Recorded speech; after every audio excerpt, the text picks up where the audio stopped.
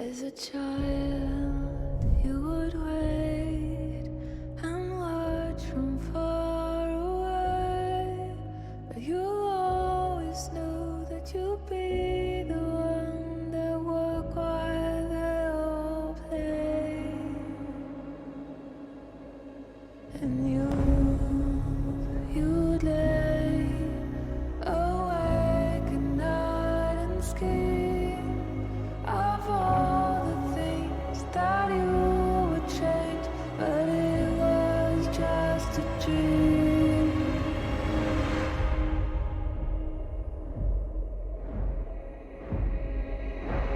Here we are, don't turn away now. We are the warriors that build this town. Here we are, don't turn away now. We are the warriors that build this town.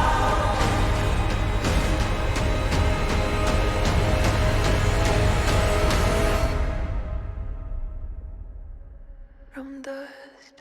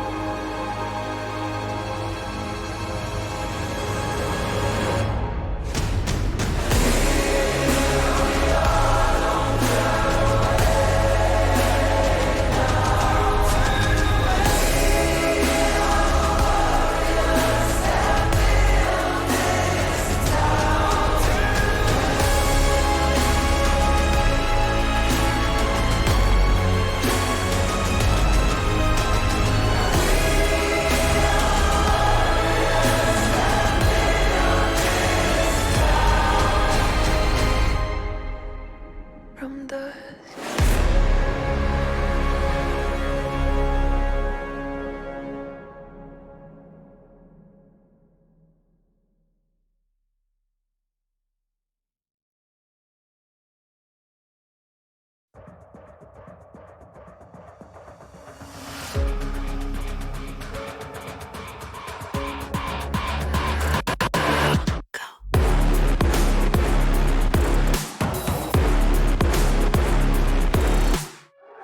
We at the top again, now what? We lay the crown, but count us higher than a mountain. And we be up here for the long run, strap in for a long one. We got everybody on one. Now you coming at the king, so you better not miss. And we only get stronger with everything I carry up on my back. You should paint it up with a target. Why would you dare me to do it again? Come get your spoiler, but we're taking over. We're taking over. Hey, look at you calling my name. You ought to know by now that we're taking over. We're taking over. Hey, maybe you wonder what your future's gonna be, but I got it all locked up.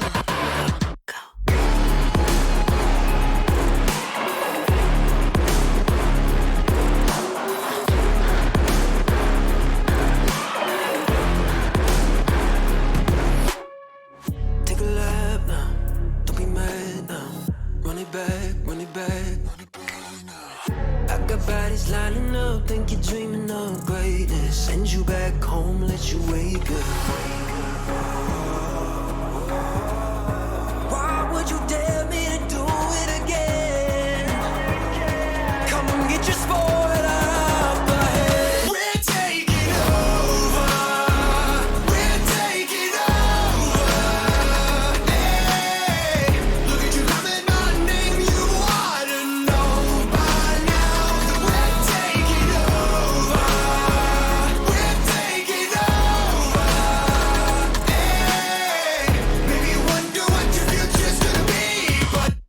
it all locked up.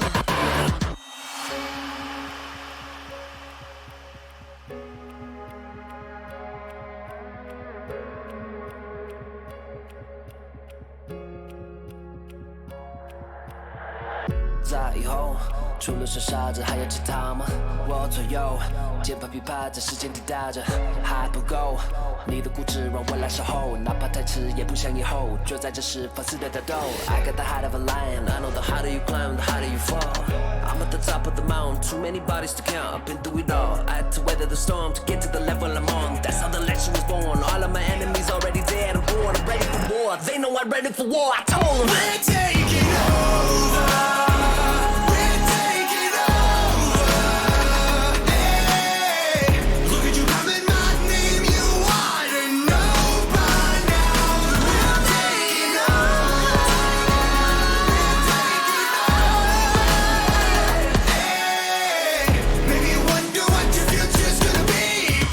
I got it all locked up.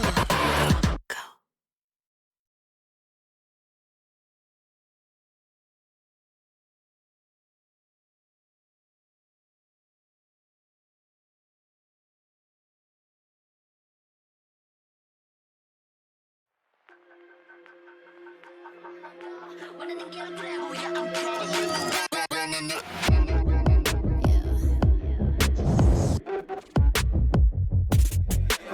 Moving too fast, life is moving in slow-mo. I'm a god, but I actually don't know. Homie, better put your pride aside. I'm a Benz, get more like a Volvo. Your best stuff looks like my words. Synapses, fire, and burst. Got the whole crew with me, about to do damage. You know we ain't average. I ain't gonna say this again, but it's in my time. Better look in my eyes. I'm a genius in the skies with my heart on my sleeve. You force you a block to a king in his prime. Everybody got a line. Sit back with the stars in line. I finesse like my life on the nine. Was a diamond in the rough, and now I shine. No one could stop us, they'll try, but they won't. Nada nos puede parar. Oh no, we're wide awake now. Our eyes are wide open. We're running this world. We're keeping it turning. We're living like giants, yeah, giants. We're bigger than giants. We're giants. Oh, sleeping giants, sleeping giants. Yeah, shutting it down, been in the ground and my people all up in this place. Spinning this thing, go to my rank, royalty up in my veins. I'm loco, think I'm so cold, I say stuntin', ain't no going back. Now they ask where Kiki's at, I'm like you can't hang with that. 쏟아져 빛이 멀게 된 눈이 멈추지 않아. Once we go, 내게 더운 멜로 모든 뼈 빨리 달려. 넌 못 따라와. True damage we do it, true damage 보여줄게. 뭐든 쉽게 이기든 지든 my crew make the beat. No one could stop us, they'll try, but they won't. Nada nos puede parar. Oh no, we're wide awake now. Our eyes are wide open. We're running this world. We're keeping it turning. We're living like giants, yeah, giants. We're bigger than giants. We're giants. You thought that we were weak, but we coming right back. This time you're gonna see how we do it like that. We're living like giants, yeah, giants. We're bigger than giants. We're giants. Oh, sleeping giants, sleeping giants. I keep on shattering time. I might just leave you behind. Homie, you stuck on rewind. You just quit sleeping on mine. You got your back on recline. When I damage your delicate spine, please don't act out, shy and surprise. They be like, what you mean? What is your winning scheme? I got a giant team. Biggest my self-esteem. Run it back, man. They think they go hard, I'm like, come again. You run out of time and I'm busting in. While you stumbling, I got this blade in my hand for your punishment. We're wide awake now. Our eyes are wide open. We're running this world. We're keeping it turning. We're living like giants, yeah, giants. We're bigger than giants. We're giants. You thought that we were weak, but we coming right back. This time you're gonna see how we do it like that. We're living like giants, yeah, giants. We're bigger than giants. We're giants. Oh, sleeping giants,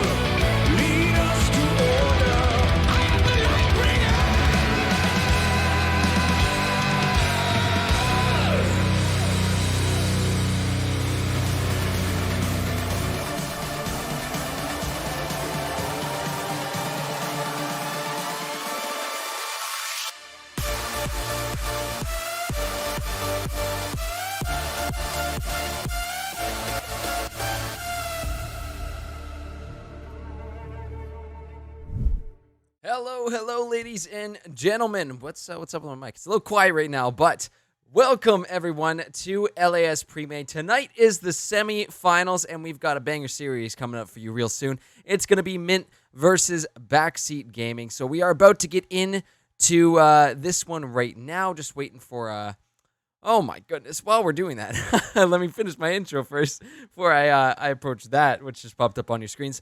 Gonna be a great one. Winner of this advancing to finals next week, and it is a best-of-5 series, like I said, so we could potentially be here until we hear those silver scrapes going off tonight, but we'll have to see what these teams have in store for us.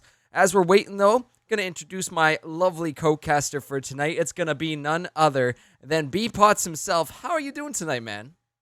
I'm doing very well. I am very excited to be casting. This is actually my first time casting for Legends, and it's in the semifinals, so I'm looking very forward to it. Yeah, we got a couple of great teams on our hands tonight, too. Bunch of veteran players who have been around and in multiple leagues across the board here. So I'm very excited for what is going to be unraveling on the Rift tonight. So honestly, I think we got a lot of potential picks which can come out here. I think the draft's going to be really important. But anything we might want to keep our eyes out for tonight? Well, definitely, this is the first Legends stream that is being played on the new patch, which is 11.15. So there are a bunch of buffs and nerfs coming out to a lot of our priority picks. There's a lot of supports that are being buffed. Rel and Blitzcrank are making their way back into the meta, and a few picks like Kale are being nerfed as well. So it's going to be interesting to see if the draft gets altered by this patch at all. Well, don't let Jake know that Blitzcrank's gotten a buff, because that we've seen the and that's why I wanted to bring attention to a few of these players out here that are about to bring out what might be some of their specialties here, some of their one tricks, some of their comfort champions that are just 9 times out of 10 you see these guys play it, they are going to perform well on it. So I'm really excited to see what that is, but it looks like we're ready to go, B-Pod. So let's flip it on over to the draft, check out our lineups for the night, and give these players the ready check as we get in there. Before we head to draft, a big thank you to God King Karthus, aka Dream, for the 5 gifted subs. Thank you so much, brother. Love you. Mwah! And with that, let's flip it on over to the draft. Well, we got our lineups here. On the blue side for game 1 is going to be Mint, Hero 39 in the top, Karthik 002 in the jungle, Killua in the mid lane, A-Ward in the ADC position along with 240B, aka Jake, down there in the bot lane. On the side of Backseat Gaming, who's going to be playing on the red side game 1, F-Range Tops in the top lane, Angrotus in the jungle, Chaos in the mid lane, Gigglequeef in the ADC position along with Perky Tricks down there as his support. But I do believe we are ready to go. I think we have everyone with links and all that, so I might as well get a little bit of draft music going here. But I mentioned that Blitzcrank, B-Pots. It's no joke. I mean, Jake's brought it up before. I don't know if we see the Dark Harvest AP Blitzcrank tonight. It is something that usually comes out in later games when Mint tends to be a little bit up, and they can kind of flex around those picks a little bit more. Yeah, I'm looking at the Rel as well. I was watching the Mint series last week, and Jake had a really good game on the Rel. He actually he had a highlight clip of a 5-man engage with the ultimate. So I'm looking forward to seeing if he's going to bring that back out in tonight's series as well. Absolutely. We're actually being told as well it's a Defoe mid and not Chaos. Yes, just made that edit real quick on the board. So we got the right mid laner, not Chaos. It's Defoe in for BSG. But the bans are coming in fast right now. You're going to see the Kindred taken away from Angrotus. Kind of illegal, again, if you let him have that champion. But the Tristana also goes. Diana going to be taken away. I really like the Diana pick for Mint because while classically that has been something Killua plays a lot, Karthik's been starting to play it as well too, so that's going to be removed. His Zac is also going to be taken off. And Ziggs, who I don't know what Riot's done to him, but he is just so ridiculously strong right now. Seraphine gone in immediately. Ezreal B1. Surprise, B-Pots? I'm Yeah, no, I'm not surprised about the Kindred ban. I do like the Diana ban from backseat just because, as you said, it could be a mid-jungle flex, and as well, it's a really good first pick on blue side. They banned the Zac as well and the Seraphine, which are both signature champions for Karthik and Kilo respectively.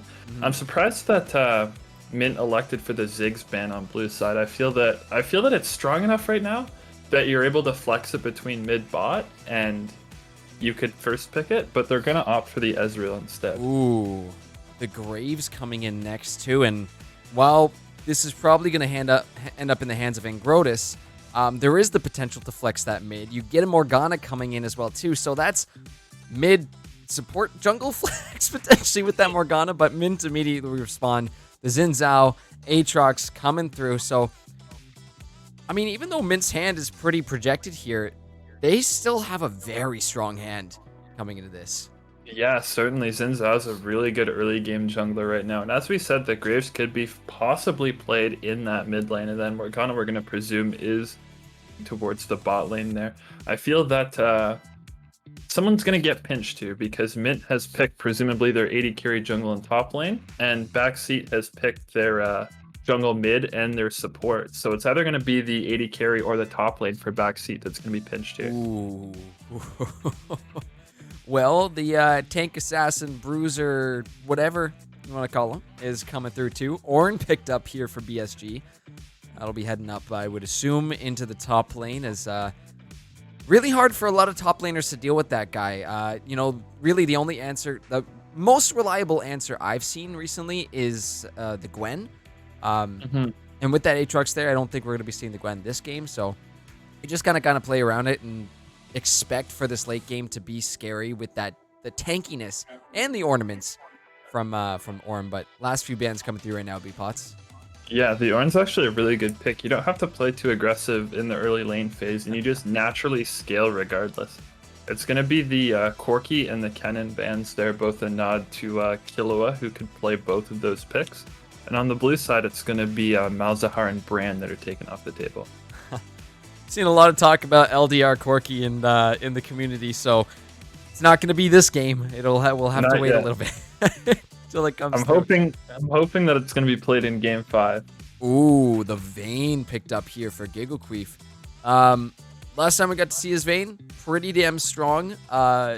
Again, one of those comfort picks that you're going to be looking for on either side of this matchup here to get yourself in a nice, comfortable position. But again, if you're looking towards that late game, which with the Ornn, you already have a great setup, you pop a Vayne in there, hyperscale into that 25-30 minute mark, you're setting yourself up for success if you can get to that point, at least even. But Nodless coming through next for Mint. Yeah, it certainly feels like Mint's on a timer here. Oh. Once that's going to be Rumble played. Is that going to be Rumble in the mid lane here? It just might be. B-Pods. I can't see it going anywhere else. I know this is a not as frequently played pick for Killua, but he is still able to bust it out every now and then. But how do you feel about it in this team comp? I feel it's a decent pick here. Definitely Mint needing, if they're picking their last pick mid lane, they definitely needed some AP in their comp. Xin Zhao, Aatrox, jungle and top lane all AD. I feel they needed a mid lane pick, and if you look at the BSG bans, they have banned three or four AP mid laners there. So Rumble may just be the next pick that Killua was willing to pull out. That's going to be countered by the Anivia on red side. Which to me is showing that that Morgana is heading down towards the bot lane. Graves going to be in the jungle. So what I would say, pretty standard stuff across the board with the exception of Rumble mid. It's not unusual. It's just not something you see every day. But honestly, when it comes to team fights, that equalizer can play a huge part and really, really going from that front to back, which you might look to execute having that Ornn in the front and then all your squishies in the back there for BSG. Really great way to access that back line. I wanna also take a look at one of the interactions here. I want to see Anivia pop a wall and then Vayne condemn someone into that wall. I don't believe I've ever experienced it or gotten the pleasure of seeing it happen on stream. But that is an option, to get a potential cheese pick with that. Even getting the knock up from Ornn on the Anivia wall. I'm pretty sure that that'd be an interaction that exists as well too.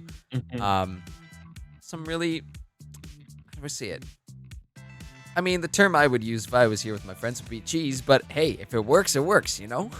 Yeah, it's definitely there, and it definitely helps create peel for Vayne here, as you said, with the Equalizer and the Xin Zhao that are presumably going to be jumping on Vayne. Things like the wall, things like the Morgana, even like the Grave Smoke Screen and the Ornhorn are things that are going to help keep Mint off of this Vayne, and I feel that a lot of the game is going to be determined by BSG's ability to peel for Giggle here. Yeah, that's definitely a big thing we've seen here from BSG when they are running that Vayne is a lot of the time this team is going to be playing around Giggle because they know he's reliable on this champ. Excuse me. And I'm sure Mint know the same thing too, so there is a target being painted bright red on that Vayne's back right now, and I'm sure they're going to be looking to take him out as frequently as possible, especially come the mid-late game. Again, I've said this before too about Vayne's. Every kill you pick up within the early mid-game is just 1 minute shaved off that point where Vayne really becomes Vayne. Every death, opposite effect there. It's going to put you behind a little bit, and then that chance of you becoming that online hyperscaling champion, within that 25 to 30 minute range, you push it back a little bit more and a little bit more. And with Mint, they can get this ball rolling, I would say, within the mid-game. Once they have their ultis and an item or two ready to go, I think that's where a lot of their power is going to come through versus BSG, who is very much favored in this late game. I also noticed as well, I like the Anivia pick here as well because the support for Mint is a Nautilus, right? So if you see Nautilus trying to engage on this Vayne, if he throws it the depth charge, Anivia can just put a wall between Nautilus and Vayne, and Nautilus won't be able to pull her. That's actually... Oh, the wall interactions. This entire stream, or at least this game, is going to be just focused around Anivia wall interactions and what kind of stuff you can pull off with this comp. Trying to see if there's any others here too. They could potentially. Not really seeing any others, no. But yeah, I guess the gist of it, it's a really good tool that BSG can use to look for like a cheeky pick, but it's also really good for disengage here. Absolutely. And with picks being locked in here to the client, that means we're going to go ahead open up those predictions. So you folks at home watching can go ahead and put your channel points on whoever you think is going to win this first game of the night here. And honestly, I think these are two pretty solid drafts that we got here from both sides. A lot of the times in these past streams or over the past few weeks, I've noticed a lot of these games coming down to draft differences. But right now, I'm looking at two solid teams. Both have good opportunities and unique windows here to really find their own win conditions. It's just going to boil down to who is playing the most proactive here, who is playing their game. And, if one of these teams fall into the trap of being reactive and playing into the other team's hands, that's where we see that tempo start to shift. And really, it starts to show when we look at our scoreboards. Yeah, we can boil it down to numbers and stuff like that too, but you get a general feel from the overall tempo of how these games are going. Yeah, and usually in game one of a best of 5, you don't want to pull out any of like your pocket picks or any of your real cheese picks. It's more of a standard draft, and it's just used to, feel the other team out and see how they're playing, where they're going to focus their pressure on the map. And so, as you said, besides the Rumble pick, this is a pretty standard draft on both sides.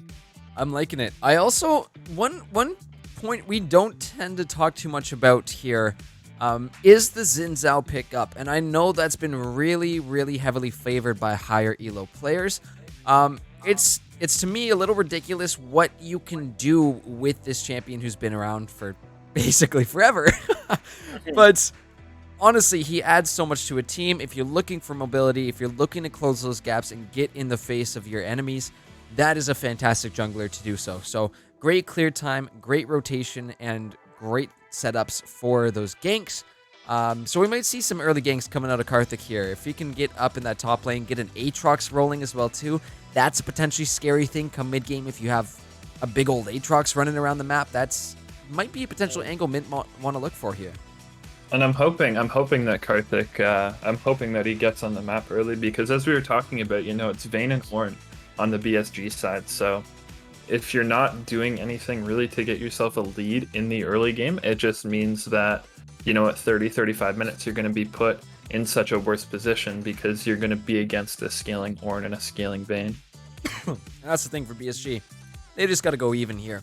They stay even, 25, 30-minute mark, they're golden. At that point, that's when your team's online. That's when you can look for those more aggressive fights. But it's a matter of getting to that point. And a player like Karthik, I've called him this before, he is an enabler. He loves getting his teammates kills, so I would not be too surprised to see him bouncing between top and mid lane. I've heard too that, going to top lane for those ganks just a little bit easier to execute in the early stages. And also just looking at this too, that Morgana binding can be pretty annoying. Same with the Black Shield as well too. So it makes it a little bit more difficult to gank that bot lane. However, you pair it up with the Nautilus CC, you have a little bit of a better chance of at least blowing some sums, getting control over these Dragon Pits. But any final points before we move into the break here, B-Pots? No, yeah, I mean, I feel we pretty much covered it. It's standard on both sides, and Mint is on a timer here. And I feel Karthik is the kind of jungle that can, or the type of jungler that can get his team ahead and is able to enable a snowball for the side of Mint. Absolutely. Well, we'll have to see what the folks at home say for the vote. Right now, it's BSG favored, but we will be back here on the Rift in a few seconds while we get loaded up, so we'll see you soon.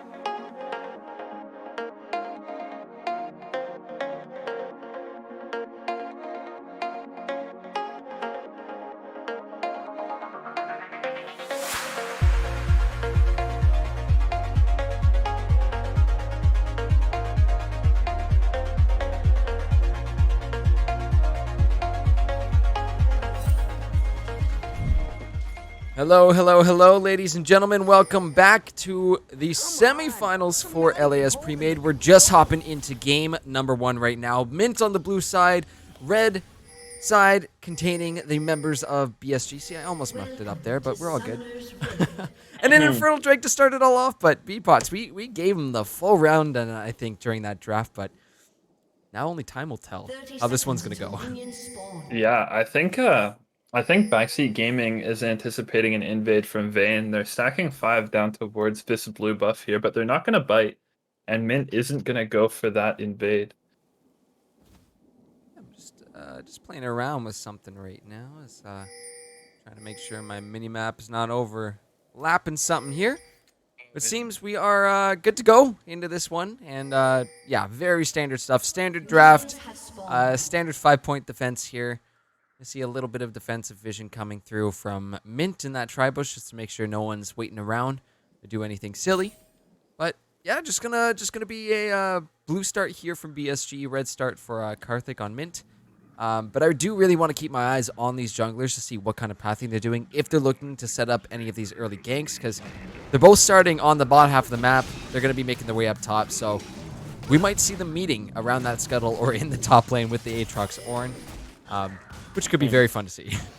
Yeah, I'm expecting the 2 top laners and the 2 mid laners as well, actually, to be looking for prio in both of their lanes. Rumble and Anivia have really good wave clear between the both of them, so I do feel it's going to be crucial that one of them gets prio to prep for that top scuttle fight. And on the bot lane, it's pretty standard stuff here. I think Mint is going to be looking for the level 2, though Morgana may not take Black Shield. I don't see what ability she started, but if she doesn't take Black Shield level 2, it could be a window for Mint to get an early lead.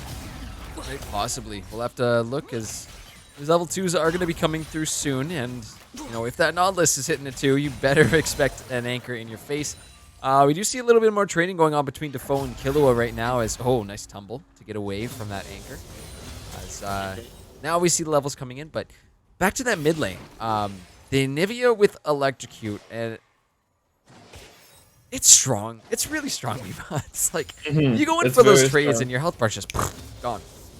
Yeah, especially in the early game as well. She just does so much in lane. You know, if Killua walks up a step too far, you know, you're gonna get stunned. You're gonna get an icicle in your face. It looks like Angrotis is looking for an early play towards this mid lane.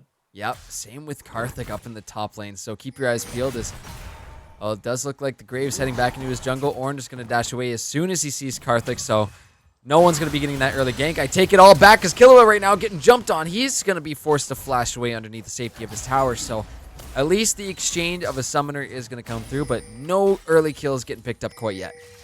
Yeah, that was actually a really good placement on the wall there by Defoe. It blocked Killua from getting back, but it still allowed space for Angrotis to press forward there. Hero's going to get a good trade here onto FRT, but yeah, it was the flash blown for Killua in the mid lane, and then the teleport back as well is going to be expended.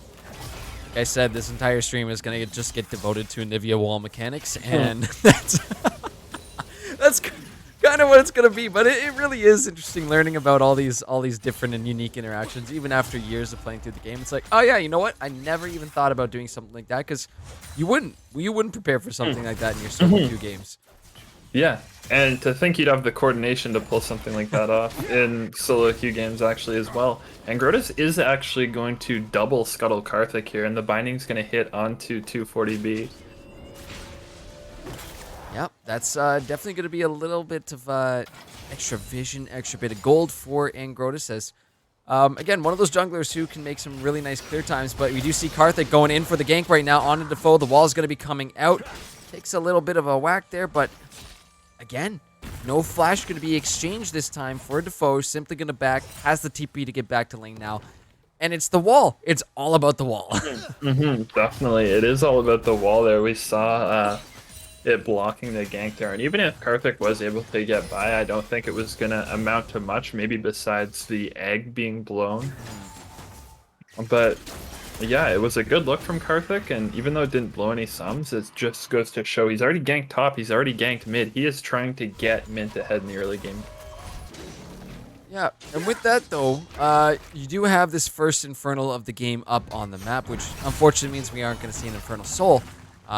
But I'm curious to see who's going to be prioritizing those dragons. There's more tradings going on in this top. We probably are going to have both junglers here. This is what I was talking about as we got into this game, about both junglers meeting up with each other. And Grotus is going to be spotted out, but Karthik spotted on the sweeper. And Grotus not going to be caring as he's going on in. Aatrox trying to slow him on down. Karthik flashing on in, looking for Angrotis right now, but he's going to get low. Doesn't get hit by the knockup. He's on a sliver of health, though, as Hero's going back in with the knockups. One more will do it, and that's going to be first blood for Mint. Trying to find the second. The Conqueror stacks are procced, and in goes Karthik. Oh my goodness, but he ends up falling to the turret shots, and Grotus picks up that 300 gold, and we might have something more breaking out in this mid lane, because the foe does not have anywhere to go. Still has the flash, but not even going to burn it, as he's going to go into the egg for him. Going to try and get him before this passive is done. Yep, just barely. But oh no, it's the Nautilus who got it. B-Pots. It is the Nautilus that got it. The thing though with that trade in the top lane, it was actually really good for Mint. Not only did they get the first blood, but after that they trade 1-for-1, and it means that FRT has to blow his teleport to come back up to the top lane here to not miss that wave. And so Hero 39 was healthy enough that he didn't have to reset after that kill, meaning that he is now up over 20 farm on FRT, and he's up teleport as well. He's got the teleport advantage, which, when we're talking about playing around this first Infernal Drake, could be vital. And then we saw a beautiful roam from 240B up in the mid lane, catching Defoe off and picking up a kill for the Nautilus as well. Yeah, that was really nice. And 240B, aka Jake here, looking for some more, and Groda's going to be coming over the wall. I think he just smited away the Scuttles as Exhaust is coming down to Karthik. Equalizer is going to be burned, and Grodas picks up the kill, not before he's taken out by Killua. It's going to be a 1-for-1 trade. Both junglers down. No smites available from either side. Defoe trying to get away. Does not have the passive ready. He was just taken down. And 240B going on in. Our director camera is going to take us on that adventure, but Defoe is going to have to burn his flash to get out of this one. And potentially first Dragon here if Mint want to go for it. Yeah, and that is a great trade for Mint because it's the 1-for-1 jungle for jungle, and you're blowing Nautilus Flash for a Nivea Flash, which is a trade that you take 100% of the time, because first, a mid laner Flash is way more valuable than a support Flash, and as well, Nautilus has a Hex Flash as well, so he's still got some playmaking opportunities there, but with Flash and Egg being down on Defoe, he's going to be vulnerable for a gank from Karthik. Yeah, plus that Equalizer back up in 30 seconds now, so Killua can hold on to that, potentially look for a solo, or with this Dragon on the map, could potentially look to do a little bit of interference here, and Grotus is going to be starting to clear out this control ward here, as they're going to reclaim a little bit of vision for themselves. Now, Grotus is level 6, and Karthik is only level 5, so I don't expect Mint to be fighting for this Dragon. An early Dragon here for Backseat Gaming is actually really valuable for them, unless they're going in for the steal. Yep, it is going to get taken here by BSG. Equalizer is going to come down. Giggle Queef is going to be able to take down Karthik. Still looking for more, but A-Ward taking down Defoe as a trade. A little bit of a skirmish going on in this Dragon Pit as they're trying to finish off Perky. It's a double kill for A-Ward as Giggle now going away. The TP's coming in right now. The shield for 240B, it's not going to be enough. And Hero 39 going to pop the World Ender, chasing down Giggle Queef. Nowhere to go. Unofficial triple kill here for A-Ward, and they might just look to get a fourth, but oh my goodness, it's Killua who nabs it away there. But Mint, yes, the Dragon goes to BSG, but at the cost of 4 kills given over to Mint.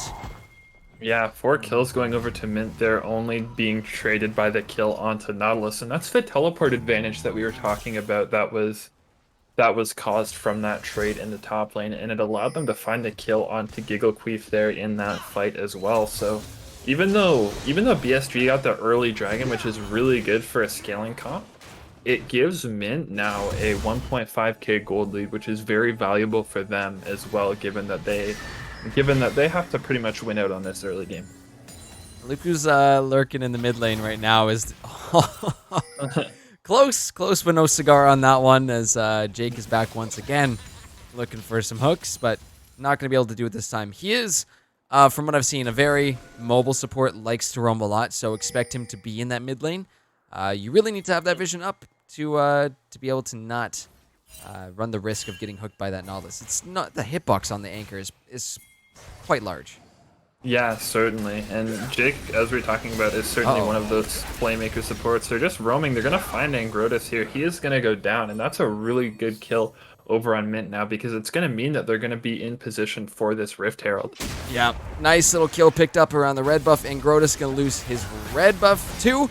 And now it is 240B looking for some more. The Black Shield's going to come down onto the foe to prevent that depth charge, but Perky Trick's caught out in that Equalizer for a little bit, loses about half his health bar. And like you said, that attention from Mint here is solely on this Rift Herald. They're going to be able to shred this one down, as not too much F-range tops can do about this one. So let's see what lane they opt to put Shelly in.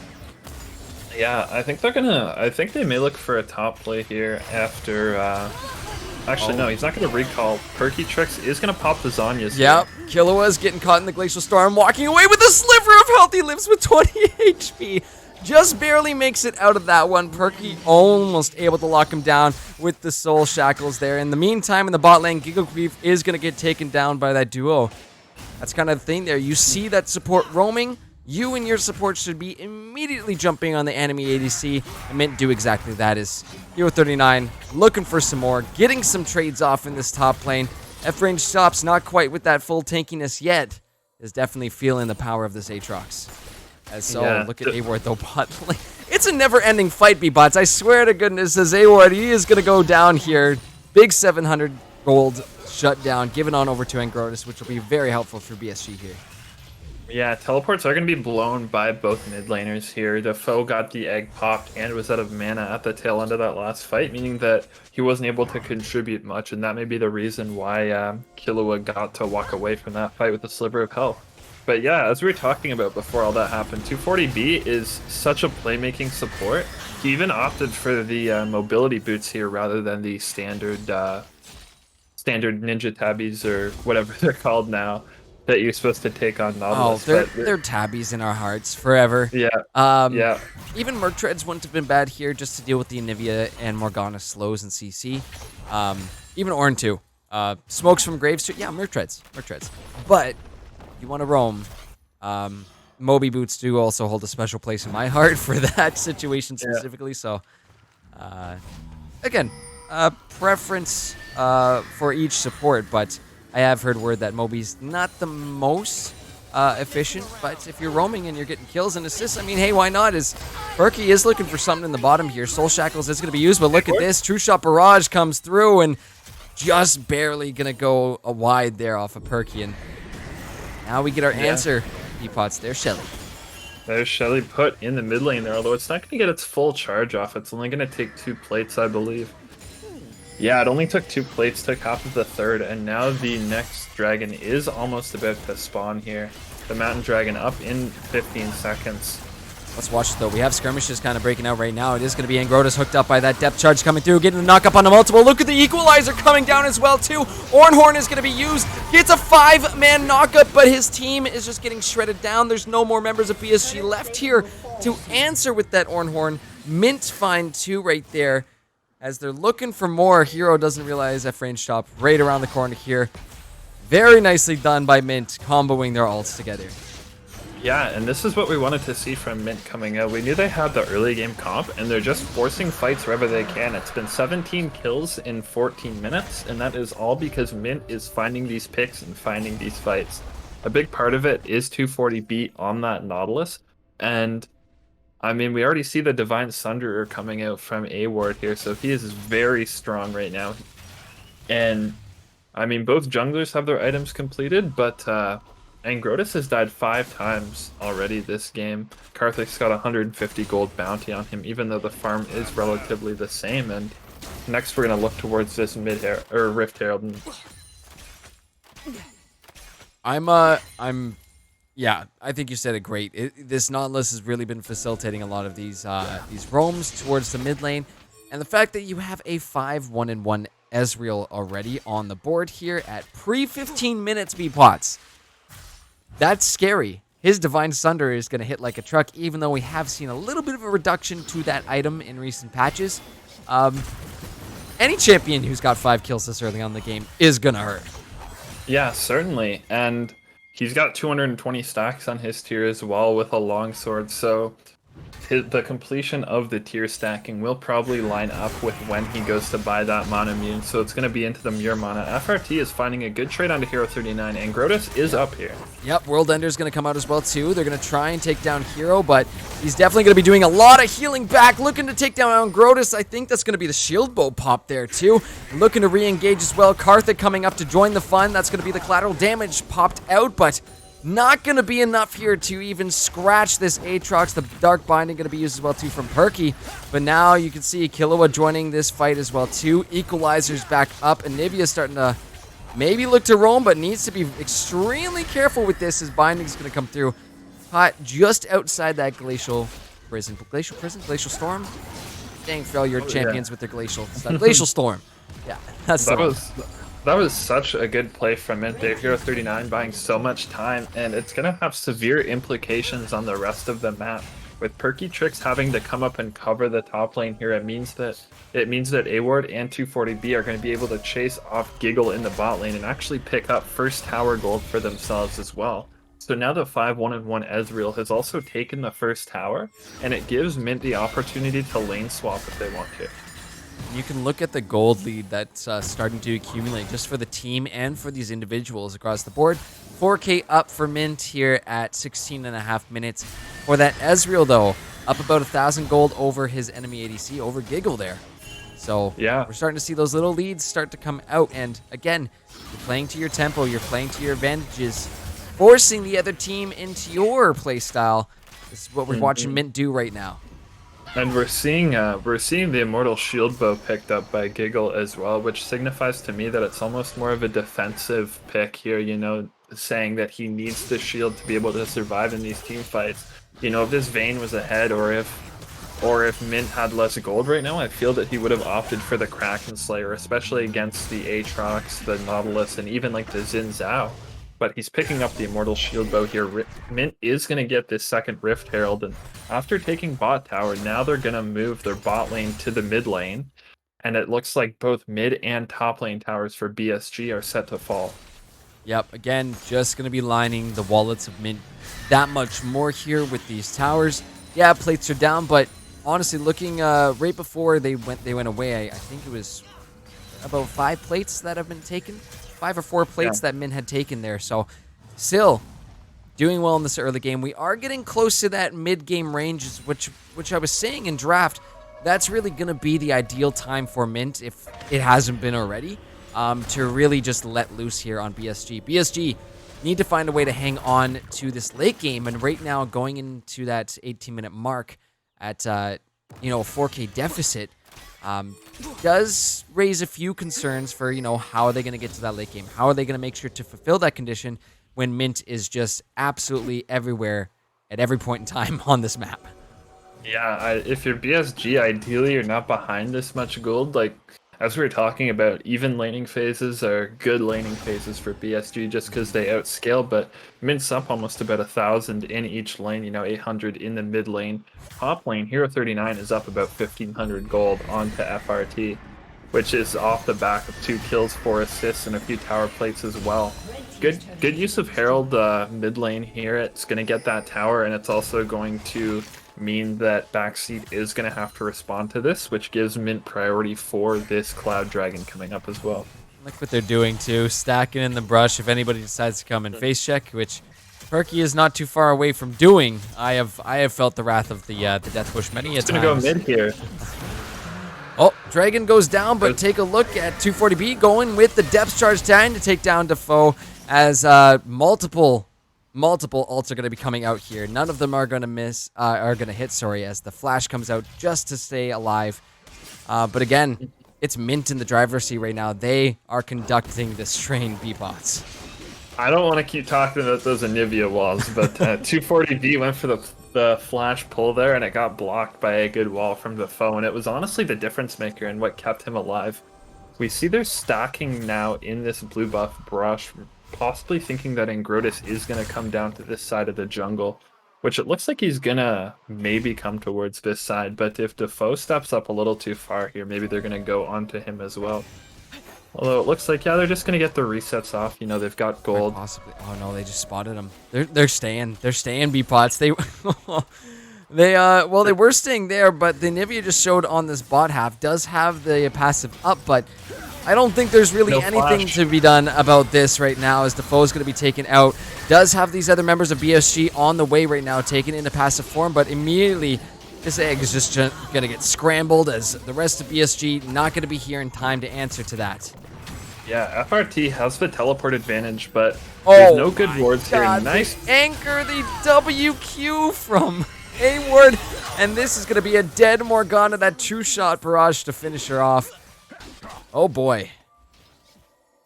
And now 240B is on to Ingrotus here. He's got the Ignite. The shield bow is going to be proc. Oh my gosh. That is just that. If you are BSG, going through this early game, you were feeling, okay, we got a few back and forth, a couple kills here and there.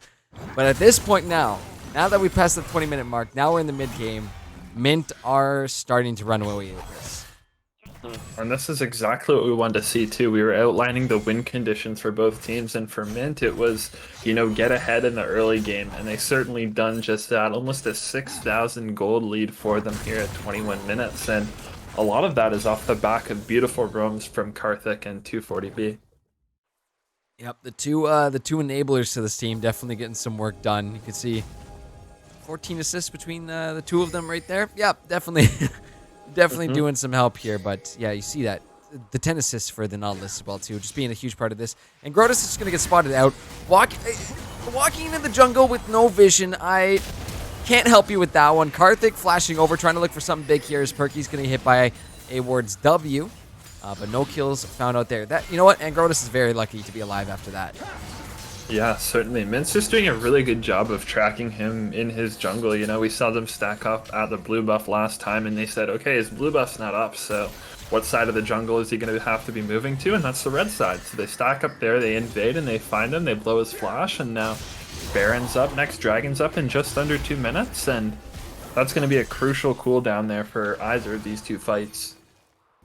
Trying to find somebody out here. His hero is still in this jungle, but Mint not too far behind. And now Perky's the one getting jumped on, flashing away. Soul Shackles are going to be used. The Equalizer coming down as well, too. But A-Ward picks himself up his 7th kill of the game. Really, really strong in this Ezreal so far. And like you said, too, Baron's on the map. Dragon's up a minute and a half. Right now with what Mint are doing, they can probably just look for both with the level of pressure that they're putting on. Now, though, the Glacial Storm will catch out Karthik, but Mint gonna answer right back, take down Defoe, the perpetrator of that snowy field of death. And even like the Anivia still hurts, but she's like 0-4. Like she could be doing so much more damage here if she actually had some kills and had some gold. I guess you could be saying that towards a lot of the members on Backseat Gaming, but Anivia's got the Leandries, which is really good, and it was used to shut down Karthik. I didn't see who got the gold there. It was actually FRT that got the gold on that shutdown, the bonus 150 going over to him as well, which is, I'd say in this position, you're not looking to get the kill gold onto the Ornn, but a kill's a kill at this point for Backseat. That's 100% true. You'll take what you can get while ultimately sacrificing as little as possible here. But right now it is around that 6k gold mark at 23, almost 24 minutes here. Next drag is on the board, and we are going to see a Cloud Soul this game. So Mint's going to look to put themselves at that soul point as it's coming up right now, and I'm not seeing a lot of movement here from BSG, so they might just opt to give this one over and then possibly look to fight for soul point. Yeah, it's only third dragon here for Mint. They took the first Infernal Dragon, which we were sort of touching on, was very important for them. It was good that they took the first dragon in the scaling comp, but even to prevent the snowball here, if Mint got ahead and they snowballed like they are, the first Infernal Dragon that they took means that Soul's delayed by an extra 6 or 7 minutes here. And Grotus looking to do some counter jungling instead. He's looking for a recall. I don't know if Mint has him spotted out. I think that scrying orb just barely missed him. Just barely came short. So again, I don't know what kind of horseshoe he's got or lucky charms he's got over on his end there, but he's getting away with a few things here, which you know what? Starting Baron though. Yeah, yeah. You watch it back after VOD and you're like, oh my god, I can't believe that. But yeah, Baron starting up right now, and BSG possibly looking to do a little bit of interference here. Gonna get hit by the Q from the Nautilus. Efren's shop looking to run away, but Mint going back in with the re-engage. Equalizer coming down, but Karthik's going to be taken down to that. Not before A-Ward looking to trade something back here. Ornhorn's coming through. The knockup's going to be down onto Jake as he's taken out as well too, but the rest of Mint still chasing this one down. Hero caught in the Glacial Storm, looking to dash forward. The wall mechanics are coming through again too, but Aatrox is big. Aatrox has got heals, but not enough to deal with the Anivia. I'm sorry, this fight is getting turned back and forth and back and forth. Both teams go 3-3. Baron is stopped, and everyone's going to walk away with a little bit of extra gold in their pockets.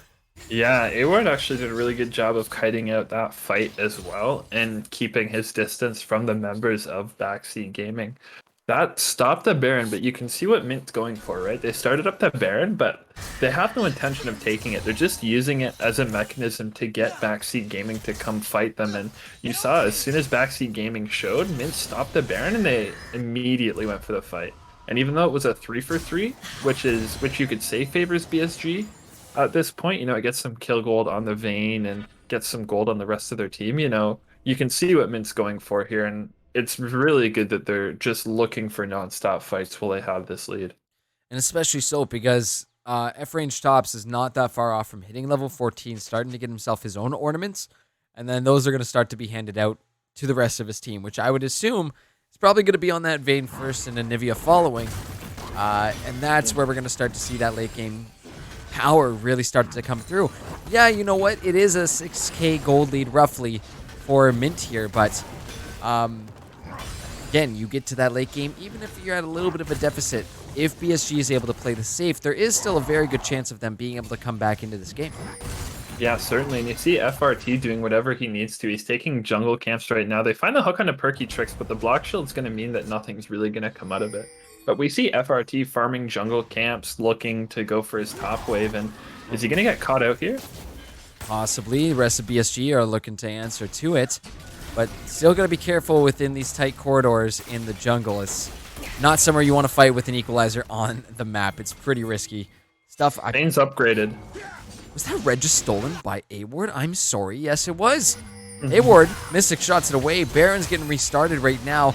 And again, we might see, are they going to go for it to completion, or are they going to look to turn around this fight onto the heads of BSG?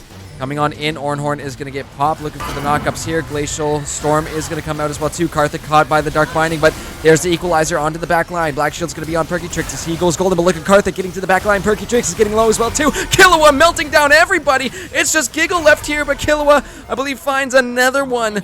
In all the chaos, BSG are wiped off this map. Mint find the fight they were looking for a couple minutes ago. 4-0. Massive for Mint. Yeah, and a lot of it comes down to Backseat Gaming looking for the engage. You saw the first ability used in that fight was the Ornhorn, and I feel if you're Backseat Gaming, your best shot is not using those spells offensively, but using them defensively to peel for the Vayne and hope she can pump out damage there. We saw Giggle Queef get tied up in that fight, and it's going to be a 4-0 for Mint, and it's going to mean that the inhibitor tower is going to go down. Now Mint can play for this soul here, or they can go Baron. It looks like they're going to be sending 3 members down to the soul. They're going to let A-Ward and 240B get the resets here, so they're going to be sending backup to that soul. But yeah, now the gold lead is at about 8k, and Mint's just throwing their wallets at BSG right now. Yep, and that's no pun intended in relation to all the wall jokes we've made so far tonight, but no, it's just they are in a very good position here, and this is kind of the make or break moment for BSG. This next fight coming up, the last one we saw, quite rough, but they're starting Baron actually. This could be quite interesting too. As the soul is going to be ready, we're going to see the True Shot Barrage ripping through. Giggle Queef does take the majority of that one, so that is going to be risky, but in comes the TPs. This is going to be Killua coming on in. The Glacier Storm is over the wall here, and he's locked down for a little bit of time as Karthik going on in, looking for F-range chops at Ornhorn now. Like you said, being used a little bit more defensively now. Crescent Sweep is going to be used by Karthik as now 240B landing the hooks. The depth charge is going to be coming down onto Perky Tricks in the back line, but A-Ward finding the Mystic shots left and right. Can he find some more? And Grotus looking to trade back in, but that will be Killua going on golden, trying to stay alive for a little while longer. Zooming out of this fight so we can stay on top of it, as now Mint looking to clean on up, but look at the shutdowns for Angrotus, able to take down A-Ward. However, you still got a big old world ender on your back line. Hero 39 going on over the wall. Great hook by Jake, and it's another 4 kills picked up here for Mint. They do end up trading out A-Ward, which was an 1,000 gold shutdown, but this does mean they're going to be able to get this Baron. Yeah, an issue with taking Baron for Backseat Gaming here is that if you look at the composition of Mint, oh my god. Turkey Tricks just get deleted there, but the issue is you're taking Baron against an Ezreal, and Ezreal just has so much poke, especially because he was like 8-1 at the time or something like that. He was so fed that you're taking damage from Baron, you're taking damage from this Ezreal poke, and it means that, you know, you're not going to be in a good position to fight. And killing Ezreal in that fight was the only real thing that went Backseat Gaming's way, and now it's going to be Baron over to Mint Gaming. They're going to use this to pressure the lanes, and they're going to look for the soul here. And they're going to get the Cloud Soul, and it should be game at that point. Just take a look at the scoreboard, too. And I've said this too before. There comes a certain point in the game where that gold lead becomes much more difficult to manage. Much more of a... Your chances are very slimmed down, just mathematically based in coming back. And it's a 10k gold lead right now for Mint at the 31.5-minute mark. As you said, though, Dragon's up on the board. They're going to look to go for it as... Oh, Killa was actually getting caught a little bit here. True Shot Barrage will be threaded through these members of BSG, but the equalizer there, completely separating them off, holds them in the blue buff pit there. That means Soul is going to be going on over to Mint there, as Angrotus had absolutely nowhere to go and could not risk running through that Rumble ult. Yeah, I think Mint's going to be going for their final push here. They're posturing up towards this top side of the map here. Top outer turret still hasn't been taken.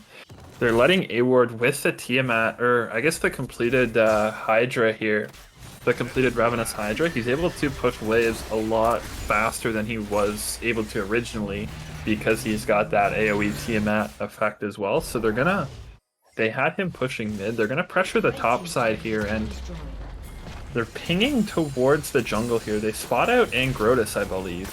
Yep, he's kind of sitting on a ward right there as Killa was going to wrap around. Tries to steal away the red, Nice wall. but he does secure it for himself this time. But the pressure onto this tier 2 top turret is going to start to get pressed here, as you do have the benefit of having the Anivia clear, but see, the Mystic Shot just took half of Defoe's health. True Shot Barrage coming through as well too, and yeah, look at that. He's also got a Shirelia's Grudge, so if you get hit with any of his stuff, you're going to get slowed just a little bit more, and Mint continuing to press this advantage. They still got Baron buff for another 45 seconds, so let's see if they can crack open the base here, as Killua actually roaming into mid. He's already taken down the mid inhibitor turret. Inhibitor soon to go down next after that, but just playing the dance around the base right now, Beatpots, as... Yeah, the bot wave's pushing in to the inner tower of Backseat Gaming as well. They're 4-1ing right now, which I believe is the play. You know, Killua's in the mid lane with a lot of wave clear, and they can sort of stagger their aggression here. A lot of poke being thrown out here by A-Ward. Look at that Mystic Shot. 2 of them get Angrotus down to half HP, and now that they're all pressuring towards topside, now Killua is going to move in on the mid side. He's going to pressure that inhibitor. Collateral damage being used just to get himself out of range of any more Mystic Shots. But Perky Tricks takes one. Look at the health bars. Ridiculous. Now BSG getting forced off this tower. They're going to go ahead and take the inhibitor topside. Or at least try for it. Depth Charge is coming down. It's going to be the True Shot Barrage used. Not going to be there, but Equalizer melts him down, and Hero is there to finish it off. Both top and mid inhibitors are being pressured right now. Top will go down. Anchor's not going to land that time, but Mint getting the pressure off in this base. There is no more Baron buff left on the map right now, but I think they got plenty of power here. If they find one potential more pick here, they could look to just end it off. Certainly, now they're looking towards the bot side here, the right play as well. You know, top and mid already have the supers, so the next place you're supposed to pressure is that bot lane, and that's what they're going to do. They're going to look to bring it in on the top side here. Top wave and mid wave are going to be pushing in at around the same time, and they're going to have to respond to them, which means that Mint is going to be able to get a lot on this bot side of the map here. Next objective up is Baron in 2 minutes, Elder in 3, and I don't really think Mint wants to play around that. They have the opportunity to take them, but at this point, with how far Mint is up ahead, you know, they just want to end the game and not chance like a 50-50 at the Elder Dragon pit or at the Baron pit. And yeah, the supers are crashing into both waves, top and mid here. Yep. And this is where we're going to see the patience of Mint start to pay off, because as these super minion waves start to crash into the base, they should be able to get this bot tier or bot inhibitor tower. Get the inhibitor, then you have double supers coming into the base, and at that point, what more can you do as BSG in the situation you're in right now? True Shot Barrage coming through, does so much damage. Equalizer piled on top of all of it. That's going to be the shield bow popped on Giggle, so again, forced to retreat. There is no wave with them at the moment. It's on its way up the bot lane. Yeah, so the waves are kind of de-staggered, which is a bit of or desync, sorry, which is a bit of an issue if you're trying to push in the bot lane here. But next Baron's up in a minute, and I feel Mint's getting the resets, you know. Backseat has to respond to this bot lane. They're pretty much pinned in their base, so it means that Baron's going to be free game for Mint. Again, one little added bonus is that Anivia being able to clear so fast. You can see the CS difference between mid laners, but then you look at the gold difference between mid laners right now, and those 8 kills that Killua has picked up, 14 assists as well for him. Absolutely playing amazing on this Rumble. Perky is in some massive trouble. Mint coming in here, trying to get something done. Equalizer's going to get dropped down. Ornhorn is going to be used too. And 240B still trying to hunt down someone more. He's still going fishing. True Shot Barrage will land onto Angrotis. Maybe someone in the base there. No, it does not. As in come Mint now. This might be the fight they're looking for to end it off. F-Range Shops gets low. That's their main tank as well too. Oh no, Angrotis bunts back into the rest of these Mint members. He's going to get shredded apart. Giggle's trying to make it to his base. Perky Tricks is going to go golden to try and stay alive. Giggle is trying to chase down Killua. Right now the redemption is going to be Pop, but Killua's going golden. Heroes going unstoppable, and Killua chasing down Giggle, as the shield bow will save his life, but A-Ward finishes him off. That tower isn't even going to need to get taken. Now Mint pushing on to these Nexus turrets. True Shot Barrage has got to be on like, what, a 20-second cooldown at this point? 45 seconds, sorry. But this could be the final push for Mint here. That Anivia ult is doing a lot, but she's got to run out of mana at some point. No, she runs out of health first because Ezreal. F-Range Shop still manages to trade out Karthik there as A-Ward looking for those final Mystic shots, but the focus here are these Nexus turrets. They're taking them down one at a time. Death timers are coming back, so Angrotis is going to be on the map, but can he stop this final push here from Mint? Depth charge is going to be used, knocks him up. A-Ward cutting around this Nexus, and it's game 1 for Mint. Yeah, a very eventful end to that game, but it was a really good series of events coming up from Mint Gaming here. They found a really good fight in that jungle. I don't know if Angrotis was the one that hit the blast cone that accidentally hit it back into his team, but if it was a Mint member that sent Angrotis back, like, that is 5 head. And after that, they just find so much in the base, as we were talking about. You know, Mint is throwing their wallets at BSG here, and it means that they're going to end the game with about a 13k gold lead, and they're going to start the series 1-0. Yep, a great start for Mint. We definitely saw some life out of BSG there in the early game. And a couple moments there in the late game, we were like, can they turn this around? But no, it got to a point where Mint just had such a large lead. And with the champions that they chose, the Rumble to Ezreal, it's a lot of damage. Same with the Aatrox too. 7, 1, and 10 for Hero 39. We were talking about that at the beginning of the game, about what happens if an Aatrox gets nice and big. This is what happens. Yeah. And one of the biggest questions that I had coming into this game was, with the Morgana, with the Anivia, like, how is Mint going to get onto this Vayne? And I guess the answer that Mint sort of did is they never really got onto the Vayne, but they just got so far ahead that they just shredded the front line before Vayne could really become effective in these fights. And it meant that, you know, they didn't have to kill the Vayne first. We saw in a lot of these fights, Giggle was actually dying on the tail end of them.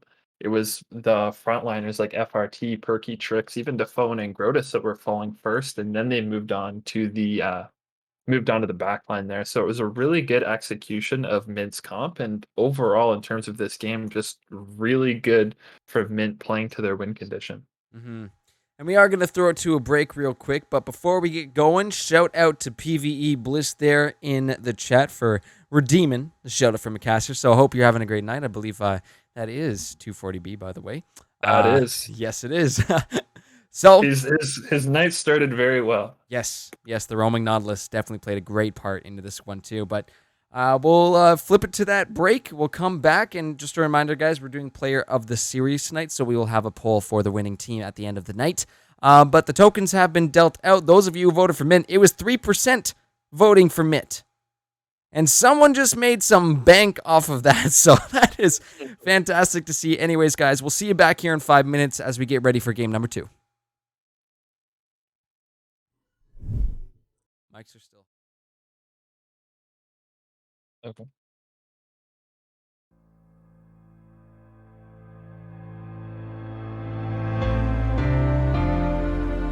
The night beckons while you dream.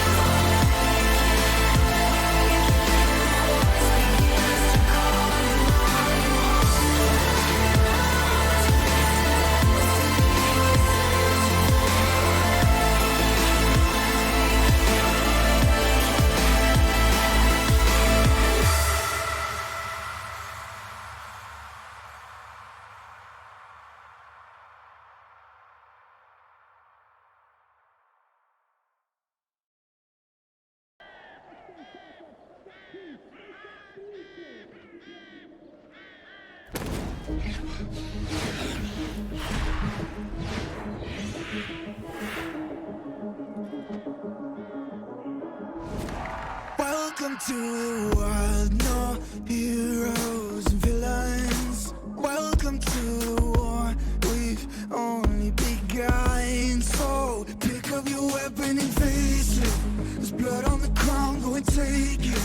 You get one shot to make it out alive. So higher and higher you chase it. It's deep in your bones, go and take it. This is your moment. Now is your time, so prove yourself and rise, rise. Make them remember you. Rise, push to heaven. Rise, rise. They will remember you. Rise. Welcome to the climb up, reach for the summit. Visions brave, the one false step lead the end. So higher and higher you chase it. It's deep in your blood, go and take it. This is your moment. Take to the skies, go prove yourself and rise, rise. Make them remember you. Push through heaven.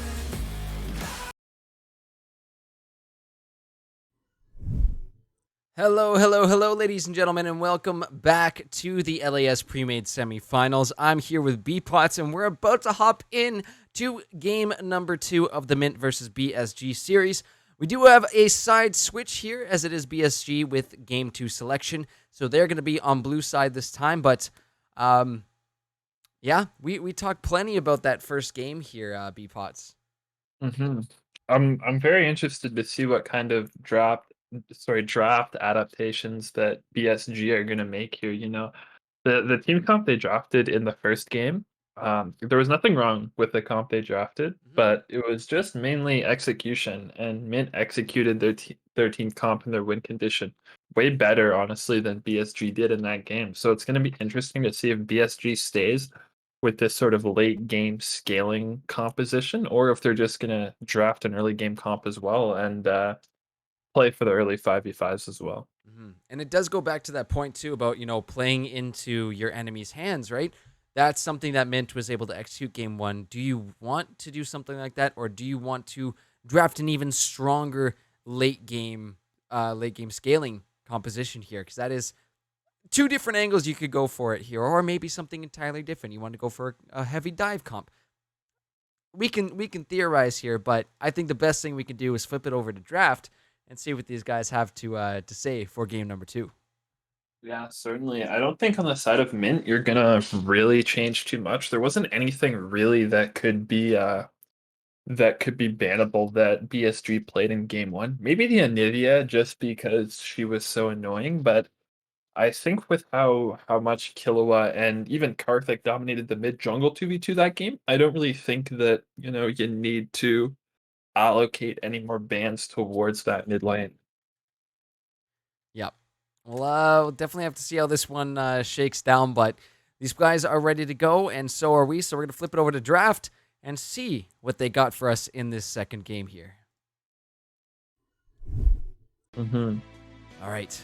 Well, like I said, BSG on the blue side this time, so they do get that B1 selection.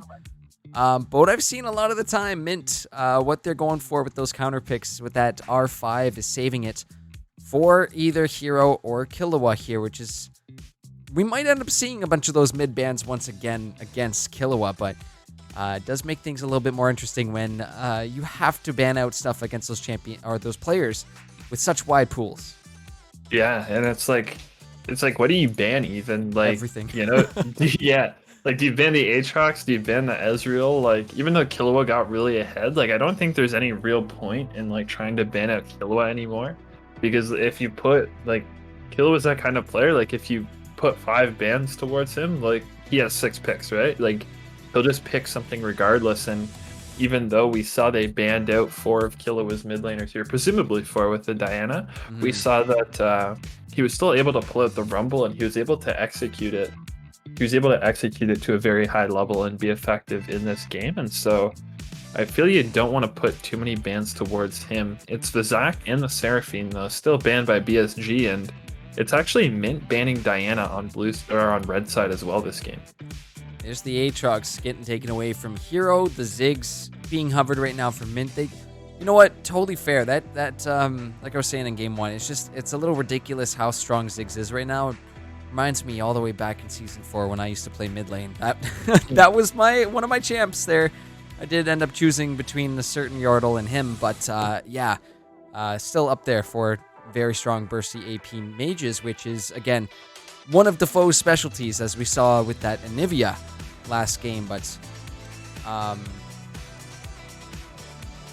yeah, even though Defoe didn't really get like too much gold, like he wasn't ever in a lead in the lane, we still saw his ability to pilot Anivia to a high level, right? We saw a bunch of really effective walls and stuns and glacial prisons, or whatever the ultimate is called, and we're able to see him play it to a high level. And so if there is a circumstance this game where he is able to get ahead, I expect the Anivia to be much more of a problem than it was last game.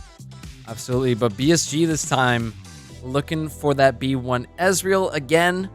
That's a very popular pick here to just go ahead and pick him up. But I'm curious what the answer is going to be, because I do believe we've seen Kai'Sa being an answer in pro play to that Ezreal, just one of those aggressive snowbally champions that if they get a lead in the early game, like we saw Abort do last time, becomes very hard to manage. And with an Ezreal who does tend to be more of a slippery champion, you send a Kai'Sa after him. It's going to be scary stuff. Yeah, I mean, we could see something like the Vayne come out for a ward as well. We were talking about the Kai'Sa as a good answer, but it's going to be the Xin Zhao picked up, and I think that's a really good pick for Mint. You know, Karthik was really effective at getting his team ahead in the early game on that Xin Zhao, and honestly, the game plan is just to rinse and repeat the early game that they had last time, because it was very effective. They got all 3 lanes ahead, and they were able to set out on some early objectives. The response here is the Xayah, so I don't know if 240B plays the Rakan, but Xayah Rakan could be a possibility here if BSG don't pick it away here. If there's a support that has the potential to be flexed as just normal support or AP, it's probably in 240B's repertoire, so I wouldn't put it past them to potentially be running that Rakan alongside the Xayah. But it does answer a lot of dive-heavy comps, which, you know, that Featherstorm can just be so clutch getting away from any engage with an Alistar on the board, or at least potentially being hovered here. There, it is going to get locked in for Perky. That's a nice answer there to say, you know what, Alistar? No, I'm good. No dives, thanks. Yeah, certainly. And Xayah, I want to see the rest of the direction of BSG's draft, because if they are going towards this sort of dive comp, you know, Alistar does have disengage, but he has a lot of engage as well, and I want to see if BSG are going to draft towards that, because it'd be kind of grief to draft full engage into seeing Xayah being picked second here. So I want to see the direction of BSG's draft here. I think that the BSG is going to pick a jungle here. They go with the Trundle, actually, for Angrotus. Potentially in the jungle, there is that opportunity to flex it up into the top lane. I do believe that's something that F-range tops can play as well.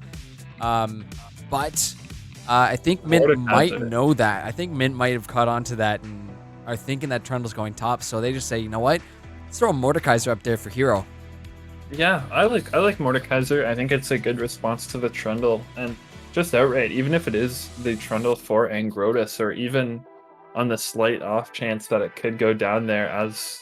Actually, no, not as support, because we see Alistar locked into... But, yeah, even if it is Trundle in this jungle, I think that Mordekaiser is just a really good standalone pick. Oh, absolutely. It's a champion that you have the option just to remove someone from a team fight, which is, yeah, pretty strong. Pretty strong to have something like that in your arsenal. Again, you see the double mid bans coming out from Mint against Defoe, the Malzahar and Brand, 2 of his specialties, especially that Brand from what we saw from him in Winter Split. That was just his bread and butter, so anytime that he would get the chance to play that champion, it's never a bad option for Defoe.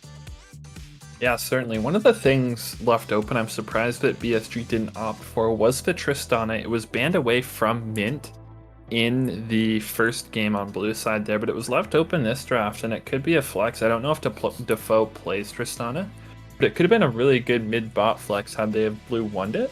But it does look like the Corki and the Rumble are going to be banned now, so that's about 5 mid laners banned. They're gonna elect for the Nautilus again. Mint is. So Zion Nautilus as a lane can be deceptively aggressive because Nautilus has a lot of CC and a lot of setup for Zaya's feathers and the root combo. So it definitely has the option to disengage, but can also play very aggressively as well. And I really like what Mint's done here as well too. Is now they're gonna get the counter pick for Killua, because I'm not seeing. I don't believe it'd be Mordekaiser mid. That is definitely something Hero is very, very good at. The Lux coming through as well too. I believe that is going to be mid for Defoe. So let's see what they're going to round out their comp with right now. As it's either going to be a jungler or a top. Got to be one of the two. Yeah. And we'll find out which at the end of this pick, and it'll show their team comp. And we see the Malzahar band, we see Ziggs band, Diana band, Corki, Rumble, Seraphine band, and after all of those bans, they're still giving R5 to Killua, which just shows the depth of his champion pool here, saying, you know, we can ban out 4 or 5 of these champions and I'll still find something to play. Yeah, what's risky now too? Oh, Camille coming in. Okay, that is meaning it is going to be a Trundle in jungle, and the Camille, I think classically has been a known counter to deal with the Mordekaiser, which is going to be kind of nice to have, knowing that that matchup is generally Camille favored. But again, we'll see what happens with those ganks, because Karthik was having a grand old time in that top lane in the early start of this game. But oh my god, it's Yone. Oh my goodness. Okay. Well, that's a strong champion. Mm-hmm. Don't know how else to sugarcoat that one. That's just a very strong champion. Don't get me wrong, Lux is good too. You get the passives off. She can pop any squishy champion with relative ease, but not known to be the most mobile. And Yon, well, he is, and I'm a little concerned for that mid lane matchup. I do like what BSG's answer is going to be up in that top lane. Most likely shifting that Camille up to be 4 F range tops. But I think mid lane might be a little scary for BSG here. Yeah, I mean, you look at these two drafts. The first game, we were talking about how both of these teams drafted like standard compositions, nothing really out of the ordinary. But then Game 2, they threw that out the window. I didn't expect I'd be seeing a Lux versus Yone mid lane in Game 2, but one of the big important factors of this game, now that it's an AD mid laner, is that matchup top lane. And it was already really important because we were talking about how Camille favors the matchup against Mordekaiser. But if Mordekaiser isn't able to get ahead in this top lane now, it means that Mint's going to be lacking on AP damage, and against an Alistar, against a Trundle, two very tanky champions, it's going to be vital that they have this consistent source of AP damage. And so I want to see Karthik sort of posturing towards that top side and trying to neutralize the top lane matchup. Mm-hmm. And I think bot will be able to just sort of farm, and I feel bot lane's just gonna, play the 2v2, no real jungle impact, and I want to see Mint play towards top and mid lane here. I do believe we are ready to watch these guys lock into the client here, but I am gonna open up the predictions a little bit earlier here, so you guys got 10 whole minutes to do your betting this time, as just waiting for some of these players. They just have to go to a quick little bathroom break there, which is no worries. We'll get ready on this one soon. Yeah, it doesn't really sound very professional of me, but I've just got some bad vibes about that mid matchup, and I'm gonna keep going back to it because it does concern me for Defoe of what happens when a Yone gets in his face. What is going to be the answer to that? Maybe having Ingrotus coming out of the jungle with that Trundle, pop in the subjugate. You reduce what is it? Is it magic and armor? I believe it's magic and armor. Yeah, Resistances. yeah. You get rid of those, but he's still gonna hurt. And as well, like Lux, if she can't hit her binding, she's practically useless as a champion, right? Like every time Lux throws her binding out, and if she misses, that just opens an 8 to 10 second window for Yone to just go on the offensive in this matchup and be able to dominate this mid lane. And the good thing for Lux is that she has some wave clear, so she can just sort of walk up to the wave, clear the wave, and then get back. But I agree with you. I'm really scared about this mid lane matchup. Oh, so top. We'll see officially where things are going. I can't see it being Camille jungle. I can't either. Yeah, generally, from what I've known in history, Camille has a slight edge over the Mordekaiser. And you know what? You might attribute that to the fact that she has an entire Cho'Gath alt on her Q. We'll be able to at least deal with him. But again, you have that ability as Mordekaiser to remove someone from your team. And even when it goes down to a 4v4, if you try and charge that backline in the form of Xayah, she has the Featherstorm to get out. Nautilus can kind of play between your front and back line, protecting the Xayah or looking for hooks on the front line, which is where that Xin Zhao and Yone are going to be. They're going to be looking to dive that Ezreal, dive the Lux as much as possible. Because without those two, there goes a ton of damage for BSG. I think BSG is more... How would I put it? Would it be front to back there, Epots? Yeah, no, I kind of think BSG is playing more front to back. They've got a lot of CC coming out from Xayah, Alistar, even like the Trundle pillar as well. Even though Camille's got a bit of flank potential as well. And Min, I kind of feel is playing the same sort of game. They've got I guess they've got a lot more skirmish potential, with the Yone, the Xin Zhao, and the Xayah to be able to self peel. But I feel that Mint can, what if Hero 39 just takes out one of those frontline members, takes out the Alistar, and then all of a sudden it's Yone, it's Xin Zhao, it's even Xayah on these tanks. Or on the back line here, which could be another avenue to winning these team fights. But I feel game one, we outlined a lot of win conditions. For backseat gaming, it was buy time for the Vayne and allow Vayne to do damage. And for Mint, it was just, throw your wallets at them. Whereas this game, it's a lot more scattered and a lot more all around the place in terms of how each team is going to win a fight. I think that Chaos does play into Mint's team comp, what they've kind of drafted here is, like I was saying, sending the Yone and Xin Zhao right deep into these fights. You remove someone at the same time, and now what is your answer of removing those two from your back line? Especially if you don't have the Alistar there, which is going to do a lot of your CC, do a lot of your tanking here. What happens when he's gone? I would look at this and say, okay, Yone and Xin Zhao's diving my Ezreal Lux. Well, Camille and Trundle are going to go ahead and dive the Xayah Nautilus. But at that point, too, Nautilus, every auto is CC. His hook is on a relatively low cooldown. His E is CC. His ult is CC. Like, he's just a CC machine. He's got it all. So I think in terms of team fights, I would give the edge to Mint. But it does come down to execution. It really is going to be based on how they execute these fights. If they can catch BSG off guard, that's where their advantage is going to lie. These fights kind of play themselves out. You're doing the little dance, and you're getting poke from Lux, poke from Ezreal. We saw how much the poke from Ezreal did last game. If you're able to chip Mint down before they go in on you, I think that's where BSG can possibly look to turn things around. But they do have to be very careful about getting in range of Xin Zhao and Yone.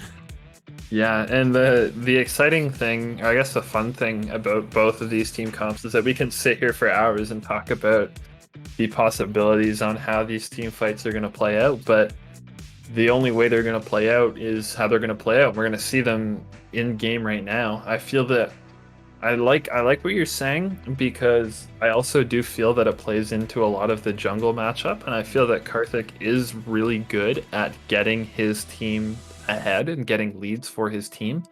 And with two team comps like these, honestly, it comes down a lot to execution, but it's a big help if you're able to have, 1,000 gold lead on both of your carries, and if Karthik is able to get both of these teams ahead, or both of these lanes ahead, it means that Mint's going to have a much easier time navigating these team fights.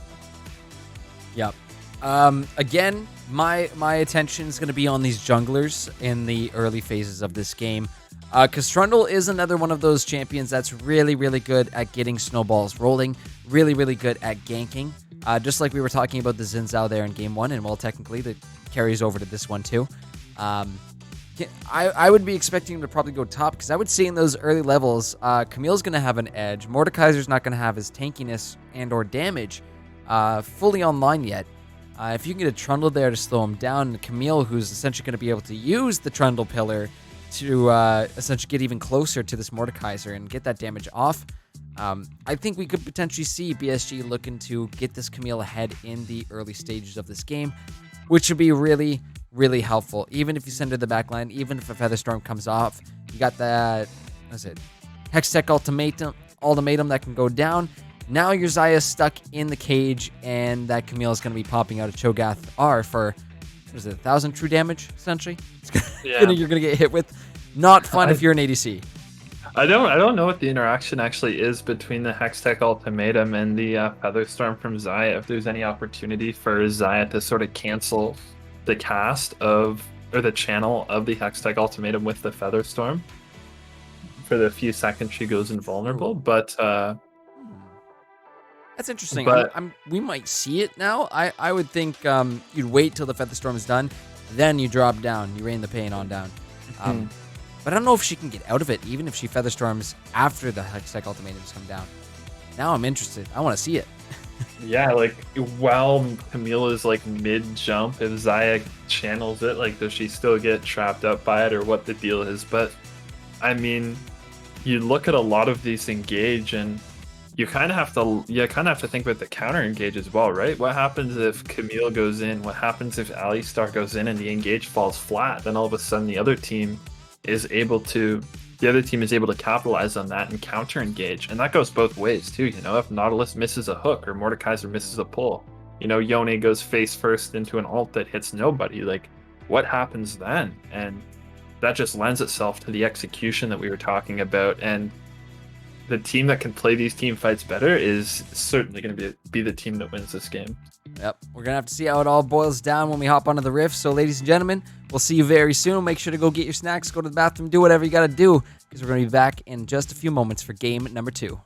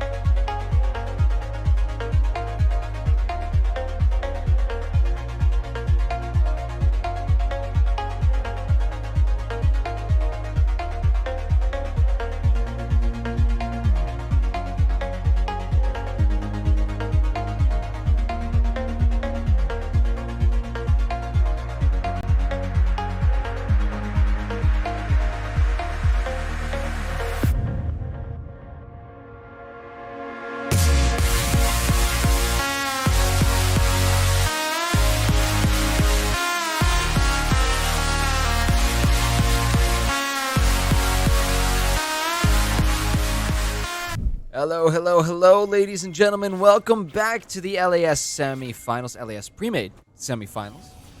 But we're getting into game number 2 here. BSG on the blue side, Mint on the red, and yeah, we're talking quite a lot about these team comps coming in. But now we get a little bit more of an idea about what's about to go down in this game. You pointed out, B-Plots, as we were loading in the Dark Harvest Lux, which I do gotta say, quite gutsy. But when it pays off, it pays off.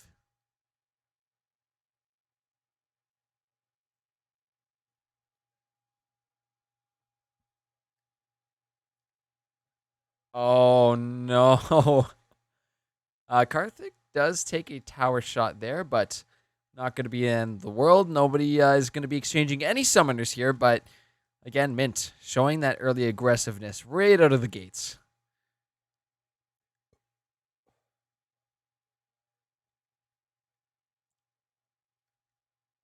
Better will win the game. A lot of team fighting drafted in these comps here, and we were talking about the standard draft in game 1. That got thrown out the window. Our mid matchup for this game is Yone and Lux.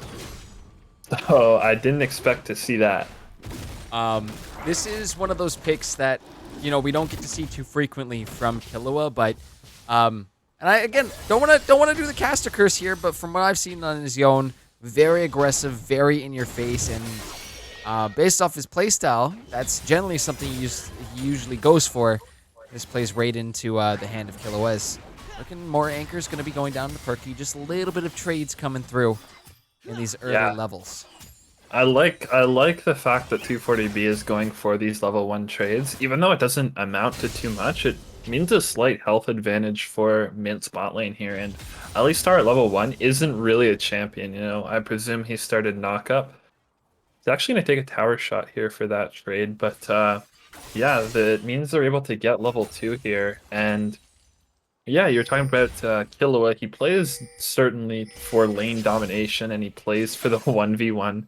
That was kind of forced to take a back seat in the first game just because he was playing Rumble, which was playing into Anivia, kind of a shorter range champion there against the Anivia, so he wasn't able to win out in the lane as much as he wanted to. But against this Lux, you know, Killua certainly has potential to dominate this lane.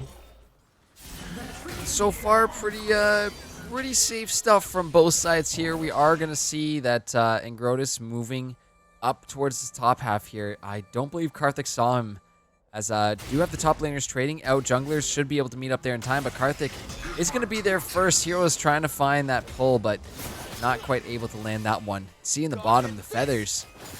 Feather pulls already coming through for A-Ward, so I mean, you got to be pretty precise sometimes to get those to land, but you pair it up with the Nautilus, like you were talking about in draft, can be really devastating. Yeah, certainly. Both junglers here, they saw each other. They saw each other, pinged each other on the map. And Gortys actually has some really nice wards into the top side quadrant of Mint's jungle. But he does back here, which means that Karthik is going to get priority on this bot lane crab, especially with A-Ward and 240B having priority in their bot lane, and Killua in the mid lane as well having priority, means that Karthik isn't going to get double scuttled like he was last game. And that's going to lend a lot towards looking for this early dragon that's up in a minute. 240B is going to find the hook on to Perky here. Lovely hook, feather pull to just top it off, and that's going to be half of Perky's health bar just disappearing. Got to keep doing that. You keep doing that. You see that 240B still sitting on the ignite as well too. Until you get into a comfortable range. Again, Ezreal a little bit more difficult, sorry, to land the hook. As I say that though, if that doesn't scream caster curse, B-Bots. But anyways, the ignite is coming down. Perky's gonna flash on out, and Grotus is down here to answer, but so is Karthik just sitting around the corner there. Everyone's looking to potentially back on off. The hook's going back in. 240B is going to take a turret shot. TP is going to be coming down as well too from mid lane and answering from Killua. He's trying to come in. 240B is taking low. The heal's going to be coming down as well too, but it's first blood for BSG. Perky is going to be traded back immediately, and now Killua looking for Giggle Queef as he's going to find a kill for himself. 1 for 2 is, yes, it's first blood for the side of BSG, but Mint flip it right back around. Yeah, and actually as well, you kind of look up the top side here. There wasn't a camera on it, but Hero 39 actually won a huge trade onto FRT there. Hugo's level 5, Camille's level 4, and it means that Camille's going to have half health here. And just a really good job just by Hero keeping Camille up in the top lane and not letting her teleport down. But yeah, as we were talking about, the gold lead going over to Mint here as they're making these early game plays in the bot lane, and it's going to be huge when it comes to fighting later on in the game. And on even to add to that too, you look where the kills went over. Yes, that's going to be nice for Angrotus to have that extra 400 gold. But now you have a Yone and a Xayah. The two main damage dealers for Mint here have that early gold advantage. We see Killua's already got himself Zerkers. Look who's in the top lane though. Hi, 240B. How you doing, buddy? He makes a very sneaky approach through the top of top brushes there, through the alcove. Very nicely done. But I believe he's making his way mid as well too. You can see the ping from him too. He does avoid the control ward in the mid. River brushes. In goes Killua with the Fate Seal, looking for something here. Hanker is going to go just a little bit wide, but it looks like we're getting some turret shots onto 240B. Oh no, he's going to go down. Defoe able to get the trade kill there, but Killua picks himself up another kill. It's honestly fine though, because it's 240B going down for the side of Mint, and it's going to be Defoe going down for Backseat Gaming, which means that with no teleport here, Killua is going to be able to push the wave in and get so much priority in this mid lane here. Can look for a roam, and Grotus is going to get caught here. Yeah, let's see the, was it the subjugate that came out there? Not quite yet, so. no. Yeah, no, he's level 6. No. This was the subjugate. Yeah. Yep, comes on out just to protect himself too. I did just get a glimpse. Director camera just showed me bot for a quick second there, but it was such a nice place to have the wave for a ward as well too, while 240B was roaming. Just frozen right in a nice safe place. I was able to keep up and farm, and is actually a little bit ahead of this Ezreal too. Yeah, certainly. And you look more so in terms of the items that each of these champions has. You know, Award has the Noon Quiver, which is up against the Tear and the Longsword for Gigglequeef. So even though Award has a gold advantage, hold that thought. Yep, they see the TP coming down from top lane. It's going to be answered back by Hero 39. Perky Tricks is getting low. Award trying to find something. See the Hextech Ultimatum on the backside, able to find and pin down Karthik. So Mint are going to be without a jungler, but to the Death Realm they go. Hero 39 is taking Gigglequeef. Almost going to be down to a sliver of health. Out they come, but immediately taken down. The final spark used as well too, does a ton of damage, but it's a double kill for Hero 39 picked up, double kill for Defoe, and an absolute bloodbath around this bot half of the map. What was that, like 5 It or was 6? a 4 for 2. 4 for It was 2, 6 kills.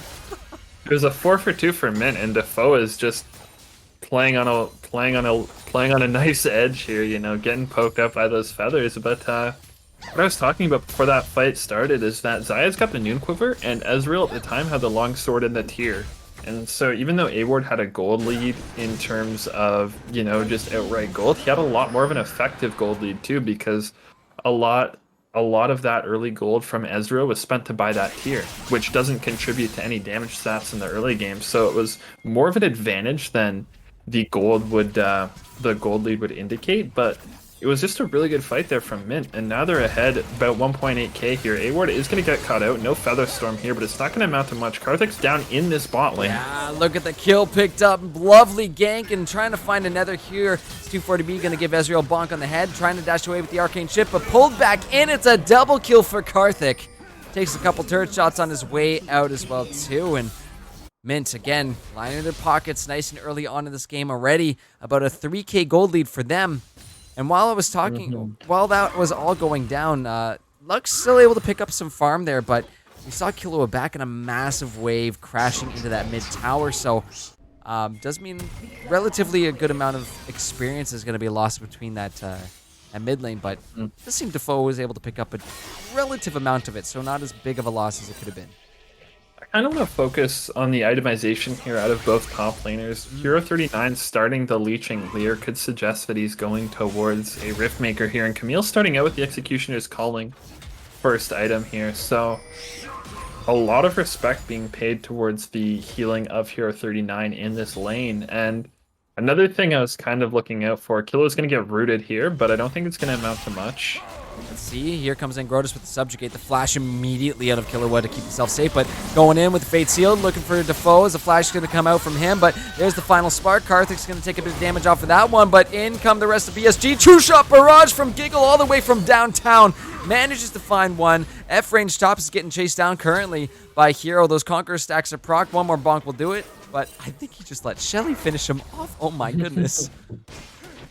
Yeah, and I mean, it's 1 kill in the mid lane for BSG and 1 kill in the top lane for Hero 39. So we certainly thought that Camille was going to be ahead in this matchup, but it looks like it's Hero 39 that's actually up 30 farm and up a few kills as well. So Hero 39 definitely playing the matchup well in the top lane. I was kind of upset when I saw the first dragon go down. It was a cloud dragon, so I thought maybe there was a chance at an Infernal Soul this game, and the value of Infernal Soul with these two teams would be through the roof.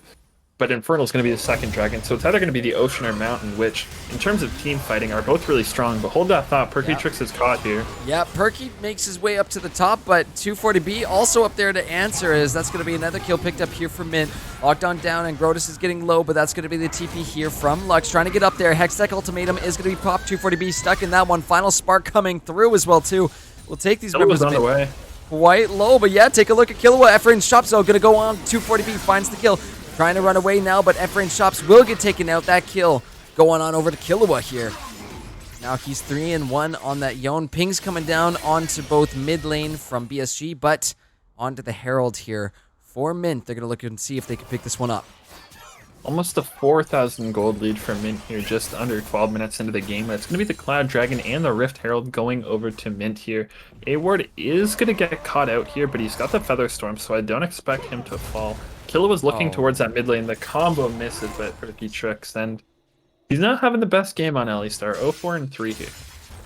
It's definitely, I would attribute that to a little bit of CS blocking there, or the creep block.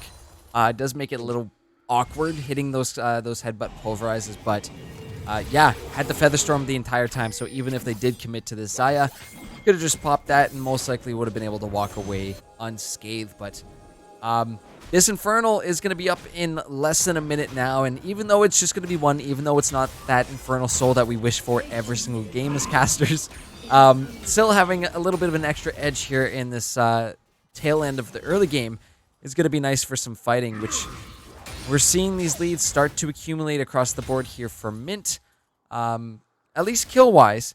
But I would say, with one exception, you know, the Lux having a Ludens already is going to be doing some nice damage. Look at the final spark there to Killua. 2/3 of his health bar just poof, gone like that.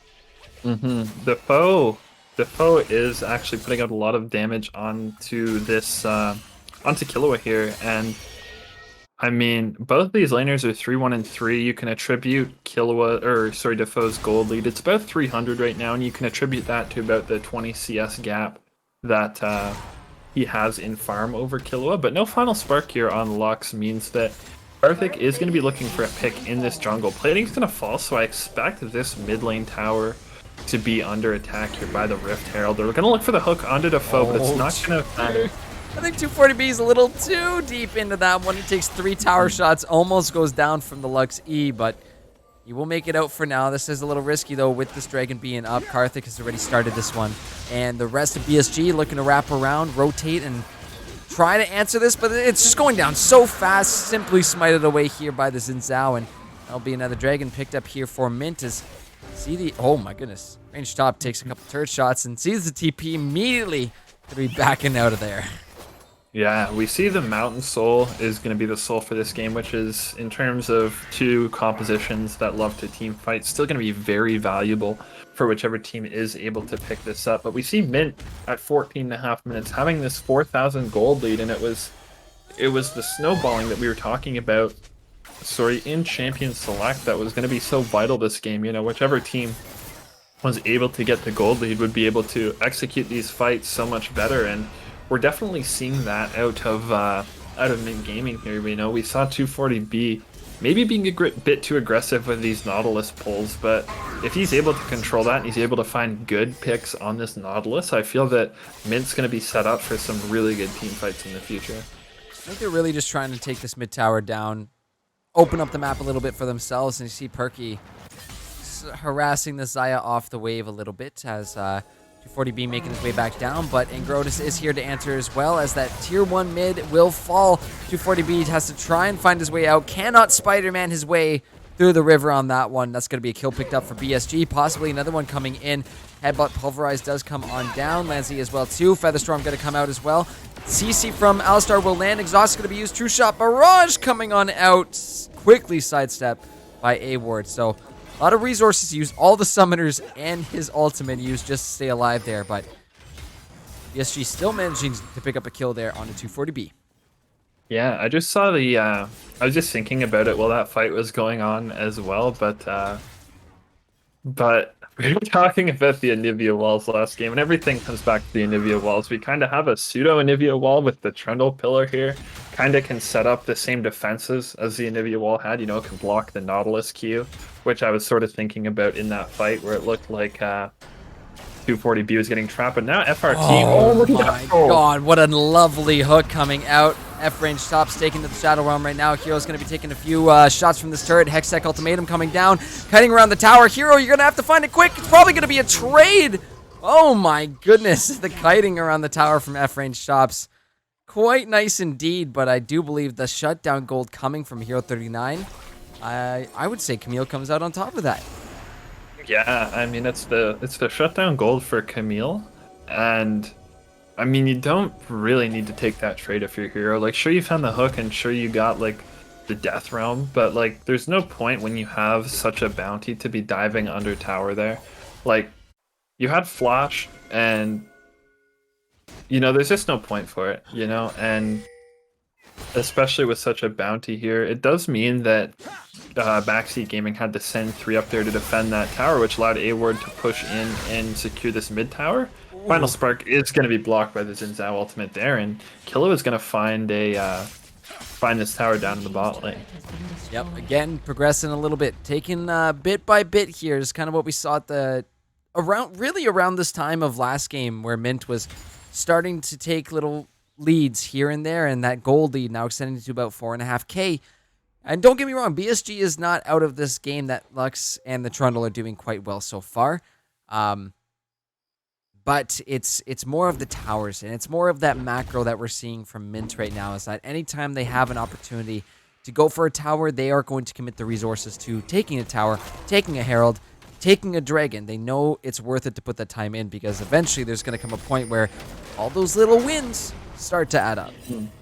And this Mountain Dragon that's coming up in a minute is going to be especially pivotal, because if Mint is able to take this, it puts them on soul point. And we were talking and touching on that value of Mountain Dragon in these two team fighting comps.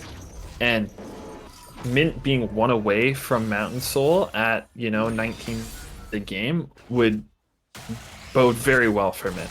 You know, they have 1 more Dragon. They can open up the possibility of trading a Dragon for Baron if they wanted to, or you know, just playing outright for that soul. But Mint with their gold lead now is kind of able, like last game, to just throw their wallets at BSG and say, we're going to set up for this Dragon, you know, you're going to have to walk into us, and on top of that, we're playing Nautilus, we're playing all these champions that can find picks just like that. A-Ward is going to get knocked up here. Yep, Featherstorm's coming out as well too. The Alistar ult was popped, so he is going to be tanking up quite a bit here, but simply has to walk on out. Too many members of Mint surrounding here. TP is not available for the Camille nor the Mordekaiser, but he's already here with his team, so Mint have the numbers advantage for this one. Might be a little risky for BSG to take this fight, but Mountain Drake is already just getting angry here. It's out of its pit, and now we have this dance here. This is the dance we were talking about, where BSG needs to be looking for some poke, but you see 240B sitting at the very front of this team. Going to make it very hard, but oh, look at the E coming through. Final Spark is going to be used as well too. Still smited away by Karthik. Nicely timed by them. Mint at soul point here, 19.5 minutes. Yeah, and I don't know. I just don't see the value of dancing around. Like, sure, you have the Lux poke and the Ezreal poke, but the Ezreal's 1 and 3. I would have liked to see, you know, if Camille wasn't able to join the fight, I would have liked to see, you know, maybe 1 member from BSG hovering up and them actually taking that Rift Herald before it expired. You know, at least get something for, or at least trade something for that Mountain Dragon instead of just sort of standing around and just poking. But Camille is able to find the tower in the top lane, which, I mean, it gets some more gold onto Camille. And at this point, Defoe is fed, but, the Ezreal isn't really doing much, down over 2,000 gold here in comparison to A Ward. He's down almost 60 farm as well. So, yeah, A Ward is 2 full items, completed boots, and he's still got, 1,000 gold in his pocket. And as we were talking about, being 1 dragon away from Soul Point is very good for Mint here. Absolutely. A Ward is honestly playing very, very well tonight. Even in that first game, just very clean on the Ezreal, very clean on positioning in these fights. And I think in this game, more than anything, the positioning is just so important, being the Xayah into Trundle, Camille, Alistar.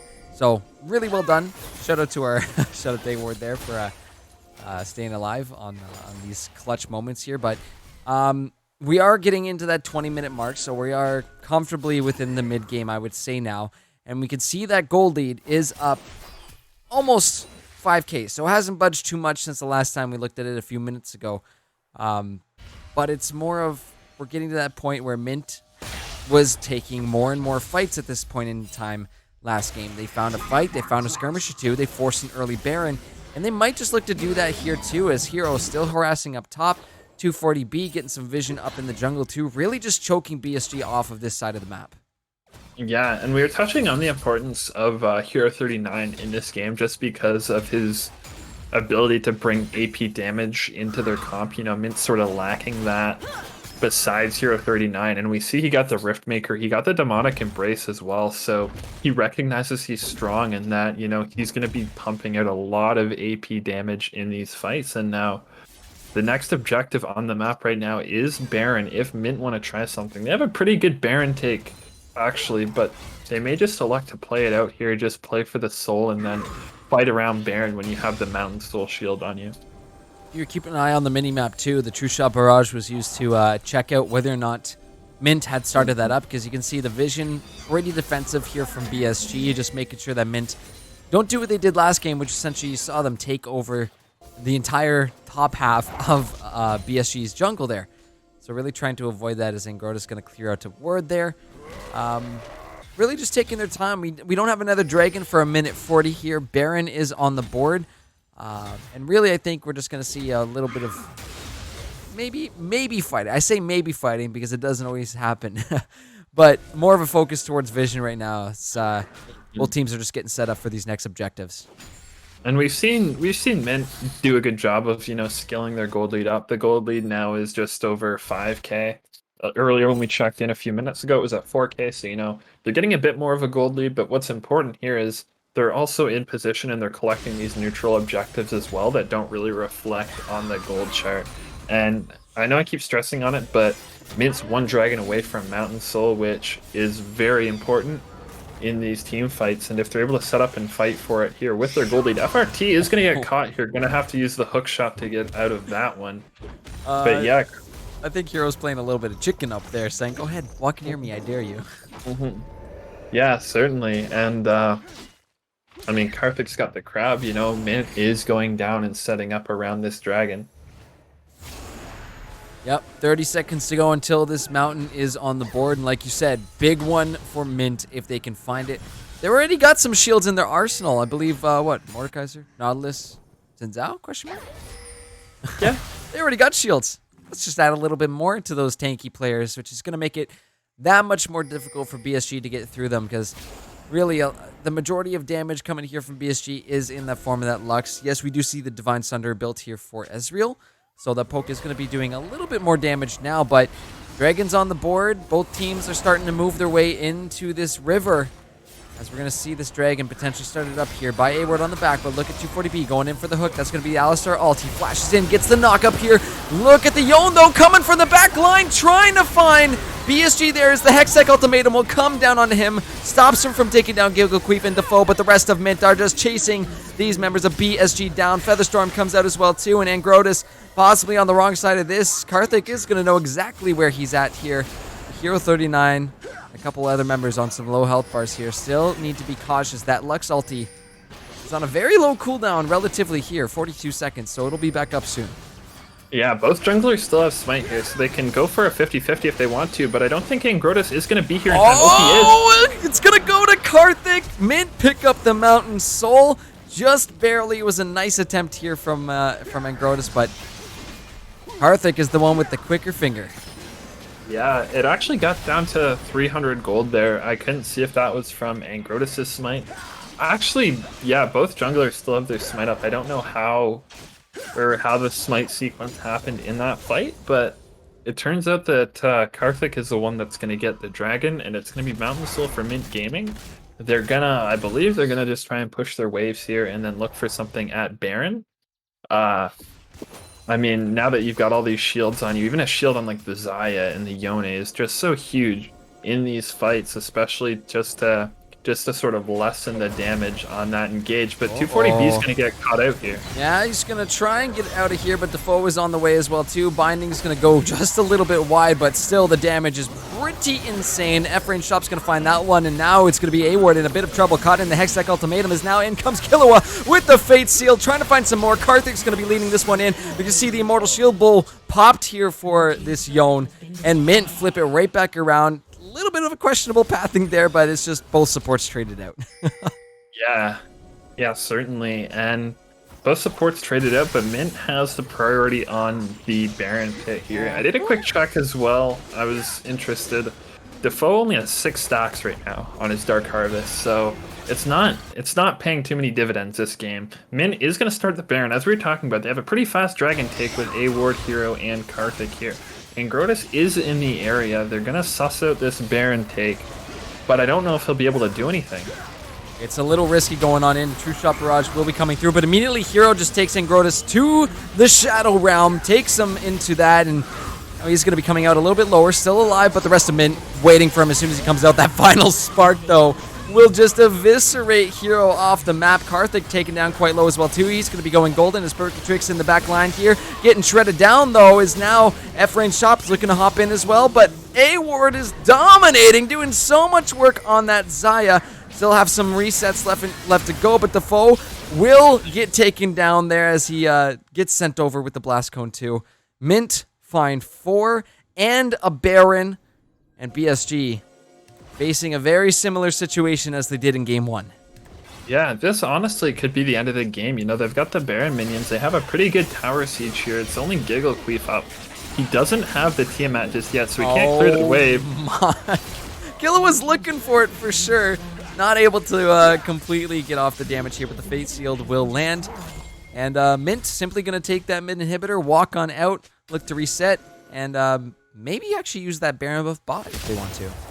Yeah, I think they're healthy enough that they can just sort of stay around and just siege, you know, the spot lane tower and get the most out of that Baron buff. But the gold lead is just shy of 10,000 now at 28 minutes, and Mint have won a series of crucial fights here. They're going on Karthik. Hextech Ultimatum comes down to Karthik. A lot of damage from the Slux, but the Crescent Sweep will be used to try and keep him alive. Pillars coming through as well too, but that TP available for Hero is Karthik getting very, very low there. Still needs to watch out for that True Shot Barrage, which might be coming through. There it is. He's going to be fine for now. Featherstorm is popped, and A-Ward pulls it back, gets the stun down on the F-range tops. Mint playing this very safe, though, as Perky possibly looking to go on in, gets the double knock up there. In come BSG, but Killua, we can see him doing a bunch of damage to this Camille. Can he find it? A-Ward gonna go godlike as he takes down 2, picking up the double kill, the pullback from Hero. That will be another dropped on the side of BSG. Mint methodically picking off these members of BSG one by one. They're going to march on into this bot tower with the Baron buff up. Actually, they're going to walk right past it because there's super minions pushing on the Nexus towers right now. It's only going to be Defoe up. The next death timer not for another 10 seconds, and they could look to just end it right here, put themselves to match points. The CC down onto Defoe, but luckily he has a flash left to keep him alive. Don't think it's going to matter, though, because Mint going for the jugulars here. They take down the Nexus. We're going to match point. Yeah, and after FRT used that Hextech Ultimatum onto Karthik early in the fight, you know, after the Trundle Pillar's out, there's no way you're really going to get A-Ward there. He uses a Feather Storm, and he keeps his distance, and he's able to pump out so much damage, ending the game 8-0-9 on the Xayah.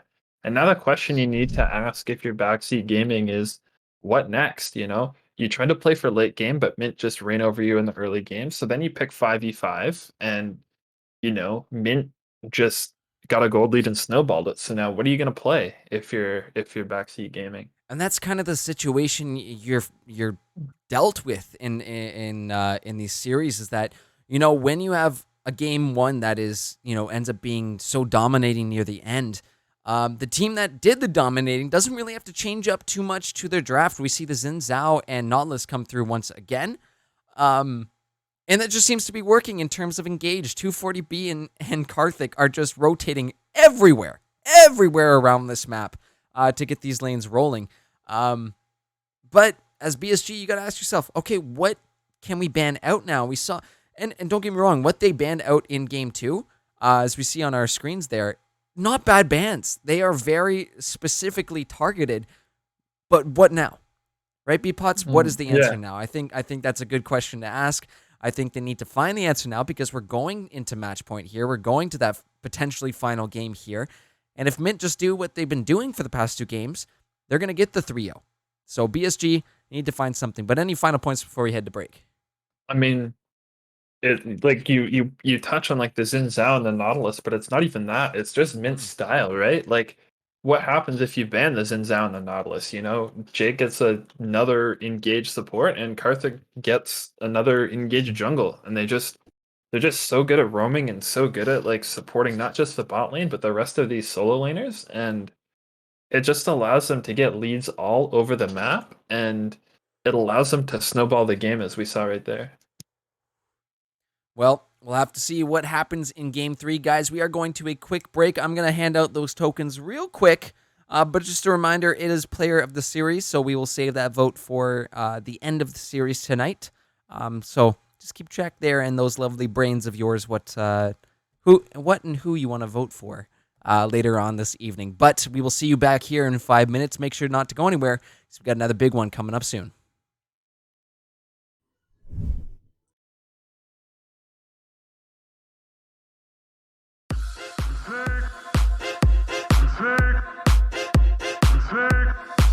Take me,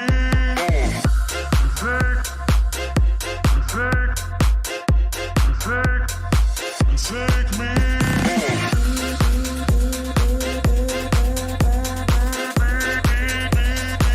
Take me.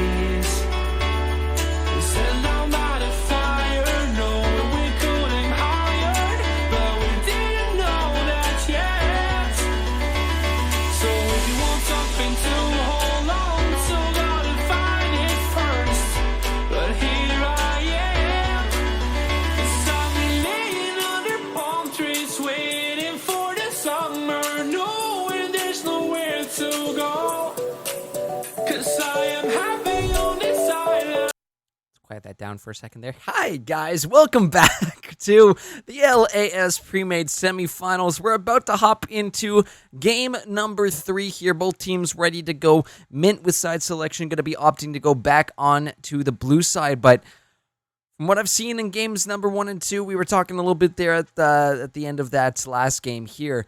BSG need to find some sort of answer here, and I'm not too sure what kind of form that's going to look like yet, B-Pots.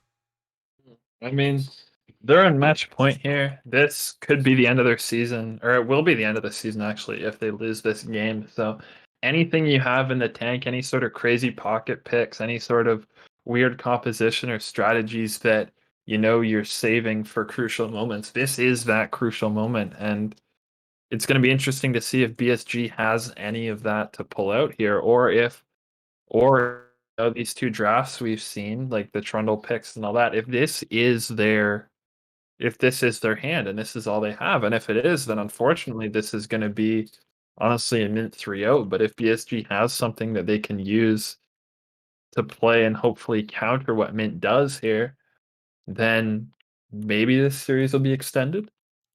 Yep, there is a possibility, right?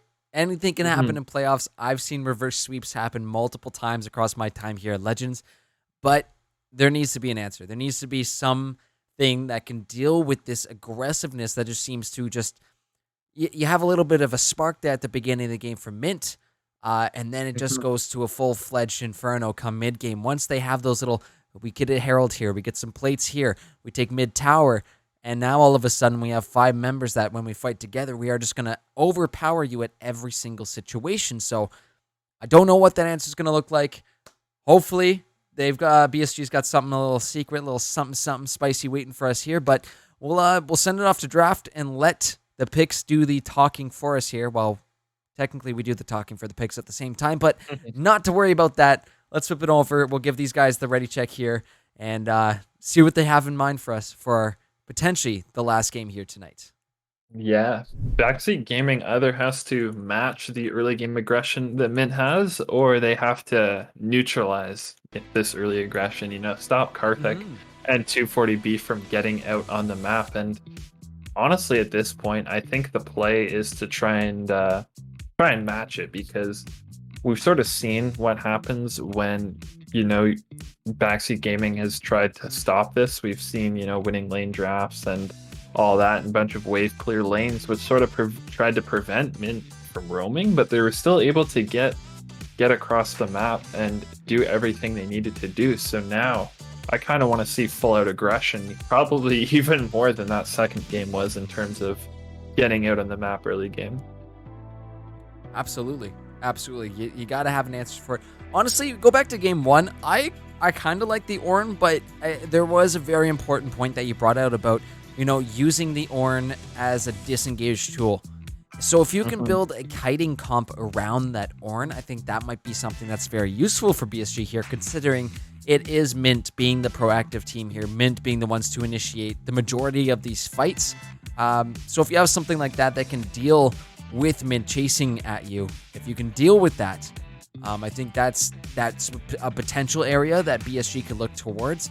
I know the Karthik's gonna, not Karthik, the Kindred's gonna be banned out immediately as it there goes. Yeah, right away. Not allowed for Angodas to play that. Yeah, and I kind of like BSG's draft from game 1, as you were touching on the Ornn. Maybe instead of drafting the Vayne for Giggle, maybe go back to that Ezreal, because there was so much scaling on the side of Backseat Gaming in game number 1, but it meant that Vayne had really no agency in lane, and she wasn't able to do much in fights because she was so behind. But I think Ornn is all the scaling you really need if you're drafting Ornn. Maybe give Giggle something that's got a bit more agency in lane, and maybe try and draft towards him winning lane, already being ahead, and then getting Ornn items on top of that. And that may be the way that BSG is able to work their way back into the series. Yes, Diana's going to go as well too, but I was just going to mention that too. BSG probably needed to ban Ezreal there, because now it's back in the hands of Ayward. And he played that Ezreal in game 1 absolutely. It was gorgeous. It was gorgeous. Yeah. Absolutely gorgeous. And I mean, this is so far like a repeat of game one draft, right? Like both games, Mint has a lot. That's the brand coming out, but both games, Ezreal's been picked blue one. That could be mid, that could be support, so still technically a flex on this brand. I'm expecting some sort of prio jungler here, maybe even the Xin Zhao if Angrotus plays it to try and facilitate that early game aggression that we were talking about, and more importantly, honestly, to take it out of the hands of Karthik, because Karthik has been playing amazingly on this Xin Zhao. Not even just in terms of team fights, but just the early game power that Xin Zhao possesses. He's using that to get, as we were talking about, every single lane ahead, and honestly is what is being used to snowball Mint in this series. Well, there it is once again. This is draft from game one, B-Pots. Ezreal, Xin Zhao, Aatrox in the exact order again. If it ain't broke, don't fix it. Back onto the other side for BSG, though. The brand, I would say, is most likely going to end up in the hands of Defoe. That, like I was saying, from Winter Split, that's his bread and butter. He's really good on this champion.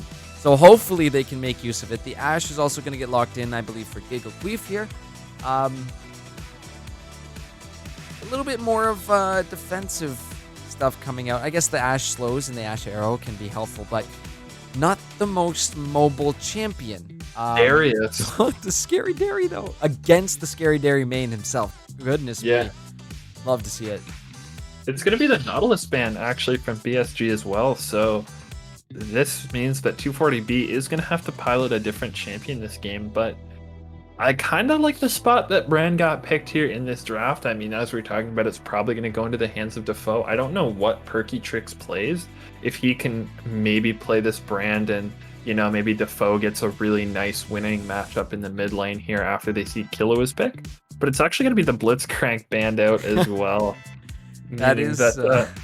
yeah, Jake's not going to play it, and Killua is actually going to have a wide roster of mid lanes available. We saw a lot of the BSG bans originally being targeted towards him. I got just a thought.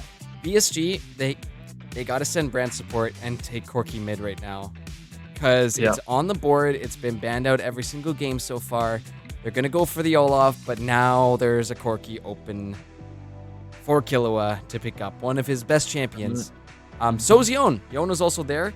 Thresh is going to come through potentially, or Leona. Both are good options. I think the Leona W pairing could be nice as well too, but Thresh is never a bad call, and in any scenario, he's got it all. Thresh is the plug and play support. You know, he goes well with almost any AD carry, works well into any team comp. It's actually with the Leona here, and maybe Corki gets picked here, but I was gonna say, you know, Mint would be kind of lacking AP if the Corki got picked. So it is going to be the Ahri here. Probably no, it's the Corki. Oh! See, that's the big brain coming out here, B-Pots. He does do a little bit of magic damage. Not gonna be the most, but you look at the damage coming out of Mint. You better get a big tanky champion in right now. Right now. I mean, that's not a champion. That's not a tanky champion. Oh no. Oh boy. Zillion. Okay. Yeah. All right.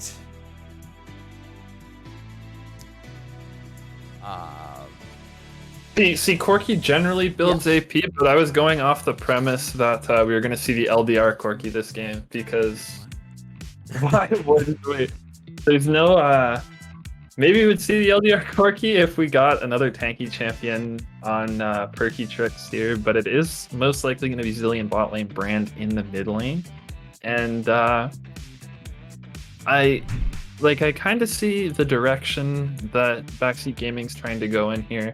They have the Olaf, and that's probably going to be used to match the early game power of Xin Zhao, but I kind of feel that the Zillion isn't really a good backup to the Olaf. Like, he's got the revive, and that's good, but like, there's so many better options. Like, you know, Karma could be flexed between mid and support. Lulu even could be used in this matchup, but it's going to be the Zillion instead. So, I mean, Olaf's going to get the revive, but on top of that, he's not going to have much in terms of empowerment towards the team comp. I'm again a little concerned. Like, don't get me wrong. I believe the Zillion is in the repertoire of perky tricks. He does play this quite often, but you're in a situation where, okay, you know what? It's an annoying lane to deal with. Don't get me wrong. The Ash Follies and the Zillion Bombs, it's hella annoying to deal with. But that Leona gets on any one of those two champions, Ezreal's going to be following up real quick. Again, Karthik's been rotating the entire series so far, so you got to expect him to be there at any point in time. And same too with the Corki, with the package. That is fantastic rotation pressure that Mint are going to be able to apply here. On top of that, it's basically like having a not even a mini equalizer. That thing hurts. That thing's like an equalizer that can rip through your team, and then he can just Valkyrie even on top of that too. So I really like Mint's draft here, and yeah, I was watching Twitch chat too about the damage from Corki. Apparently 80% of it is AP. I knew a good chunk of it was definitely from his missile barrage there, or his rockets. But he's going LDR, right? So we'll have to see. He could just do a normal build here, and then he's got a mix, do a little hybrid. What would the fun in that be? Exactly. I again seen so much talk about the LDR Corki, never actually been able to see it quite yet. So let's see if this is the game that we get to make the fans at home happy, or not us. If Mint's gonna do it, specifically Killua, who's gonna be playing that Corki. But teams are locked in now, which means predictions are going to be opened up. Go ahead and let us know at home. Who do you think is going to win this game here? Will it be BSG or will it be Mint taking it home 3-0 again? The entire season on the line for BSG right now. They need to pull a win off right now, or that's it. Mint going to go 3-0, punch the tickets to final, and going to be meeting whoever wins the DAA versus PvE series, which is currently going on right now, or at least last I know of is going on right now. I was actually going to make a point to update everyone about that series. PvE is up to nothing. They're about 15 minutes into that game 3. So it's very well looking like it could be a Mint and PvE final. Dallas said he went 20-1. I believe it was on Trundle in game 2. I did actually get the image of that 21-6. So I was telling you about that again. The press the attack Trundle that we were talking a little bit about that last game. He's strong. He's strong. Anyways, let's focus on this game here. We got another couple minutes until. No, good man. It's fun. It's fun watching how these teams have grown and evolved throughout this, and how the playoff series are breaking down right now. And it'll be definitely interesting next week in finals. What we see from these two final teams that make it through. Have gone through this gauntlet and are now going to be in that final week there. But and this is not to discourage the members of BSG here, but I do really like Mint's picks here. Aatrox, you look at that, and that is all 5 champions for all 5 players being comfort picks, being extremely strong, and stuff that they have found success on this series alone, or in their previous history throughout Legends. Yeah. I mean, you look back to game 1, and as we said, the Aatrox, the Xin Zhao, and the Ezreal all from game 1 as well. And you look at the Corki, you look at the Leona, which are the 2 different picks from the first draft. Even though they're 2 different champions, stylistically they're the same. Like Corki, as we're talking about, has got a lot of AP damage and can do a lot in team fights in terms of positioning and messing with the positioning of BSG. And 240B on this Leona is another tool that's really good at finding engages. I think it's going to be vital here. We can't see summoner spells on client, but I think it's going to be vital that Gigglequeef takes cleanse in this matchup with the Leona as a laning opponent, because if not, Gigglequeef's got the Zillion ult to sort of help save the Ashe, but I think cleanse is a necessity in this matchup. You could also look to the Zillion speed up for the Ashe, and then he just procs it again. That is one of the options, but I do agree. I think there needs to be a lot of respect from BSG to Mint for this game.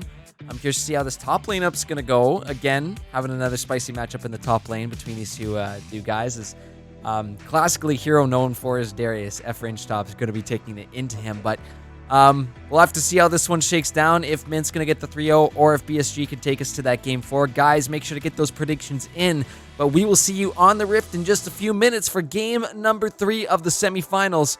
See you soon.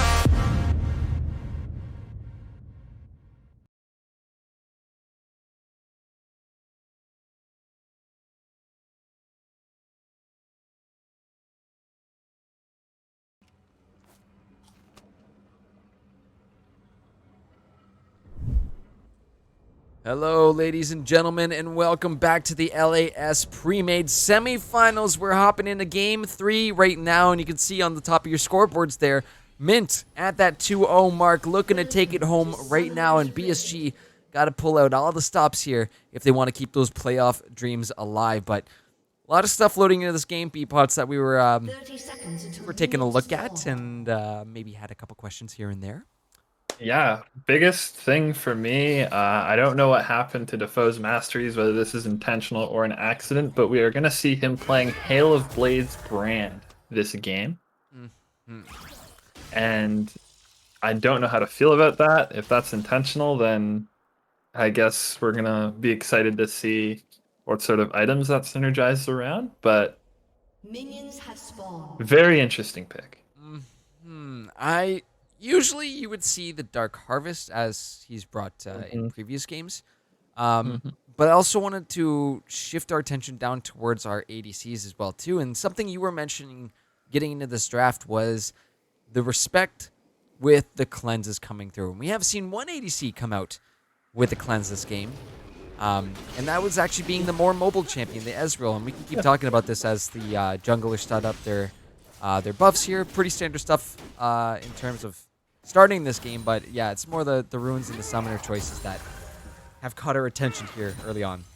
Yeah, we said there was one AD carry in specific that needed to take cleanse, but that 180 carry did not take cleanse. And in fact, the other one did. And it's actually A-Ward taking cleanse. I don't even know what sort of...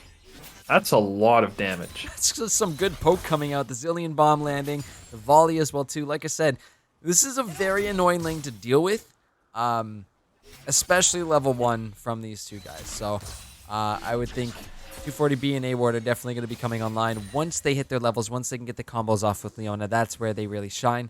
But right now, yeah, the poke is, there's no easy way to put it. It's going to suck for a little while.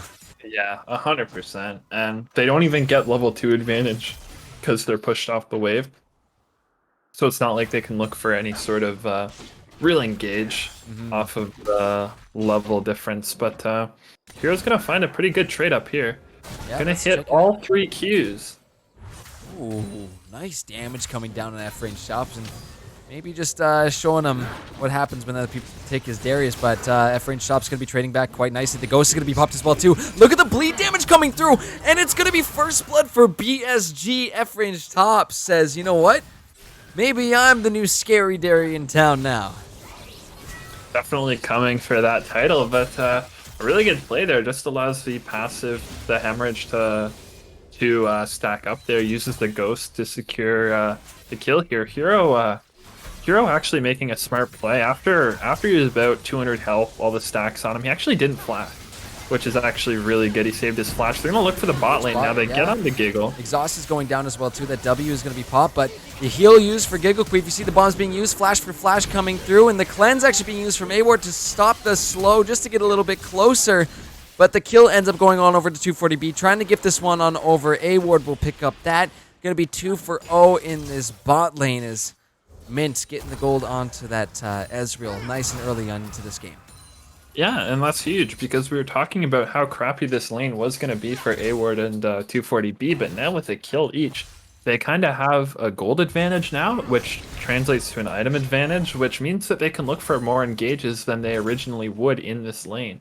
You know, 240B at 4 minutes has already got the mobility boots there, so he could look for a roam top lane or a roam mid lane, which was so important in these last 2 games, but now such a great trade over for Mint. And A-Ward's playing Ezreal, which is one of those 80 carries where if you kind of have to, Ezreal can just sort of stand back and farm, and it frees up so much opportunity for 240B to have agency. We already see him roaming into the top side of the jungle here, looking for the play onto Defoe, but it is going to be warded, so I assume he's not going to get caught here. Yeah.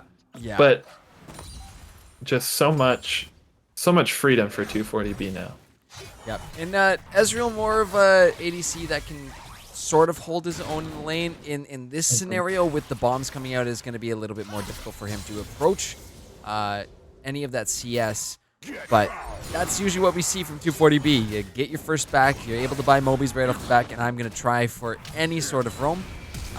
Okay, top lane. That was a questionable flash. Yep, I don't think it was necessarily needed, but shift your attention down towards the bot half of the map. And Grotus, gonna be the one to first start off this Drake, so is she looking to do something? But take a look even further down. Zenith Blade going down to Perky Tricks, double bombs coming through. Does not matter because A-Ward there to pick up the kills, and now they're gonna get the stun down on the Giggle Queef, looking for some more damage. Hopefully a double kill here for A-Ward. He's gonna pick it up, and Grotus is there as well too, but he does not want to mess with that Leona and Ezreal. Another couple kills picked up on the bot side, both of them this time for the Ezreal. And A-Ward's 3-0. And this is huge. This is huge because Mint Gaming is getting such a lead in this bot lane, and we saw what A-Ward could do and how good he is at piloting Ezreal in the first game.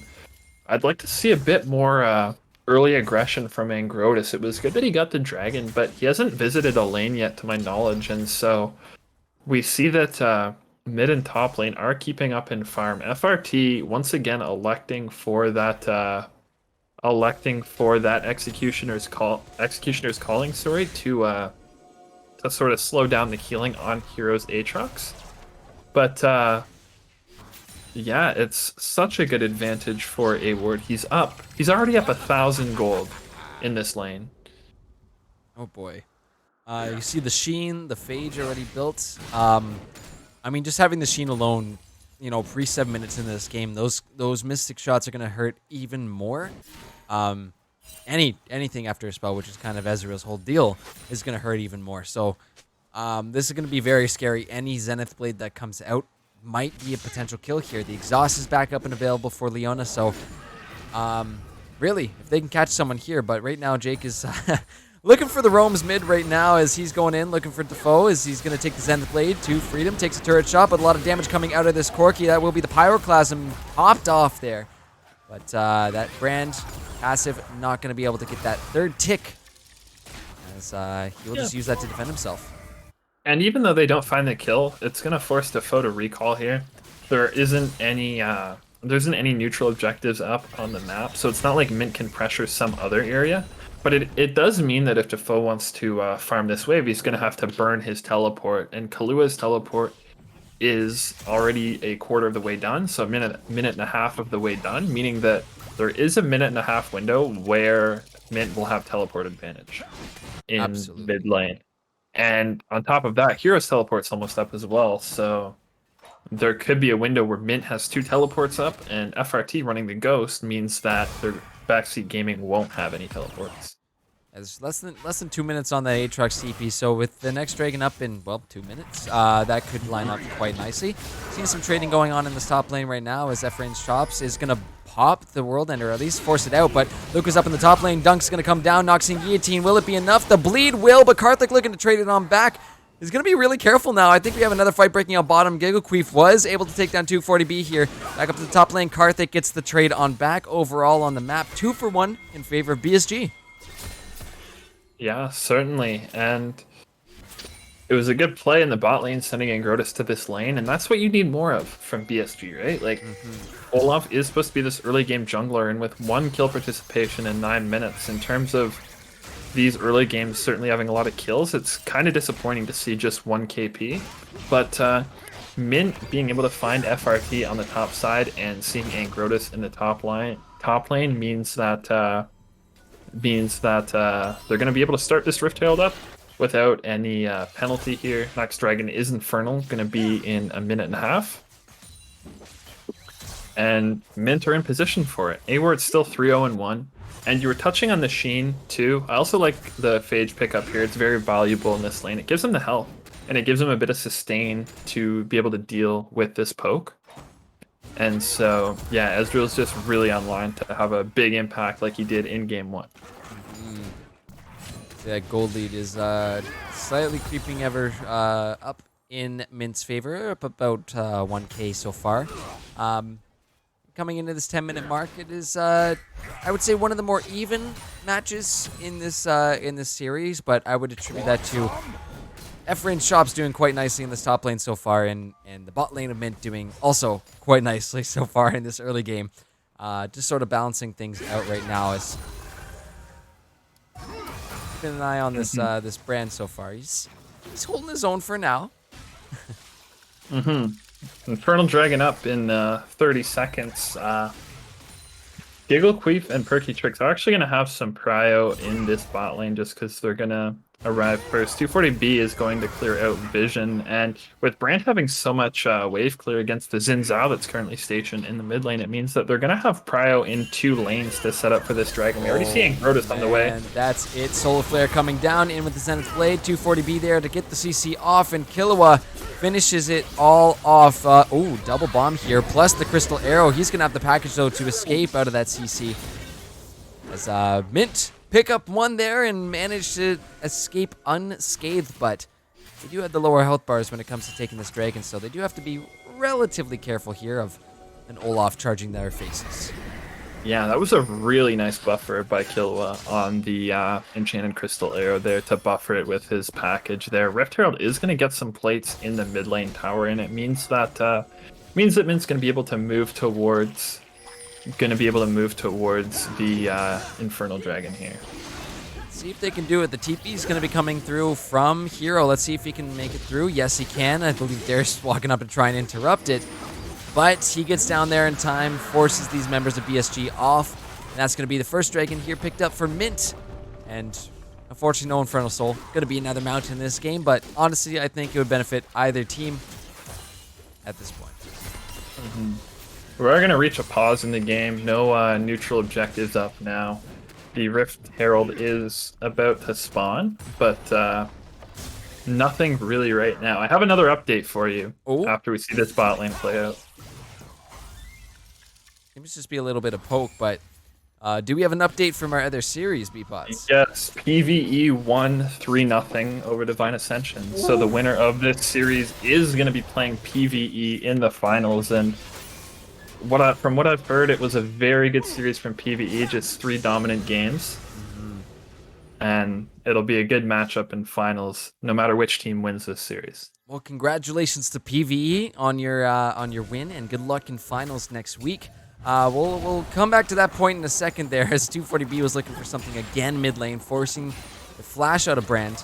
But now this, whatever the outcome of this series is going to be, whoever wins here is going to be going against the defending champions of the last split. So this, I love the storylines coming together now, and let's see if those defending champs are going to hold on to the title, or if we're going to have the usurpers come through in whatever form that ends up being. We'll see, but playoffs are spicy. Love them. Yes, definitely. It doesn't look like there's going to be any deviation from the normal Brand build either. Hero's going to get caught up here. No double bomb.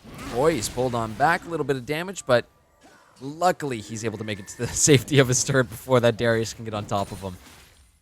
Yeah, but we've only seen 2 components from Defoe, so it's hard to really tell, what direction and what his build is going to end up like. But there's, so far, like, the Hail of Blades Brand is 100% a mistake. Like, there's no way he is trying to play that intentionally. Karthik is going to take his blue buff, and he's going to get out with that. Just a little dancing around in the jungle here, just fighting over some wards, a little bit of vision. I do hear a little bit of pings coming out towards the bot half of the map, which, yeah, 240B back on the way right now and has the Solar Flare available, so they could potentially look to just crash on this Ashe before she can do anything. You can see her just lurking. Gotta wait to get into range of that R. Giggle Queef takes one step to the right there, or his right, our left. It's not going to be a good time, but Zillion actually getting spotted out in the jungle, just clearing some vision, and like you said, a little bit of a pause here. Well, not an actual pause, but things have calmed down a little bit. There's no objective or major objectives on the map for either of these teams to take, so right now we're just going to see both sides doing some farming, doing some clearing, and if anybody walks out of line there, that's where we're probably going to start to see the punishes coming through. Yeah, I don't know why I keep mentioning this around the 14.5-minute mark, but I always like to reference the gold leads at this time, and it's only about a 1.5k gold lead for Mint right now. So in terms of the gold leads they've had in the first 2 games, this one's a little more tame in comparison to game 1 and game 2. So, BSG doing a little better of a job hanging on in the early game, but we see gold on the priority members. Corki has a kill, the Ezreal is 3-0-1, and even though Hero 39 is deathless or killless up in this top lane, he's only down about 1,000 gold. He's staying pretty well, or he's holding up pretty well in terms of CS against the Darius, and he's gonna have so much more agency. Solar Flare, Zenith Blade, Corki jumping on top, and that's a lot of damage coming through. One more missile will do it, but the Chrono Shift popped on just in time to keep the Brand alive, and actually going to force the flash out of this Corki too. As a former ADC player, I would have loved to see A Ward throw the True Shot Barrage in the mid lane and look for a little snipe kill there, but we're not going to get to see that. But yeah, Hero's going to have a lot more agency in this late game, and he's going to have a lot more side lane pressure with the teleport in comparison to the Darius Ghost. Defoe is going to use his to get back into the mid lane now with Mountain Dragon up in about 20 seconds here. It's going to be important that both teams are going to fight for this. And Grotus up in the top half right now. He is going for the reset, but will he be able to get down to this dragon in time? Because Mint is already converging on this, already clearing out some vision, looking to set themselves up for another dragon. As Karthik as well contributing to this. Yeah, look at this, just wiping out all the vision. Now BSG are going to be forced to walk into this blind if they want to contest. So again, Mint putting BSG in a difficult situation. Do we go for the contest, or do we just have to give this up? And I think that it's going to be the latter here, because there's no way they can safely approach this one. As the bomb's coming through, we're going to see the Corky package coming through as well too. True Shot Barrage used, and Perky Tricks is immediately going to go down. Killua still chasing Gigglequeef on the back line, but look at the fight that's breaking out in the river. Defoe going low. Look at Karthik on the back line. Crescent Sweep comes out and sweeps the brand away. And Grotus going to trade back one, but A-Ward now going on that rampage. Absolutely filthy. And I think while that was happening, though, F-Range Chops did a little something on that top side. My biggest qualm with that fight there was, if you're BSG, you know you're not going to win that fight. You know, Hero's teleport is up, and FRT didn't have any means to join. And so the fight was already potentially 5v4 already. Plus you had no vision, and you knew certainly that Mint was on the dragon. So I don't get why BSG was just sort of standing and dancing around that dragon. You know, the Rift Herald was up. Just, they could have used that time to do something better, either get the Rift Herald or push out lanes, you know, instead of just standing and sort of dancing around that dragon. Yeah. I think right now, you know, and I think it's still a little too early to call anything. Both teams, you know, each have a tower. Mint up by only one single dragon, and their gold lead only at about 2k. So it's not as big of a lead as we saw in the previous games where we were at like 4, 5, 6k at this point in the game. But if BSG really want to get themselves back into this game, I think they really need to start playing around F-range tops a lot more. As Darius is doing very well into the Aatrox, really making it hard up there. He was able to take the tier 1 tower as well. So you keep playing around him. You keep playing around this Darius, and I think you look to potentially give those squishier champions of Mint a bonk on the head there. But 240B, the threat of the Solar Flare is enough to get to fall off this wave. Yeah, certainly. And I think that's just been the story of this series, you know. Mint, or BSG, has been making plays, and Mint has just been countering very well. You know, you see in the last game, Angrotus making a play towards the bot side, the instant reaction is that Mint moves up to the top side and takes Herald, you know. That was in the last game here. 240B, they're going to catch out Perky Tricks here. Chrono Shift comes out just to save him, but for how long? Because you got the rest of Mint right there for you, so Perky's going to go down immediately. You do have Angrotus floating around this Herald, looking to do a little bit of contesting here, but the rest of Mint are here, so BSG once again forced off of these objectives by Mint, and the eye is going to get picked up here by Karthik. They could look to push with this and take that mid tower, or they could save it for a little bit, because the next dragon in 2.5 minutes could be, again, that's what they did last game. They dropped the Herald, they went for the Soul Point Dragon, and they might just look to repeat that once again. Yeah, great allocation of resources from Mint. Putting Killua in the bot lane with the teleport available means that while Mint is winning on the top side, they find the pick onto Perky Tricks. Killua is able to join, and I believe Gigglequeef was in the bot lane for the length of that fight, meaning that Mint had a numbers advantage, especially if Killua backed off and used the teleport if he had to. And he was almost able to find that bot tier 1 as well too, but still, well, I'm roughly going to respect this. I don't think he knows Angrotus and Perky Tricks are coming around the corner, giving the speed up as well too.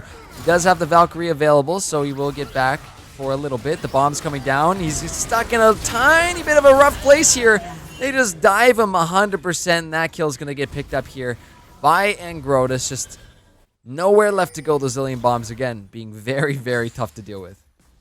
And it was a good play, and that's kind of what we wanted to see throughout the entire early game. Angrotus on Olaf only has 3 kill participation at 20 minutes, and it was just so well played by Mint just to win their respective lanes. We saw in the bot lane, and you know, Killua ahead in this mid lane, and Hero 39 not doing so hot in the top lane, but Angrotis didn't really make an impact on a lot of the lanes like we hoped he would with the Olaf, and we saw Karthik do that and allowed Karthik and 240B to do that. 240B is going to get caught up here, but I don't think anything's going to come of it. Unless he gets hit by some brand CC. No, he should be fine. Still takes a good little chunk of damage there, but next focus is this Mountain Drake, which is on the map in 35 seconds. Let's see, as it's actually going to be BSG being the proactive ones this time. They take the scuttle. They're looking to set up some vision, but you still have to worry about that Rift Herald, which is sitting in Karthik's pocket right now, ready to go as A-Ward. Oh, no. I think he might have been DC'd. Oh, no. Yeah. That is so unfortunate to see.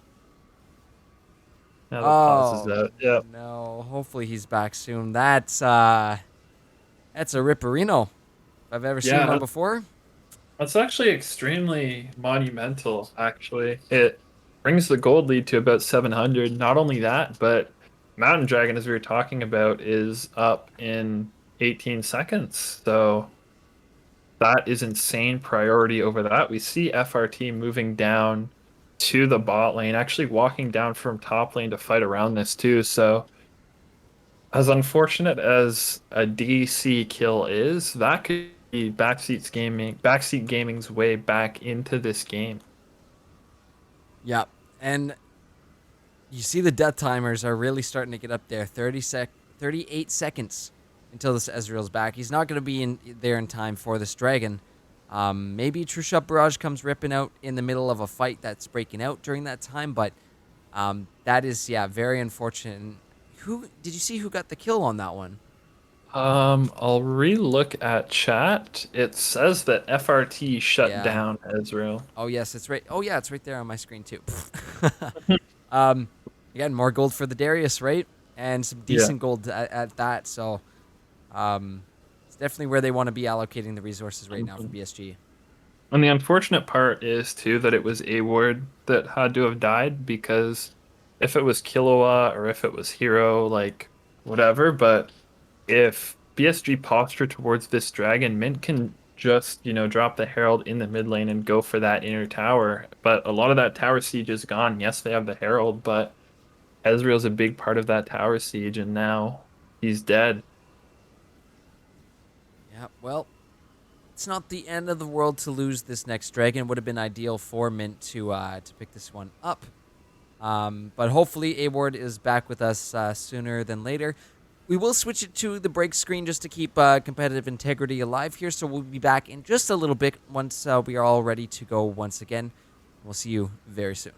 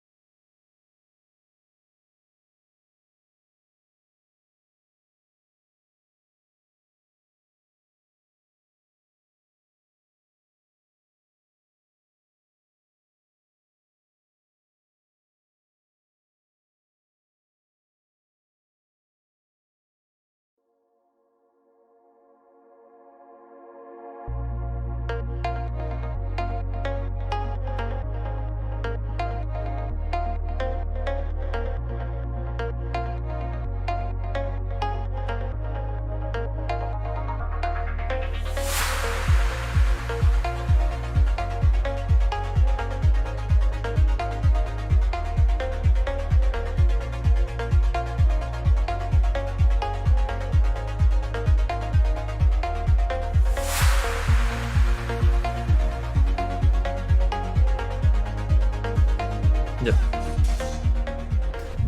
All right, ladies and gentlemen, welcome back. Sorry about that delay, but we are back into game number 3 here after everybody has found their routers wherever they put them. Take a look at this, though. With the Dragon being up right now, BSG could have just gone for it. They might actually go for the fight right here. Shelly's going to be spawned in mid. We have a quick... it's gonna sort itself out. I promise you guys that. Hold on. Come on. There we go. Back into this one. The fight's continuing. Efrain Shop's looking for this. He's taking a bit of damage here. Karthik is going to be going low, but look at the shields coming out. The Pyroclasm brand passive is doing a ton of damage, but so is Killua on the back line with that Corki. But look at Giggle Queef getting the slows off right now. Hero possibly in a bit of a rough situation here. The 2 members of Mint will fall during that. BSG going to look to refocus themselves onto this Dragon.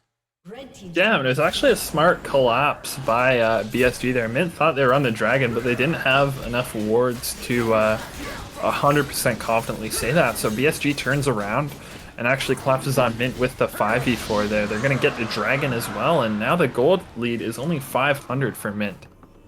This is probably the one of the most close games we have had so far this series. Both teams with 2 dragons, both teams pretty close in both kills and gold. A little bit of a tower advantage here for Mint, as you know, Shelly was still able to take that tier 2 mid tower, which is going to be quite nice come next Dragon in 4.5 minutes. So let's see what Mint's going to do with that. But even though things are relatively even, that does play into that overall macro, which Mint has been overall better at this series. Yeah, certainly. And I think going into mid game here, the game's like practically even. I mean, Mint has a bit more map pressure with 2 mid towers down, but other than that, the game in terms of dragons, in terms of gold, in terms of farm is relatively equal. And as you said, this is the closest BSG has been by far at this point in the game. They haven't been even with Mint, I don't think, at any point in this series besides at 0-0 in each game. Oh no. Oh no. That looks a little similar to what we just saw not too long ago. Hopefully Ward's internet is not going to troll him any further, but again, I've been there too. Sometimes ISP diff is a thing. But passing that 24-minute mark, let's see what's going to go down now. As Baron is now on the maps. As we've seen a couple times, Mint not hesitant to go for this if they have a window to do so, and see if they want to do that again. Yeah, I mean, usually when they've started the Baron, they've been a lot more ahead in terms of gold. So it's been less of, looking for the Baron objective and just getting BSG to fight them. And now that's a whole different story given that, they're even in gold and the fight could be a lot more even. And so Karthik's going to get caught out here, actually. He's a level over Angrotus, but he's going to pop the ult to get himself out. Yep, crescent sweep there just as a disengage method. And, with nothing... no dragon up on the map for another 2.5 minutes. He's not too afraid to pop that, and it'll be up with plenty of time to spare for this next mountain, which will be soul point for either one of these two teams. Very massive objective on the line for this next one, and I'm very curious to see what's going to be going down in terms of team fight here. Keeping an eye on Kilowatt too. That package is up in 40 seconds, so should line up nicely with this this next dragon on the map. Yeah, for sure. And you said, yes, definitely very pivotal third dragon here. The winner, or whoever gets that dragon, is on the soul point. And the soul is going to be seen in about 8 minutes there, just based on, assuming the dragon gets taken on spawn. But it's going to be a 33-minute soul if one team gets it. And so it's going to be very important, especially when it comes to late game fights, especially because not much tankiness actually on BSG. Like, they have FRT, but other than that, like, Angrotus is pretty tanky with Starax. They both have Starax. They both have plated steel caps. But Brand, Ash, and Zillion will definitely benefit from the Mountain Soul. And on the same side, oh no. Oh boy, a lot of internet issues seems to be going on tonight. So BSG going to be using a little bit of their own time. Pause time right now is both teams do have 10 minutes of pause in between or during a game, sorry. And yeah, seems to be a little unfortunate situation for both ends right now as they're both dealing with this. Hopefully Angrotus is back with us soon. Again, if this pause goes a little too long, we will switch it up back on over to the break screen. But so far in this one, pretty damn close still. That gold lead is only about 800 in favor of Mint. Mm-hmm. And I'm hoping we see Angrotus back here soon. And what's so important about these pauses too, it's not like, it's in game 1 or 2 when the game is practically won for Mint. This game is dead even, essentially. And things like tempo, things like flow are really important in these kinds of games. And if you feel you're getting into a flow and you have tempo on the map, and then all of a sudden, pauses happen and you're just taken out of that flow and that rhythm, it could actually be very pivotal. And we sort of saw it. Fnatic and G2 on the weekend had that sort of deal with pauses mid-team fight. Mm-hmm. And it was very pivotal into the outcome of the game. And I feel there's opportunity here if one team is more focused than the other, and if one team is able to communicate better in this pause in terms of what they want to do and how they want to achieve their win condition. I feel that there could be tides or there could be areas where the momentum will shift in the game. Luckily, this pause was not as long as the first there and growed us back into this one. But we are 1 minute away from this next Mountain Drake. We do see the Scuttle getting picked up there by Karthik, so they're going to have a little bit of priority over that Dragon Pit. And you see the vision from BSG kind of shifting towards that top side, so they might look to go for that tier 2 or just get control over this Baron Pit next. But this is definitely going to be a big one for both teams like we've been talking about for the past few minutes here. And look at the... Oh my god. One Mystic Shot does that much, not even with W included. But here comes BSG moving on in. Mint are going to have to show up relatively soon because it's going to be a bunch of vision control. That's going to be here for BSG first. Yeah. I just noticed this, actually. I don't know what the build is for Ashe, but Ashe actually elected for Wit's End second. Yeah. Which is, I know we see that on like champions like Kog'Maw, but I don't know if that's what you're supposed to take on Ashe.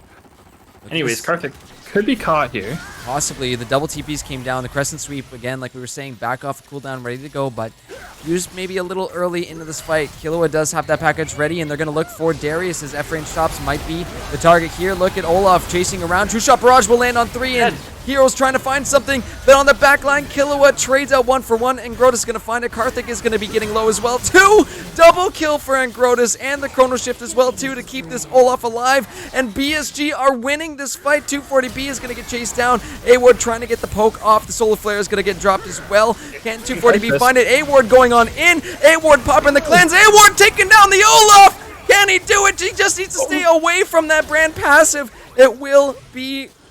what is it? 4 for 3 traded off of that. A-Ward is the last man standing for Mint. An extremely close fight, and neither team's going to be able to take this dragon.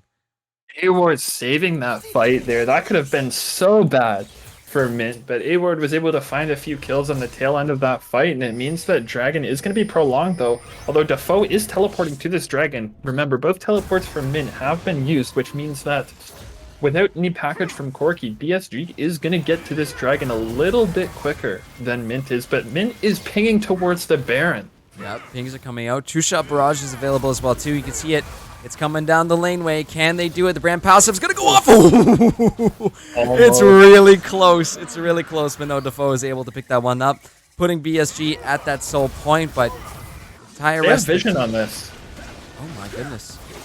There's 2 wards in the blue side jungle of Mint that spotted out Mint, but are they going to be there in time? Defoe doesn't have teleport, and he has to reset, which means it's going to be a 5v4 for this Baron fight. They have no access to the pit, and without that, it means Mint's going to take Baron. I would say, in terms of trades, Dragon for Baron, Baron's always going to be the better one. So, yes, BSG put themselves in a great spot with that Mountain Soul point, but this is definitely going to be a little scary with that Baron buff. However, both teams in a bit of a weird position here in the jungle. That's Blast Cone, thankfully, that's going to be hit to keep him alive. But yeah, look at Karthik in the back line looking for this. Big Crescent Sweep going to be coming out to keep himself alive for a little bit longer. And the rest of Mint playing it slow. True Shot Barrage coming out on this. Killua chasing down this Darius. Can they find him? Going to keep chasing this one down. There's still more fights going on. Zenith Blade from 240B chases down, but the brand passive on Hero 39 will find the kill. 240B in a rough spot here, getting shredded down by this Ashe. It's going to be a double kill for Giggle Queef, as again the Chrono Shift saving Angrotus. He's going to be chasing him back down, or at least trying to throw some axes at him. And it's BSG coming out on top of the fights. 2 for 0 so far. My Mint can kite this, though. Wait a minute. Killua finds one. Karthik looking to go back in. A-Ward's going to take down another. Karthik does lose his life, but the poke coming from the Corki and Ezreal is just absolutely insane. Mint has so much kite back here that if you don't kill the backline... Oh, damn! 1 for 1. Killua's going to go over the wall to try and answer, but now he might have put himself in a bit of a tough situation here.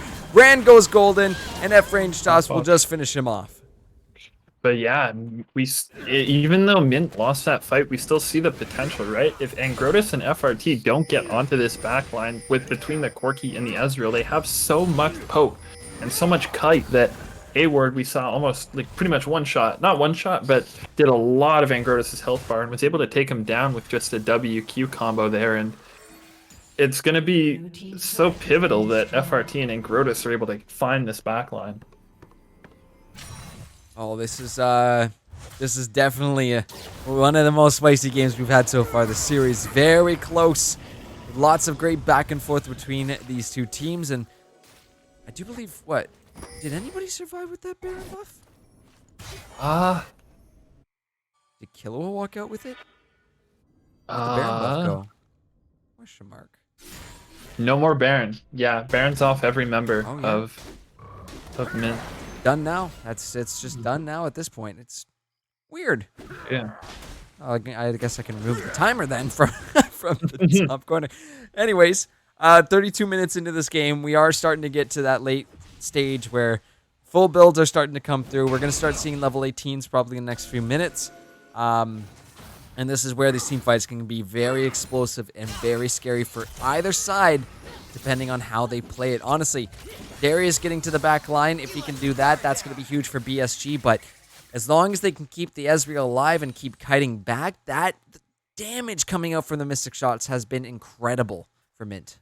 Yeah. And we were sort of touching on what BSG didn't do in the first game, and that was play defensively. And I kind of want to see that out of Mint Gaming now. 240B has so much CC, but he's always been using it to look for aggressive plays. If 240B uses this to sort of kite and protect for A-Ward, there's a really good chance that A-Ward can do so much damage in these fights. I mean, if that Darius just runs at the Ezreal, right, and Leona's standing in front of him, there's a good chance that A-Ward's just going to be able to shred down the main threat from BSG before the fight even gets going. So yeah, we'll have to see. But right now, 40 seconds out of this mountain, Drake. This is potentially soul here for BSG if they can get it, and that would be massive for them. Be their first soul of the series, and definitely put them in much more of a proactive seat compared to what we've seen so far this series. Yeah, 100%. And even though Mint sort of had priority, it's BSG that's walking in as 5 and looking to get vision. Hero is going to be a little bit late to the party here. Dragon up in about 20 seconds. Yep, and package again on the Corki, ready to go. Let's see who he's going to prioritize. Let's see where he's going to go with this one. And again, just trying to get some poke out from both this Corki and the Ezreal. F-range top stepping up to maybe look for something a little scary with that pull. Let's see. Oh, the Ash Arrow is going to land on the A-Ward. Immediately they're going to run. The cleanse is going to come through, but look at F-range tops on the back looking for A-Ward. Two-shot barrage is going to be coming through. The flash away from Gigglequeef to try and keep himself alive, and Grotus is on that back line trying to chase down this Ezreal. Chrono Shift, though, from Perky Tricks will keep him alive, but now Mint are on the chase. They still need to watch out. Perky Tricks with the double bomb on the Hero will take him out, but Killua trying to take down Grotus. He'll flash on over the red buff wall there. Try and keep himself alive as... Brand's in the pit trying to look for something here.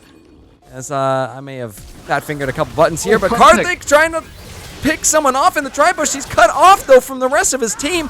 Has nowhere to go. The flash from Brand maybe not needed here, but this is... He has so much poke, though. This is the poke squad, though. Still alive. Yeah. The two members that need to be alive here. And then... that Scuttle just barely stole in the way here. These fights are so close. Just because, in that fight, PSG went for A-Ward, and with the QSS, with the flash, it means that he was going to live, but Angrotus is still hanging around here. I think they think that BSG reset, but they're starting the Dragon here. TP coming in. Oh, they're going to have to shut this Dragon down really fast. You're going to have to go fast, guys. Don't risk the smite. Oh, he's just going to walk up and take it. That's going to be soul for BSG. I believe the TP was canceled there somehow. Now Defoe is in some trouble. We're going to see the Pyroclasm not be available. Sorry for that, but A-Ward going and picking up a kill. 240B going to that backline. Noxian Guillotine will eviscerate this Leona, and A-Ward's going down. Gigaqueef picks up the kill. He's got the Chrono Shift on him still. Hero 39 stuck in the middle of 4 members of BSG. He's taken down next. It's a triple kill for F-range tops, and the ping's going down towards this Baron for BSG. They're back in the driver's seats now. They have now taken the gold lead and are sitting on a mountain soul. This is what BSG need to be doing. That was such a sad turn of events with what happened in that Dragon Pit. I mean, Mint, with the Dragon at about 2,500, they saw that Angrotus was still in the area, but they still continued the Dragon for some reason, and after that, they just went for the fight, and questionable decision to Arcane Shift right in front of the Ashe, and Ashe just killed A-Ward. And now with the Mountain Soul on that Darius, on that Olaf, it's going to be insanely scary. Oh, it's going to be scary, all right. At least for the next 3 minutes here, while BSG are going to be wearing, I think all 5 members got the Baron buff. So let's see what they can get done with it here. Let's see if Mint can hold on and stop the push that's potentially going to be coming out here. But it's so hard to call right now, B-Pots, because you've got that damage, that insane damage from this Ezreal and Corki, but a lot of the times we're seeing Mint going in ham and then just getting slowed down. The Pyroclasm comes out, or the brand passive just somehow pops, and then your team's just dead. Or it's in range enough for the Noxian Guillotine to just be smacking around people. Yeah, and that's when the gold lead was even. Now we're reaching a point where where BSG is up about 3,000 and change. So with this Mountain Soul now, I still think it's going to be extremely volatile, though. If Mint wins a fight, maybe at Elder Dragon, the tide of this game is certainly going to change. But for now, it looks like for the first time in this series, BSG have a lead and they're pushing for the win.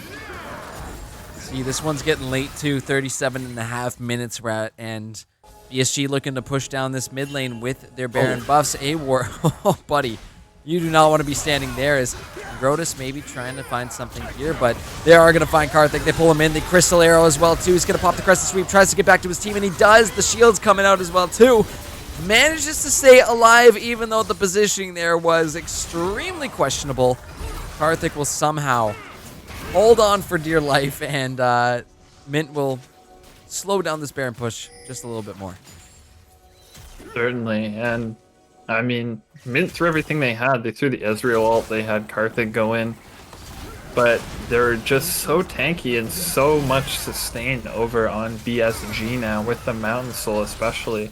One of the things we were talking about in the early game was the lack of real tank from BSG, but with these builds finally coming to completion, as well as Mountain Soul for BSG, they certainly have two insane frontliners with two damage dealers, and then this utility Zillion that can be used to save anyone who falls low. Yeah, not able to quite get that inhibitor in the mid lane, but BSG able to at least crack into the base here. Now Ingrotus is going to be on the chase as the rest of BSG possibly looking to follow up on this. 240B is going to be getting low. The shield's coming out. That's going to be the Ragnarok popped as well too. Crystal Arrow though, but it's in the base, bumped on back. F-Range Tops is trying to get to that back line, but A-Ward's going to go down to the Bran burn, and now without the damage, Mint are in some serious trouble. They're trying to chase down Killua. Look how fast F-Range Tops is. He's just running around like a maniac. Gonna pull back the Corki in. Gets knocked up by the Aatrox. The Lee stays alive for now. Mint are playing with fire. And I honestly think that's game. They have a wave, a cannon wave coming into the mid lane as well. I think they're able to siege down these towers and just finish the game. let's see if they can do it. Baron buff no longer available though, so they do still have to get through this Corki, but going straight for the Nexus turrets. BSG looking to keep those playoff dreams alive. They're onto the Nexus right now. I think we had a little bit of a crash, but that's indicative of the Nexus going. I believe BSG just took game 3, B-Pots. Yeah, and all of a sudden we have a series on our hands. BSG sort of springing back to life in this series, showing us that they aren't just going to fall over. And now that they've taken game 3, do you think Mint's going to make any adjustments in draft? I think this is where we start to see a little bit of variation from Mint, because they did essentially try to run back that game 1. It was very close to looking like that, especially the first 3 picks. But this time BSG were able to deal with it. And I think a lot of it came from that Darius up top. Yeah, I have to agree. And I think that BSG should take this opportunity now to realize that there's an opportunity to play around FRT here, and the top lane may be the matchup that you should try and play towards, because you tried playing through mid, playing through bot, but FRT was the one that got the lane advantage and honestly kept BSG in it in the mid lane. Yeah, really well done by BSG there to flip things back around on Mint. They keep themselves alive in this series, which means we are going to be heading to game 4 there. And just one last peek at the damage graphs, but any final points before we shift to our break there, B-Pots? I hate talking about like DCs and things like that, but honestly, that DC kill in the mid lane turned the tide of the game. That gave a big shutdown over to FRT. It allowed BSG to win a fight in the mid lane and then move to Dragon Pit after that, which set them up for Soul. And so I don't want to say it's 100% the DC that allowed BSG to come back into this game, but there could be a world where it's a 3-0 if A-Ward didn't DC at that point. Well, we'll have to see what happens in game number 4 as we move to our break, guys. So I will be handing out those points. Again, it is... nobody voted for BSG. Oh, yeah, rip my channel points. Which means these points are just going into the void. Sorry there, B-Pot. thoughts on that one. Anyways, guys, we will see you in just a few minutes as we get ready for game number 4.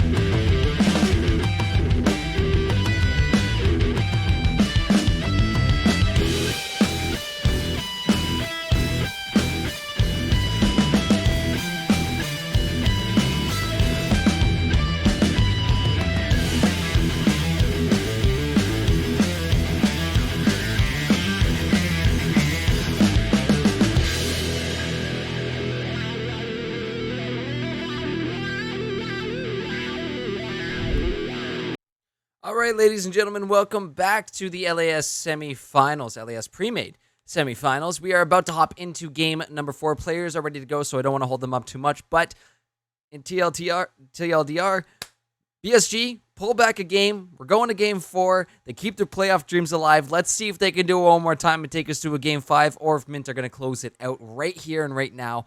But let's whip it over to draft, and we'll see what these guys got in mind for us for this next one.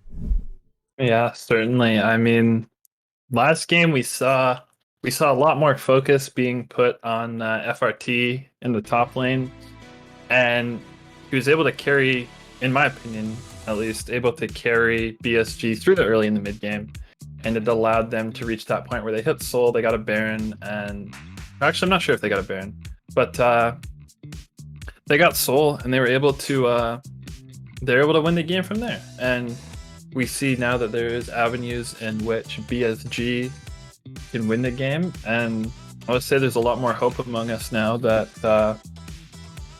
BSG can maybe pull out the reverse sweep. Yeah, let's see what's about to go down now. But similar bans, they're going to be taking that Zac away from Karthik and the Kindred away from Angrotus. Not too surprising. Those things have been sitting on the bench for this entire series. Seraphine also taken away from Killua. Yeah, rightfully so. The brand going to be banned away from Defoe. Told you it was really good. And it gets picked very early last game. And it even though there was a little bit of a mistake happening there with the runes, still worked out pretty well in the end. So let's see what these picks are going to be. If Mint's going to change some stuff up for this next game here. There it is. The Xin Zhao finally going to get banned away from Karthik. But there's something else I have in mind that I have seen him play. I believe he played it a couple weeks ago. One of his specialties. But, Tristana makes it through. So that's going to get picked up here. Mint, seeing that the Ezreal is still available. And, just the way A-Ward's been playing on it tonight. Gonna opt for the Ziggs first. Okay, and now Hero39 saying he's not too happy about giving the Darius treatment or taking the Darius treatment, and he's gonna give it right back. Yeah, and Ziggs here is a good pick. It could be played in the mid lane or even flex towards the bot lane. It's insane to me how much priority is actually on the 80 carries here, because first up it was Tristana that was hovered. And the first 3 games have been Ezreal, first pick on blue side all 3 games. And so Mint I wouldn't be surprised if Mint picked Ezreal here. They had it hovered originally, and unless BSG are sending this Tristana to the mid lane, then it means that Mint's going to be able to scoop up this Ezreal here. But the Olaf comes in as well, and I really liked Angrotus on the Olaf. In the late game, he had quite a bit of impact, I'd say. Even though his early game wasn't the best. Like, he wasn't doing poorly by any means. I think it was 1-0-2 at 15 minutes, but he wasn't really affecting the map as much as you'd want an Olaf to. And so I feel if he's able to do that, he's able to be much more effective on that champion. Let's see what BSG gonna pick. They got another 5 seconds left here. It will be okay. The Gangplank getting picked up, and thankfully, Ezreal is still left on the board, so Mint are going to go ahead and scoop him up before we head off to our next bans. Zilean going to be banned away, rightfully so. Like we said before going to the last game, Zilean was super annoying, and he was. Perky was very annoying on that. Plus, the chrono shifts on the Darius was just so important for those team fights, keeping your most important member alive in that last game. Yeah. PSG, though, going to be targeting 240B a little bit down there. I'm surprised they're not banning the Leona. I guess they haven't officially locked in their 5th ban yet, but they're going to be letting that Leona slip through again. It's going to be one of these two. It's either going to be Leona or Blitzcrank. Pick your poison. I feel they're kind of deciding what they want to play into, but the Blitzcrank ban's a little surprising, honestly. I feel that if you're BSG, if you have an Olaf in front of you, you'd want to play into a Blitzcrank more than you would a Leona. Although the J4 lock here is interesting. I mean, I'm definitely seeing an opportunity where J4 can ult someone with a super mega Inferno bomb right on top of it. Oh, yes. You know what? That's potentially... I'm not going to say this Jarvan is 100% in the jungle yet. until we see what that 5th pick from Mint is going to be. Just bear with me, again, knowing the 240B's shampoo is kind of crazy.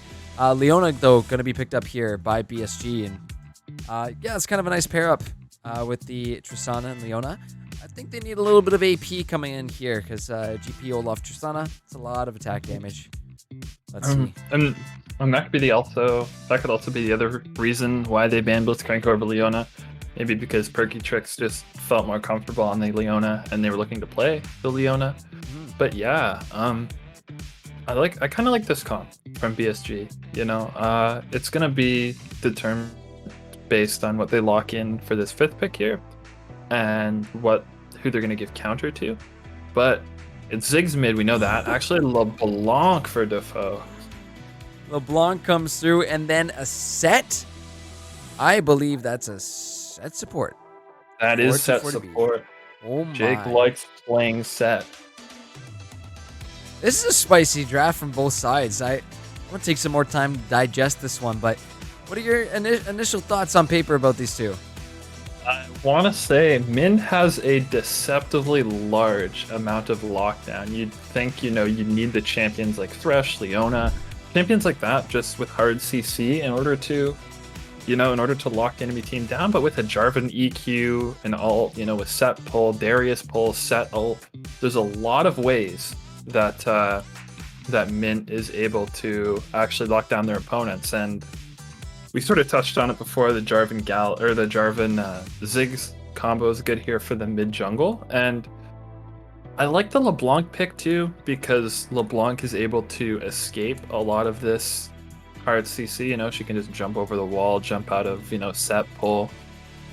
But I think it's gonna be very determinant on lane phase, because if Mint can get ahead in the early phase of the game, there's no way that BSG comes back, in my opinion. Though, when we look at some of these lanes to gank, I would say in the earlier levels, it's going to be a little bit more difficult for Mint this game. Like you said, LeBlanc, pretty slippery champion. She can escape from a lot of stuff. Same with Gangplank too. He's got the orange. Any CC you got, he's out. But I think once Mint hits level 6, things are going to become very interesting when we see the use of that Cataclysm and the Mega Inferno Bomb. Over on the BSG side, you do have the Cannon Barrage from Gangplank, Solar Flare as well too, to lock a couple people down, and then you can send that Olaf and LeBlanc to kind of run around the back line here, or at least at the Ziggs and Ezreal. But even those champions aren't the easiest to lock down either. The Satchel from the Ziggs to bounce him away. The Ezreal's got his Arcane Shift. I'm liking both these drafts again, though. But yeah, what are you thinking? I think top lane is going to be a little easier to gank for Mint, just because, if Hero 39 baits out that orange, say with an attempt at a pull, then it's just a free Jarvan EQ, and then it's either you get a flash or you get a kill, right? And when you hit level 6, it's going to be a lot harder, because Gangplank won't, or it's going to be a lot easier because Gangplank won't be able to orange the Cataclysm. He'll just be locked in it. And so I think the top lane's an avenue where you could play through. Especially, we saw the potential of Darius last game to just run over the game. There is that possibility. It's in the hands of someone who is known since day one here at Legends for his Darius. So I'm very excited to watch Hero 39 on that champion, the scary Darius himself. Ziggs, another one of those champions that is just ridiculously strong right now. So that is definitely something to watch out for. I would say, if you do end up having that LeBlanc Tristana get in the faces of Mint, they can deal a lot of damage very, very quickly. But you do have to watch out for the response that's going to be coming from Mint. Okay, you're in the faces now. Now what? Set, Jarvan, Darius.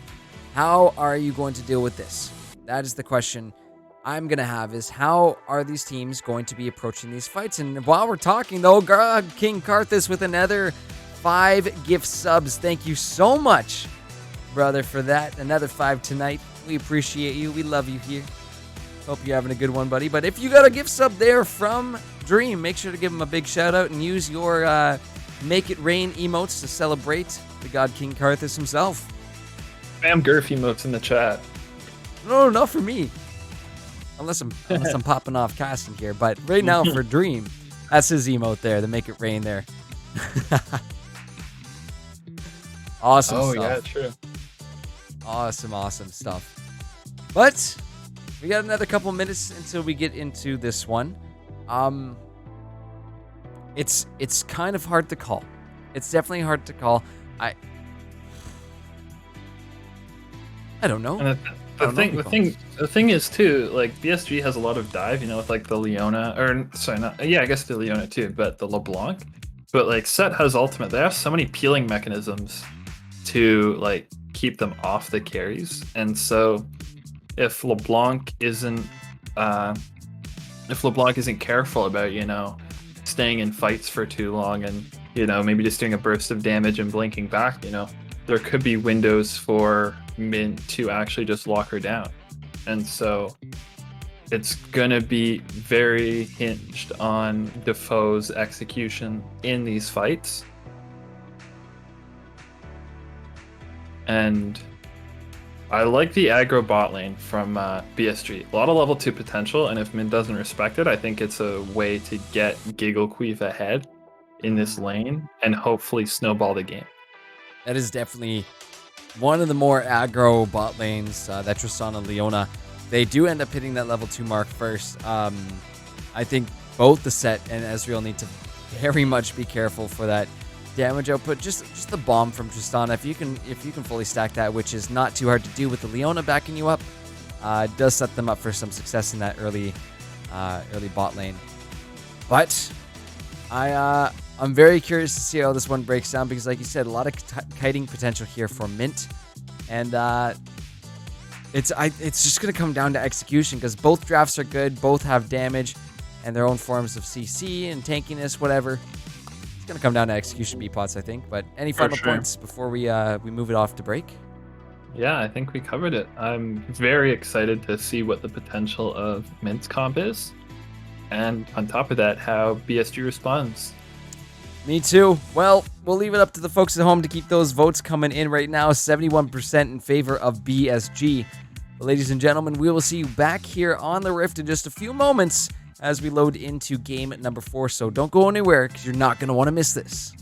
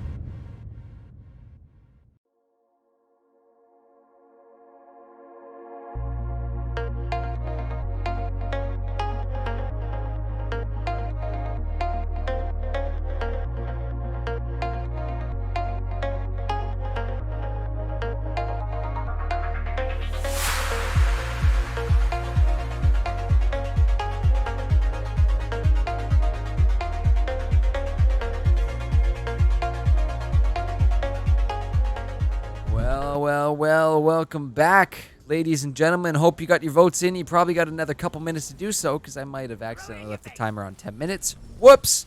Anyways, into Game 4 we go of the semifinals here at LAS Premade.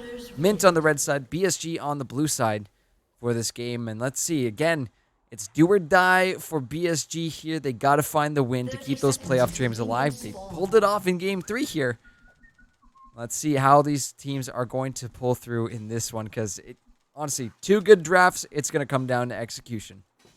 Yeah, I feel this is a lot like Game 2, even though the draft wasn't as chaotic as picks like Yone and Lux. There's still a lot of these fights that are going to be determined by execution.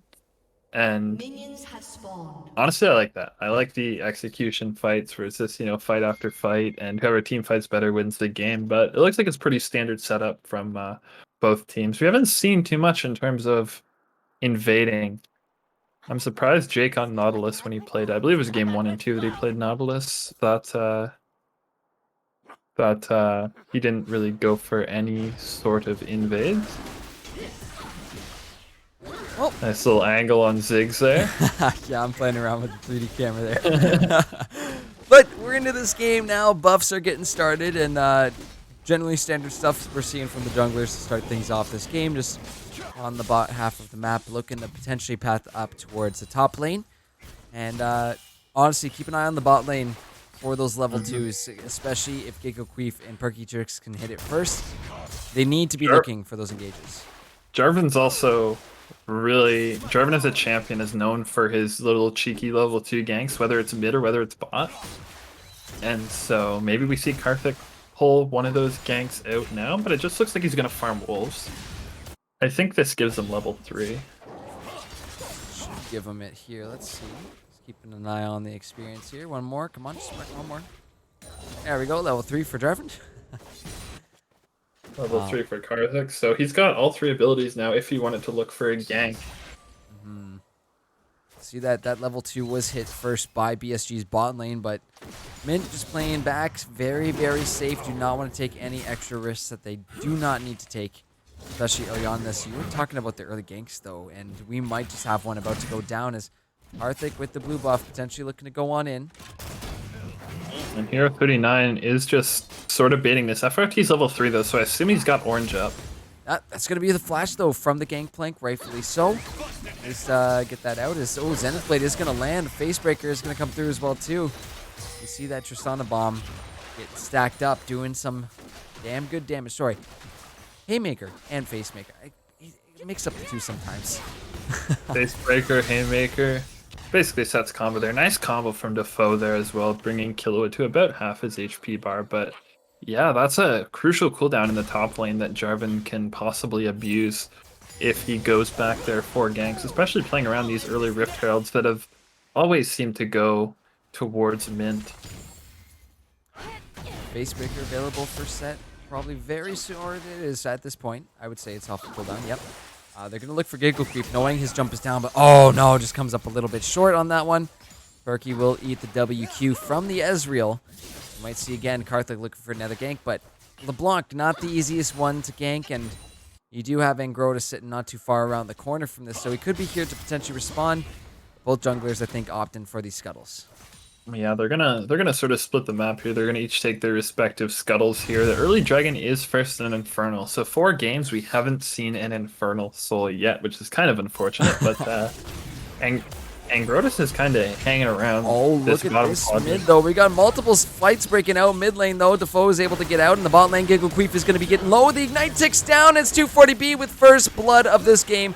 A-Ward will get traded back out by Perky Tricks, and it's a battle of supports here, which I do think the set is going to win.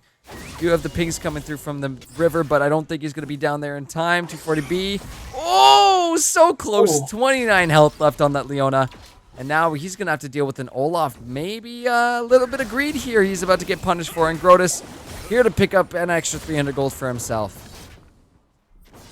And nice follow from Angrotus there after the supportal combat.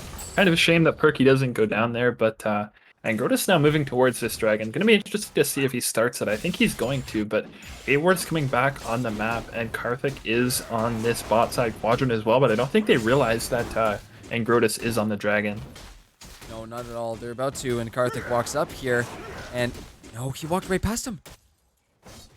He didn't even check the dragon. Oh my goodness. And that would have been such a good look too. And Grotus chilling at like 200 HP while he takes dragon there. Definitely would have meant that he would have fallen. Although Karthik didn't have smite either, so could have been a risky contest. Yes and no. I think he just could have killed the Olaf and then taken the dragon after Olaf kindly leashed him for. But you don't check, you don't know, and that's what happens. The dragon's just gonna get picked up right underneath. Right from underneath of Mint. I think King Grotus has a shot of winning if he smites like the dragon like right away rather than like saving it to secure the dragon. But yeah, it still would have been a good look for Mint there, especially with Award coming back on the map with a long sword. TP going to be used mid from Defoe to get back and make sure he keeps up, or at least keeps his CS lead going, which doing well so far. Looking for the combos on Killua. The electrocute getting popped off as well too is going to be quite nice. And in this bot lane, and Grotus sitting right around the corner as well too. They don't have vision on him, so as soon as 240B looks to step on up, they're going to jump immediately onto him. Perky Tricks coming back around. Look at the shields through there. The 240B is not long for this world. One more auto from Giga will secure this one. And BSG really starting up this game strong. Yeah, Defoe hovering around the bot lane as well. One little point to touch on, I like how Killua uses his satchel charges in the mid lane to break the chain from Defoe. Karthik, though, I like what he's doing as well. Sees Olaf on the bot side of the map. Now he moves into the top left quadrant of the map to take away those camps that Angrotus has up. And likewise, Angrotus and Perky Tricks hovering around this bottom right quadrant. But I think Mint knows something is up, and I think they're going to respond here. Oh, they definitely know something's up. See the bombs coming through, and Grotus is going to walk away with this blue buff, though. Just not going to be able to respond fast enough, so Mint have to give up a little bit of the jungle there. And again, BSG now, the ones with the gold lead we're looking at. And this is what we were talking about too, with Angrotus playing more aggressively on this Olaf. He's got 2 out of 3 kill participation at 7.5 minutes into this game, and he's really enabling his bot lane. Both 1 kill on each of the members of the bot lane there. Giggle Queef already has the Noon Quiver compared to the Tyr and the Longsword of Award. This mid lane matchup though is pretty even. Killua Zoldyck still has his teleport, which Defoe doesn't have, but other than that, it's pretty even. Pretty damn close so far. We do see the pings coming off towards this Herald, so Angrota's going to go ahead and start this one up for BSG. It'll be the first time this series, I believe, that BSG are going to start, or not start. It'll be their first time getting the first Herald of this series. I think so as well, and that's just a sign of how strong and confident they are in this early game. Before, they weren't really posturing around objectives. I think 2 out of the 4 games they got the first dragon, but other than that, they've usually been on the reactionary side early game. 240B is going in flash facebreaker. Though that's going to be the jump away from Tristana. Karthik is here, but not able to follow up onto that one, so BSG going to avoid another gank, and everyone will walk away unscathed. No summoners used there either. And what I like, what I'm going to be looking for in the mid to late game is Mint's composition comes to their lockdown, sort of comes together when they all have their team there. You know, the Jarvan all onto the explosive Mega Death Rocket, I believe it's called, something like that. But Perfect's in the mid lane here. Mega Inferno Bomb. Jinx, that's Jinx's ult. Super Mega Death Rocket is the Jinx. I've goofed him up too because they're pretty close.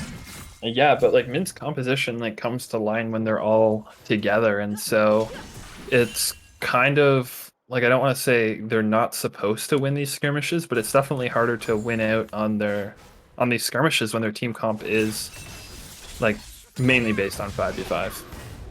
Yeah, you get a Mega Inferno Bomb, Cataclysm, a Showstopper, then you're really in business right now. But 240B almost gets caught out in his own jungle, so he has to go and retreat, potentially reset here. Next Dragon's up in 25 seconds, and BSG right now setting themselves up quite nicely for this. And you know what? You might be potentially onto something. BSG is playing this early game very, very well. But if Mint are going to be looking for those wombo combo team fights, they don't necessarily need to go for this dragon right here. Yeah, I agree. And I know we're only 10 minutes into this game, but the question has to be asked. Like, if this goes to game 5, they're on Karthik. Oh, man. Karthik getting hit with the Tristana. He's going to flag and drag away. Super... nope. See? Almost did it there. Mega Inferno Bomb going to be coming through. Same with the two-shot barrage. Giggle Queef, though, is taken low. Killua is going to be flashing away, trying to lay down the minefield, but the Zenith Blade will find him, and LeBlanc is there to clean that one up. BSG find another kill, and this Dragon's going to be going on over to them.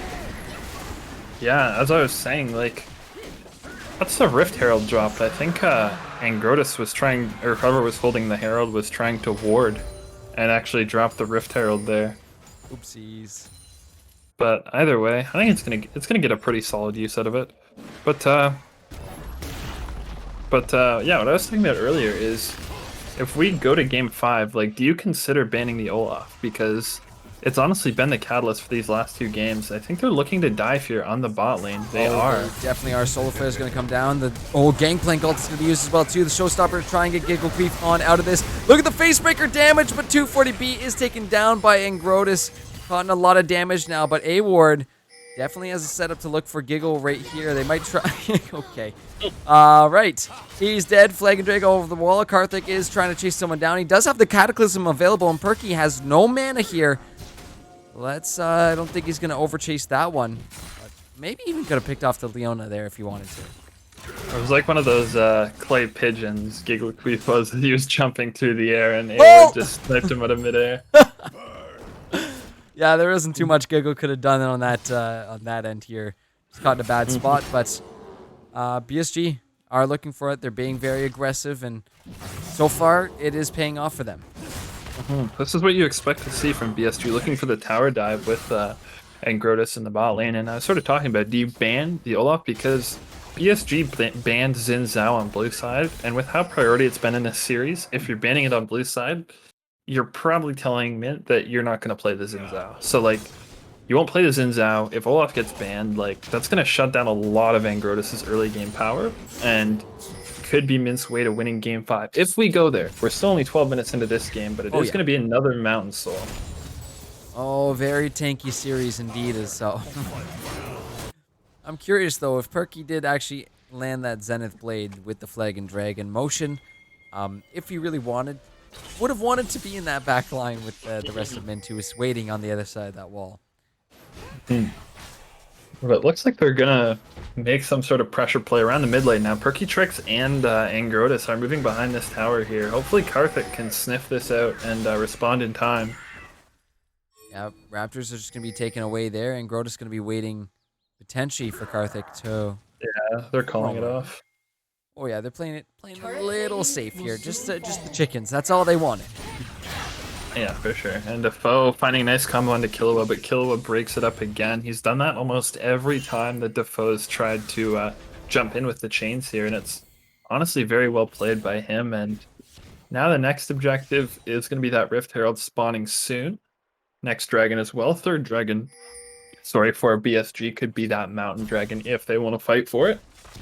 Yeah, and a 16-minute soul point would definitely be nice for them to acquire. So, let's see if BSG can do it, but the flash from Defoe going on in, that's going to be the Satchel Huge. Mega Inferno Bomb is going to be popped, and a little bit of trade coming back and forth between these two. Oh, the chains are going to go wide here, but Defoe pops the Electrocute and pops the little Yordle there. That's going to be a solo kill picked up for him.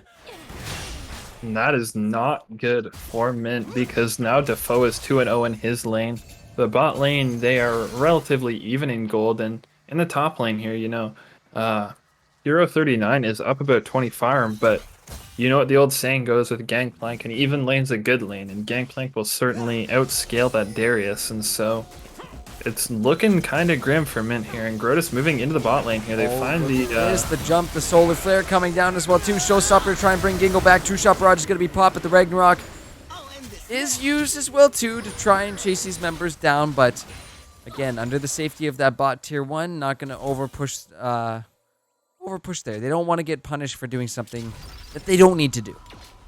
Yeah, it was a nice disengage from 240B, honestly, to get behind and ult them back, or ult Olaf back into the tower range there. But still, yeah, a good trade for BSG there. The foe looking to clear some vision out. Next dragon in 40 seconds. It doesn't look like anyone's really going to play for that Rift Herald. Third dragon here could be pivotal in this game. Let's see, Hero 39 is actually getting caught up by LeBlanc. That's a lot of damage to be taking there. As he's gonna have to retreat. Oh, the flash Zenith blade does go wide, and now Turkey, seeing that Karthik is there, is gonna back on off. TP is gonna be coming down from the top lane for F range top. So setting up to get that soul point right now. BSG are definitely in a great position to do so. They got the vision up, they got the control over here, and they got the numbers right now because Hero is back in base resetting. Yeah, that was actually insanely important too, because Hero doesn't have teleport, so he's gonna have to walk from base to get down to this dragon, but I think it's going to be gone by the time he gets there. Oh boy, yeah, Dragon's going down fast. Cannonball barrage, or Cannon barrage, sorry, is going to be used there, and yeah, BSG simply going to put themselves at soul point. It was a nice shot with the true shot barrage. Nice try for sure, but not quite able to do so. A-Ward is getting caught out. Ooh, that is way too scary. Way too scary. He's going to have to back off. He's barely living, and Grotus, though, pops the Ragnarok to get out of the face breaker there. Throws an axe back, and he will also retreat with his team. And I was sort of touching on it last game too. Like, Mint was just sort of dancing around that dragon while Rift Herald's up.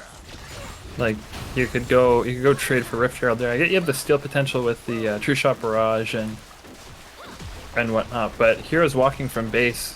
You gotta know, especially with the Tristana and an Olaf, that you're not gonna make it, or that Darius isn't gonna make it to Dragon in time. That's gonna be on to Killua, but he's gonna satchel charge it away like he always does.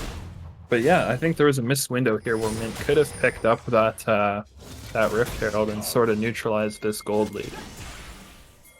Yep, you're looking at it right now, about 4k lead for BSG, sitting at that soul point. They got first tower as well too, and now Grotus with the flash axe trying to find something here. Hero's going to dodge the second one that comes out, gets a pull back into tower range. Still needs to be careful of those barrels coming out, so he'll dodge around them. And 240B is up in this top lane, ready to go. There is going to be a TP mid for LeBlanc, so should be there. But BSG successfully disengaged from any potential turnarounds here. Yeah, nice dodge. Nice dodge in the axe by Hero as well, just to avoid the slow there, but not much is going to come out of it. And Grotus is going to blow his flash, Hero's going to blow his ghost, but other than that, nothing too significant being used there. Let's see, second Herald is on the board here.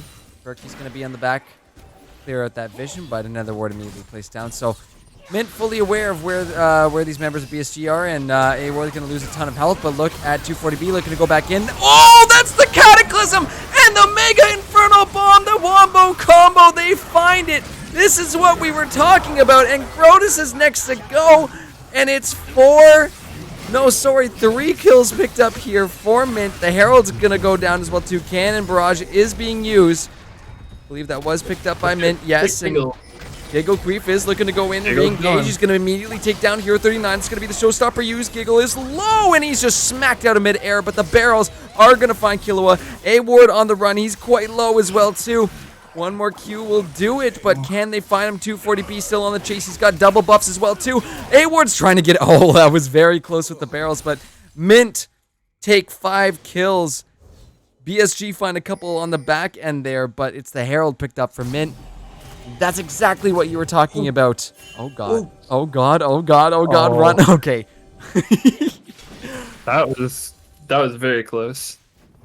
But I feel this is kind of like what we were looking at. I believe it was either last game or the game before when Mint had Ziggs and Ezreal, and they were trying to look for all these fights, all these little cleanup fights that Giggle Queef was just looking for right there, but they weren't able to make it happen, kind of like Mint was in the last game. And now Mint only down 2 kills with a Rift Herald. Now they kind of shorten that gold differential, and with a Herald to play around, with the next Dragon in minute 40, they can start to get pressure around this Dragon area and look to stop that soul. Yep, only about 1,500 gold to separate these guys, with the Herald taking a tower here could potentially even things out. But next Dragon up in a minute 15 for BSG. That is going to be Soul if they're able to secure it. So definitely massive for them if they're able to do so. But keep an eye on those ulti cooldowns because I see the bomb, the True Shot Barrage. Showstopper's not quite ready yet. Perky Trick's going in with the Solar Flare and the Zenith Blade, but he's going to get punished a crap ton for that. True Shot Barrage comes out. The bomb brings him down to just a sliver of health. That is the second time this game. No. He has just barely made it out. No, not going to be enough. But there's the Herald. There's gonna be the Herald. Gigglequeef's actually getting chunked out a lot, and that's not what you want to have happen when there's 40 seconds left on this Dragon. Still potentially looking for anything here. At least Shelly's going to get a second charge onto this mid-tier 2. Gold still in favor of BSG. Kills still 9-7. Dragon on the board here. This is going to be big for BSG if they can secure it, but Mint starting to take over the river. Yeah, Mint needs to get killed with some gold and fast because look at the Hex Flash coming in maybe. No. That's risky. He did have the Showstopper available, but if Mint can line up another Wombo combo, another Cataclysm, if BSG clump up, I think they really need to be careful about doing that this time because even the Olaf Ragnarok cannot escape the walls of the Cataclysm. As simple as that. Let's see if they're able to do it this time. True Shot Barrage is going to be coming down. Takes a little chunk out of Gigglequeef there. 240B now going in. Karthik with the Cataclysm. That's going to be a bunch of damage coming on down. Can Mint do it? 240B going on that killing spree. Mega Inferno Bomb is just going to barely graze and Grotus. Karthik on the chase right now. Blast going to take him away, but they're going to chase him down. Defoe will be able to take down 240B. So far, it's a 3-for-1 trade. It's about to be a 4-for-1 trade as Killua cleans this one up. There's the gold you were talking about that they needed. Defoe trying to chase down A-Ward, but back the back of the pit. Oh, Defoe's still kind of hanging around. He can go back here, but Karthik's got Smite. He should be securing this Dragon. Yeah, there it is, and they prolonged Soul. That was a really good fight from Mint there. Just sort of respecting their distances more and playing around the poke that they have. That fight. Set wasn't able to get his haymaker off either. He was at max Fury, I believe it's called, or Rage for a split second, and he wasn't able to trigger that. So unfortunately, he's going to go down. But it was a really good face break and a really good engage to just set up that fight from 240B, and now the gold lead's only within 500. This is a tight one. This is a tight one for sure. BSG, having that lead throughout the early stages of this game. We're starting to see Mint work their way back into this one, getting those wombos off, finding those kills, delaying the soul here for Backseat Gaming. It's definitely going to be interesting to see how this one unfolds in the next 5 minutes or so. Yeah, certainly a lot on the line here and a lot on these team fights, and we haven't really seen Hero 39 make too much of an impact yet on that Darius. He's 1-1-1. He's about on par in terms of items, but Karthik's caught here. Yeah, he's caught out for sure. The barrels are going to be coming through as well too, but now looking to re-engage. That Cataclysm is available. It's going to land on 3. There's the Mega Inferno Bomb plus the True Shot Barrage. It's the Wombo combo, baby. Trying to get out of there with the Ragnarok. That's going to be the flash over the wall from 240B. The Tristana is ticking down, but a couple more shots should do it. Mint will surround this Olaf. Another 3 members of BSG are going to be lost. Karthik goes down as well too, but 3-for-1 for Mint. And now it's going to be the Baron. Yeah, Defoe could pop his head in here and try and do some damage, but that is what we were talking about in Champion Select. 240B, gonna get chunked low, but the Haymaker is going to be able to save him, and honestly, without a real tank, that's gonna cause Mint to drop off of the Baron here, so a good chunk from Defoe there to sort of save the play there, but that's what we were talking about in Champ Select with the effectiveness of their team spiking hard in these 5v5s. When they get the combo, I didn't even think about the True Shot Barrage being layered on with all that damage as well, and now Killua is starting to get himself a bounty. He's got a fully stacked tier, he's got 8 assists, and he's got 2 kills, so that Mega Inferno Bomb, is going to be starting to hurt a lot more on top of all the Ziggs poke and the True Shot Barrage as well. Next Dragon in about 2.5 minutes, and we may see BSG trade that for Baron. saying, you know what, you can have that dragon, it's only your second, and we'll take Baron, or if we're gonna see what we've seen all series long, BSG gonna do a little dance around the dragon when Mint goes to take it. I mean, again, as long as these alties are up, Mint can execute that wombo. Take a look on the right side of your screens. I see all 5 ready to go again, and they just need to hold on to them until this dragon, unless something crazy happens. A-Ward, you need to not be there. Oh my goodness, that's going to be the cannon barrage used. The TP immediately coming through as well too, but A-Ward is just popped off there. That's your assassins for you versus ADCs. No other way to explain that one. It was a really nice solar flare from Perky Tricks as well, actually predicting the arcane shift there, and it's what locked A-Ward up to be able to get bursted down by Defoe there. So just props to him on landing that. And in terms of real implications, there's not going to be too many, just because he's going to be up and on the map before this dragon spawns. But you never want to give shutdowns over, especially to this LeBlanc, who's got 10 stacks on Medjai's now and is certainly becoming a threat in this late game. Yeah, that was something I was going to bring your attention to as well, was the Medjai's that is currently getting stacked up here for Defoe. Doing quite nice. Oh, that Zenith Blade comes close to ball too, but now BSG, again, they need to be very careful. The TP is going to be coming in from Gangplank. He does not actually have the cannon barrage available for this one. Dragon up in 40 seconds, and the Wombos are going to be ready to go, but Mint still need to be pretty careful in these places. Look at the poke coming out as well too. Perky's going to be taken down to half. Big barrel, though, coming out, and Karthik may have put himself in a little bit deep here. The barrel's doing some good damage. Now we're going to have to zoom on in as Hero is in this back line, looking for the Wombo. That's going to be the True Shot Barrage, landing onto a couple of Cataclysm comes down as well, too. And let's see if Mint are going to be coming out on top this time, because they're a little bit desynced on their ults there, as 240B will go down. This could potentially just be the soul for BSG. Yeah, I think that's low for BSG. They don't have the facilities to fight right now. Killua looking to do his best here to try and poke maybe, and Defoe is keeping A-Ward busy, so it's a soul given over to BSG off a really desynced combo there. 27.5-minute Mountain Soul for BSG. They're going to pick this one up. Be a little bit more tanky when it comes to surviving those bursty Wombos, but right now that's going to be really good for them. You see the gold as well too, just barely 1,000 in the lead for BSG. 2 towers apiece, 13 to 14 kills. This one is tight. Yeah, and even though BSG has the Ocean Soul, oh no, that's not nice. That's or not the nice mountain. Yeah. Oh, look at Perky just on A-Ward. That's the flash for Ezreal. I think we have another fight actually breaking out in this jungle as Ragnarok is going to go down. Karthik in the back. Look at the True Shot Barrage, though. Lands in a gorgeous place. Hero 39 with the Noxian Guillotine will find one before he goes down himself. A-Ward in the back, getting the poke off. We see the Haymaker as well, too, from 240B, shielding him up, doing some good damage. Those barrels are really starting to do some work. Karthik has to be careful, though, but will still get the flash out of Gangplank there.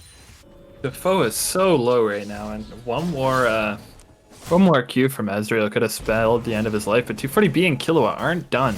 They're looking for FRT, and I guess this mission is just to clear out vision in front of the Baron pit, but this gold lead is near even at 28 minutes, and this is, as we were talking about, really down to execution, and if Mint can hit their combo, as we saw last game, last fight, the Ziggs Bomb as well as the True Shot Barrage just pretty much deleted Giggle. And I want to bring attention to that fight that BSG won down near the Dragon Pit, and that was a lot because Giggle didn't get locked up. He didn't get locked up in the initial engage. I think Hero pulled him in, but besides that, he was able to rocket jump out of that, and he was pretty much untouched for the duration of that fight. So Defoe maybe going in a little too ham off of that one. Perky is just around the corner. The Solar Flare is going to come on out. Some more poke being there from the Ziggs. Oh, Cataclysm going to be dodged out, but Gigglequeef is caught in it, so Killua going to be managing to take him out. 240B with a big Haymaker as well, too. Shields himself up. Mint find one here. That is huge, because that's a lot of your team fighting potential there. Defoe doesn't have his flash up yet, but the ult is about to come up, and now it's pings onto what looks like the Baron here for Mint. Will Karthik get cut out here? Oh my god. Very close, but if he was spotted, they know that there's not a smite available at the moment. I think he should be back with plenty of time, but Keep in mind, Mint cleared the vision out of that jungle at the tail end of that fight, but the Gangplank Cannon Barrage is going to spot that out, but Mint is still aggroing onto this Baron. Karthik's actually in a really good spot if he wants to flank here. Look at this. He does not have the Cataclysm available, though. This barrel is going to do so much damage to him. And now BSG looking to flip things back around. Defoe going on a rampage, and Karthik getting quite low as well, too.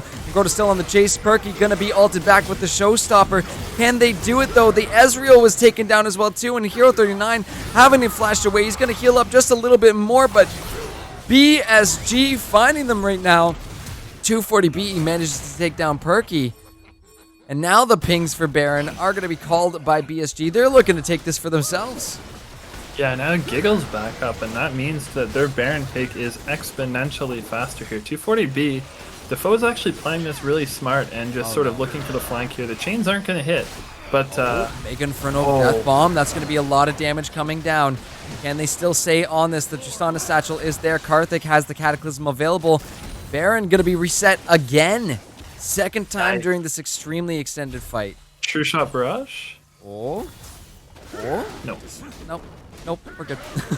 But yeah, really nice effort from Mint to clean that up and make sure Baron doesn't get taken, because it was two scary Baron looks there. Mint had an opportunity, and then BSG countered and had an opportunity for themselves, but because BSG got this soul, the next thing on the table, I guess Baron already is, but the next thing coming up in about 2 minutes is that Elder Dragon.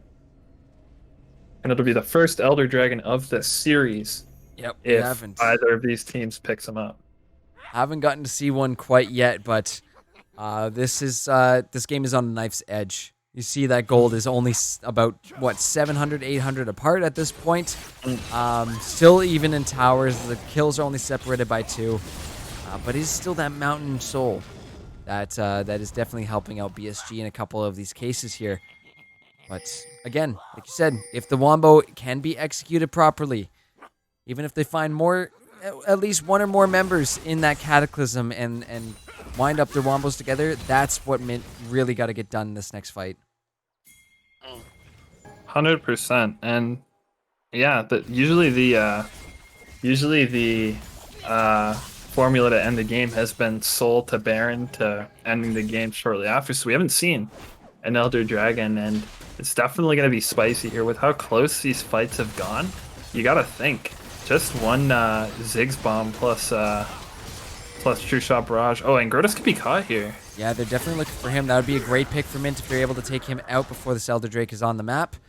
Still another 30 seconds to go till we see it. The Solar Flare coming down will land on the 1. 240B is there. That's going to be the Cannon Barrage being used. BSG looking to go in, and Killua immediately taken super low. He goes golden, but immediately taken out as soon as he comes on out. The flash, the Showstopper from 240B. He's able to trade one back on a Perky. Let's see if A-Ward can do it, though, because it's just him remaining on this map. BSG find a massive team fight here, and they're going to be set up for whatever they want at this point, because Mint is wiped from the face of the earth. The play is certainly Elder Dragon, because then the idea is you take Elder, you reset, and then ideally Mint aren't back on the map in time. You go to Baron, and then you say, okay, come fight us at Baron, we have Elder Dragon. So good call on them to take Elder Dragon here. A-Ward is maybe going to get caught here by Defoe. And now with an Elder Drake, or an Elder, Elder picked up. That is not the place you want to be, is alone as an ADC with a LeBlanc running around the map. Not ideal. Not ideal. Yeah. He's hunting. He's just hunting at this point, trying to find A-Ward here. And BSG is moving to Baron. They got to be careful though. There's a lot of outside poke that can stop this Baron take here. Do you think Karthik goes in for the steal here? There's the True Shot Barrage. Yep, Baron's getting down low. That's going to be the Mega Inferno Bomb used as well, too. Some poke coming over the wall from Killua, but they have to act fast. This Baron's getting down to 2,000 health. Over the wall they go, looking for the Zenith Blade. The Ragnarok coming over the wall as well, too. They're going to start the fight. Cataclysm coming down, and now Mint is getting low. The Elder Drake is starting to pop off in this fight. Showstopper's going to get used, but Mint is starting to disappear from this fight. Giggle Queef comes over the wall to take out Killua, and it's only 240B left. They could look to just potentially end off of that if they wanted, or go for Baron. Yeah, A-Ward and 240B luckily are surviving that fight, and it was so close. I really like the call from BSG here they saw Jarvan use the flag into the Baron pit, and they stopped damage on the Baron right there. And that means that there's no way that Jarvan's going to come in and get this miracle steal, and then from there they just fought them, and with Elder Dragon they won. And that was sort of what we were talking about baiting Mint into a fight here. And now the game is definitely BSG's to win, and I think we're going to be playing Silver Scrapes. That's potentially what's about to happen here, because Baron and Elder secured for this BSG squad. Does not look very good for Mint right now. There's I don't know, unless they find some miracle wombo here at the very end of the game where everyone's just bunched up as 5. That'd be the only thing that I could possibly put my finger on that would save them. There is still another 30 seconds on this Elder, so they need to be safe. But oh my god, Defoe! Oh my god! That was illegal. Well, things just became a lot more easier for BSG to just stomp on into the base of Mint here. Mid inhibitor is going to go down. A-Ward's not up for another 30 seconds. They're going to continue this march with the Baron buff, with the tail end of the Elder. Only 5 seconds left on it now, too. So it could be a little bit more safe for the side of Mint to look for a fight. BSG. Yeah, they're not going to miss it. Yeah. Defoe actually teleporting to the top lane to get that tower as well. Still a lot of standing gold for I guess it's just the top outer that's for BSB there after Defoe takes it, recalls. Giggle Queef is getting huge on this Tristana as well, nearing the end of his full build. He purchased Last Whisper, so tanks like Set, Jarvan, and Darius are going to fall that much quicker to Giggle, as well as the 25 stack Medjais that Defoe currently has in his pocket. Oh boy, well, from what I'm seeing right now, we are most likely going to be heading to a Game 5. BSG in the driver's seat. It was a very close game, and now we see what is 7k gold lead for them. 37 minutes into this game.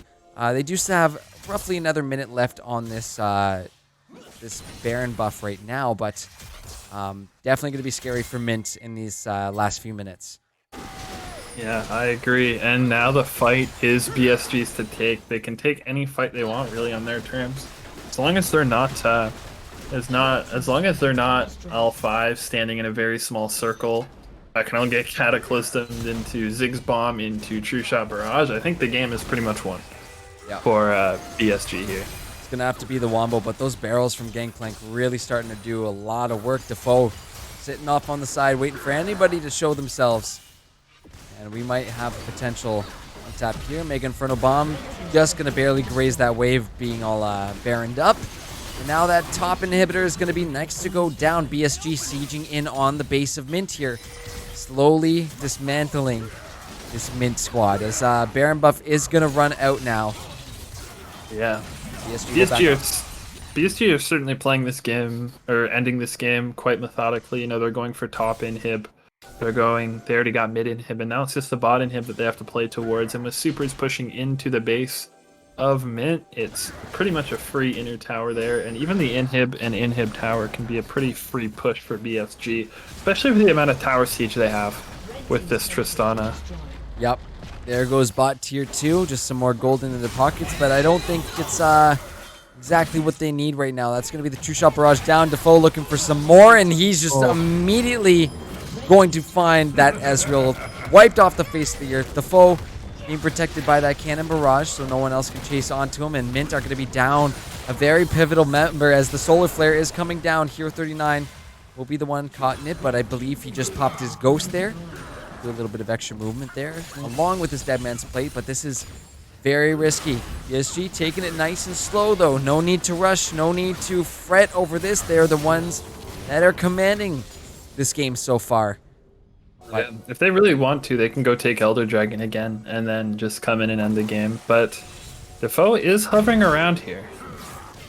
Defoe's been hunting, and it's terrifying having LeBlanc, who's 8-1-8 with a fully stacked Medjais and a death cap, just running around this map. You do not want to be dealing with that, but Elder is going to get started up. This is going to be the final stand for Mint here. As, oh no, 240B is taken quite low. Take a look at the base though real quick, as that's going to be the last Nexus Tower on a sliver of healthy super minions. Might just take it.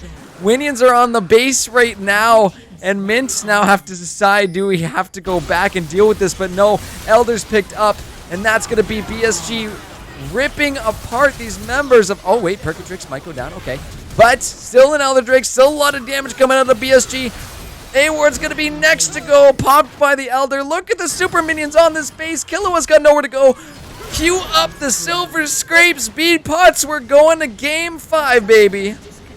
That we are off of a very dominant performance from Defoe and the rest of BSG. All I'll say is LeBlancs like this are the reason why I play support now instead of AD carry. Same!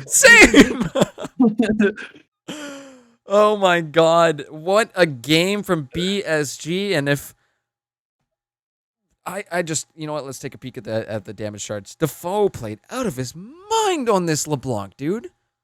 He did, and it was a lot of a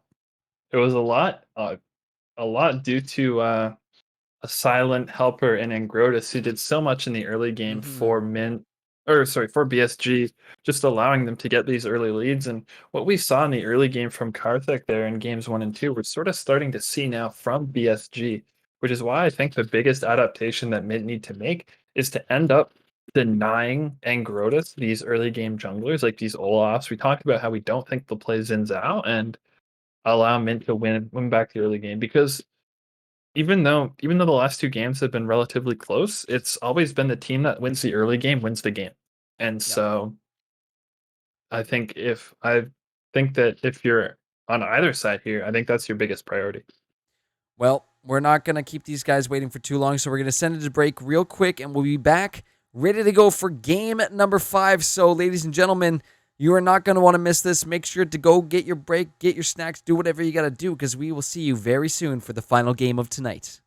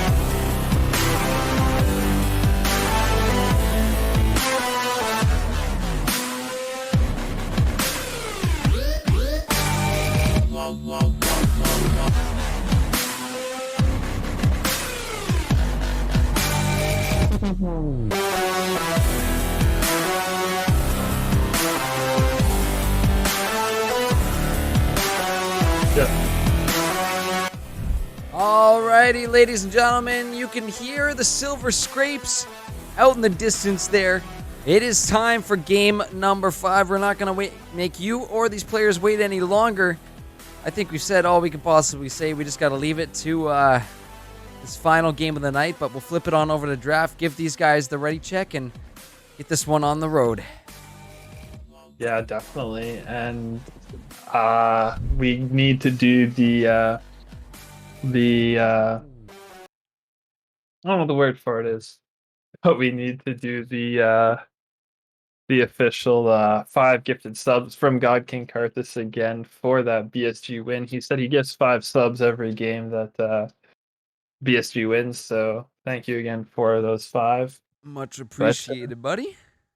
We are almost into draft for this game, and we've sort of outlined our hopes for both these teams going into game 5, and hoping what they pick up is that the team that wins the early game is the team that wins the series. I hope they're ready to go soon. Thank God they can't see the L's chat. Anyways. Yeah. Anyways, we're gonna be getting into this one very shortly, guys. And again, you know what? I'm gonna open up predictions. I'm gonna open them now. I'm gonna leave them open for 15 minutes because this is game 5. So you guys got plenty of time to choose who you think is gonna win game number 5 here. You can wait. You can wait until they start locking in their picks, or you can just say, you know what? I have faith in this team. I'm gonna bet anyways. So might as well. 15 minutes on the clock right here. As soon as they're ready to go, I'm gonna press that button. I lost all my channel points on Mint in game 3, so I think I'm going to put my remaining 360 channel points on the team that I think is going to win at the end of draft. I won't say though. I don't want to jinx. But it's time. It is time. We are into draft. Okay, what's it gonna be? Kindred permaban throughout this entire series. Not too surprising. Will it be a Zach next? Could be Zach. It's gonna be Kindred, Zach, Diana, Seraphine. If I was to take a guess.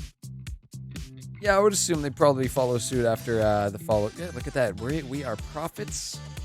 We have the most gigantic brains in the universe here. Being able, no, it's we're two for 2 so far. Oh, there it is, though. There's the Olaf you were talking about. That is something that I called for Mint, you know. And Grotus has been such a catalyst in this early game, and so taking all these early game champions away from him is the way that Mint wins. Interestingly enough, they're leaving the LeBlanc open. So obviously Killua thinks he has a pick that he could play into that. There's the Diana ban we were talking about as well, and of course the customary Seraphine ban as well. And for B1, can I get a potential Ezreal pick here? Nope. There it is. There it Beepots, is. I was talking to you about this a little bit before, but this is something that Mint can pull off. Yes. Potential flex There- here, so I'm not going to give Yeah. away any goods here, but that is something Mint's been practicing as the Viego. Yeah, definitely can be flexed into anywhere, honestly, on the top side that Mint chooses, top, jungle, mid. Zig's going to be picked up for BSG here. I don't know how I feel about that Ziggs, in all honesty. Let's see. I mean, still a very powerful champion. Can be flexed between ADC and mid. Again, knowing Defoe is a very AP bursty mage player, and that Giga Queef is usually on those traditional ADCs. Most likely going into the mid lane. But you never know. You never know. I find that Defoe found much of his advantage from being able to infiltrate the backline, and on this mobile sort of assassin LeBlanc. I forget what he played in game 3, but in game 4 certainly was a big factor on that LeBlanc. So I don't know how he'll fare on more of a. It was game 3. He was on the Brand, which was banned out, but Brand we know is a signature champion, so gonna be interesting. And as well, not taking the LeBlanc when it's up and available means that he just wants to play sort of a safer matchup. And now with mid support taken, now the question is, what are they saving for R5? It could be quite interesting. Maybe potential counter pick for the top lane. I mean, Efrain Stops has been playing he's been playing really good all night. Honestly, if there's one big standout player for in consistency terms wise across all the games we're seeing tonight, it has been Efrain Shops. Don't get me wrong, that last game we saw Defoe and Ingrota step up massively, but the consistency from that top laner has been really, really good. Vel'Koz is going to be locked in here. Do you believe that is going to be in the mid lane for Killua into that Ziggs? Unless it's not Ziggs mid. So let's see. Unless that's not a Vel'Koz mid. It could be Vel'Koz support. That's a potential flex there too. I'm kind of thinking about it right now. You know how I think Mint wins game 5? How? They pick a ranged top lane and they absolutely kill FRT. And that's the Fiddlesticks actually coming in from BSG. Is that for Ingrotus? It's gotta be, right? I would assume that's going to be Fiddlesticks in the jungle there. Haven't seen a lot of Fiddlesticks this season from very many people, so I'm very interested to see how this one plays out. But into the next round of bans we go as BSG deciding. You got to figure out too. This is kind of nice for Mint. That Viego could be anywhere. That Vel'Koz could be between mid or support. So they're just going to target the top lane. And of course, BSG has read like R5 counter pick, but Mint's not giving away their hand. And with the Viego, with the Vel'Koz, they're not going to show their complete hand, and they're not going to say, this Vel'Koz is going mid or support, or this Viego is going top, jungle, or mid, until we actually see all 5 picks from Mint. And so that's definitely worthwhile. They're actually banning out the Mordekaiser on red side here, meaning they think that FRT is going to take it. What I think is going to happen here is BSG, if Mint doesn't ban Darius here, I think BSG is going to take the Darius. Yeah, there's the Darius ban though. Called it perfectly, B-Plots. It's definitely one of the scarier champions for F-Range Shops. As we saw that in game 3 and when he busted that out. So let's see if they are going to go for the counter for the top lane here. I think, again, that would probably be their best choice here. But I would think an ADC is going to be coming through here since the Xayah is already showing. That would probably be the smartest thing for BSG to do here. Yeah. Also, this could just be a true. This also could just be a true mid flex, right? Like they pick their top laner here. Now they're gonna pick the Tristana. But I was gonna say they could pick their top laner here and say, okay, we're not gonna decide whether Ziggs is mid or bot until we actually see who your mid laner is. The Ornn though coming in from Mint, definitely a power pick and was very pivotal in game 1, even though they didn't get the win. Oh, and there's the Yone again. That's a Vel'Koz support.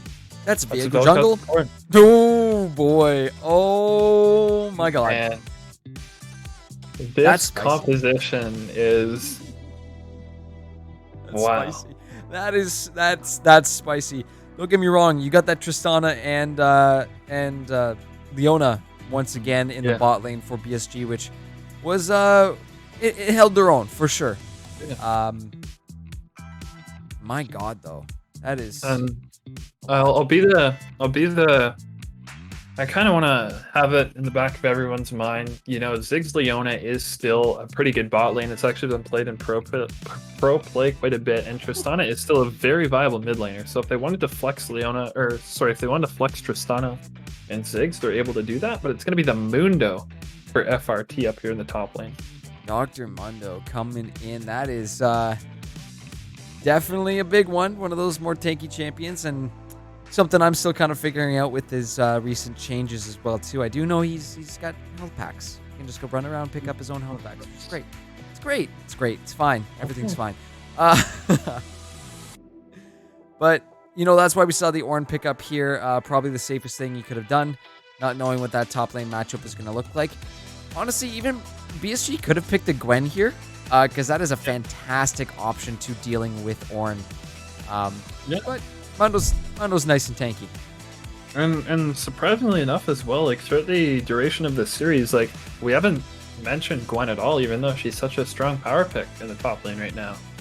And I feel that there'd be more priority placed on that. But yeah, two very spicy drafts, and there are a lot of things from each composition that we haven't really seen yet.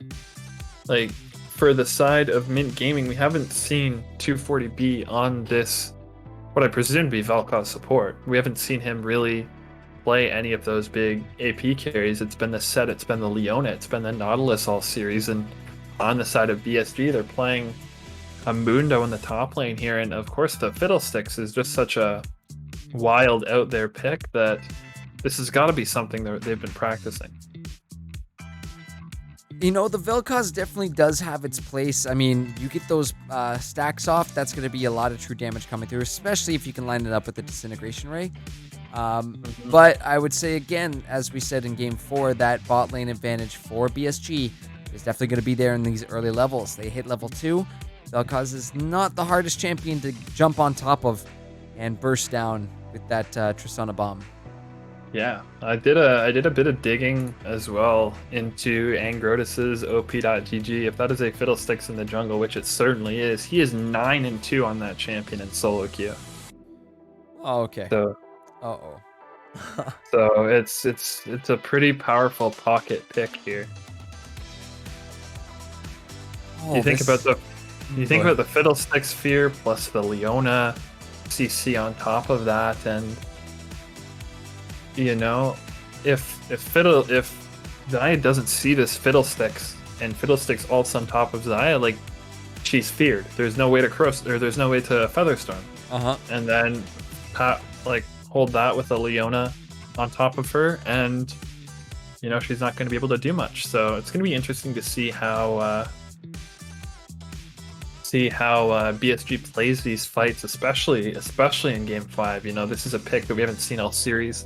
I don't think we've seen Fiddlesticks all playoffs from BSG either, and so to whip it out in Game 5 of your elimination series. This is what you were talking about, though, B-Pots. Waiting for the crazy stuff to come out, and I think we're seeing it in the jungle this game. The Fiddlesticks for Angrotus, and now the Viego for Karthik. I didn't want to give it away, but now that everyone can see it locked in here, this has been something that he's been practicing. Last time I saw it too, looked pretty damn good. And that Viego, honestly, there's a lot of good stuff across the board here that he can be stealing. Really, every single champion that he wants to go for here has good stuff that you can take. So, I think that'll be a great pick into here. The Ornn up top will be, again, I think both tops. Big tanky boys. That's what their job's going to be. Bit of a wet noodle fight in that top lane to start things off. But back in the mid lane, got Killua on his Yone. We saw what he did to that Lux in Game 2. And that wasn't very nice. So again, yes, you know, Ziggs does have the satchel to get him away. But expect that Yone to be getting in the face of that Ziggs very fast. And vice versa for BSG's bot lane to mint. Yeah. And one of the things I want to touch on here is in terms of mid jungle 2v2 in the early game, I certainly favor mid.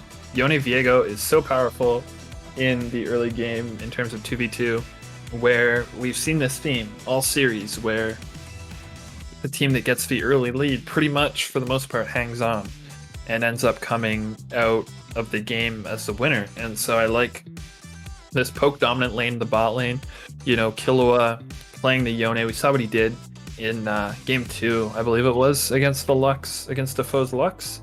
And if they're able to repeat the success they had there and come out of these lanes with a lead, plus the aid of Ornn scaling, I think they're going to be in a good position to win this game. Oh, this is it. All the marbles are on the line. This is the final game of the night. One of these teams are going to be walking away and punching their tickets to the finals. The other one is going to be closing out their playoff season tonight. And honestly, looking at this draft, I am not too sure which one that's going to be. We've seen a lot of good drafts throughout the night, and it's insane to me. Insane to me what we have seen so far from both sides here. First 2 games very dominant from Mint, and now the second games 3 and 4, they did go a little longer, but BSG just found it within them to pull it back to a game 5 here, potential reverse sweep, but impressive either way. The fact that we've made it this far tonight. Yeah, certainly a good series. Definitely a very stream-worthy, series with 4 really good games so far, and really entertaining fights, really good games to cast, and as a viewer, really good games to watch as well. And I feel that this game is going to be no different. Let's see what it's going to be, though. We don't have too much longer until we get into this one, though. I think it's going to be fantastic to see what these guys have in store for us for our final game of the night. So let's see what they're going to be able to do here. Any final thoughts, though, before we head into this one, B-Pots? Either way, it's hopefully the best team wins, going up against PvE in the finals. It's going to be heartbreak for the team that loses. Either way, Mint either giving away this series or BSG coming so close to the reverse sweep and falling short, It's going to be glory on one side and heartbreak on the other. Well, let's see what it's going to be. We are going to be heading to break. You got probably another minute left to put your points on whoever you think is going to win this game 5 here.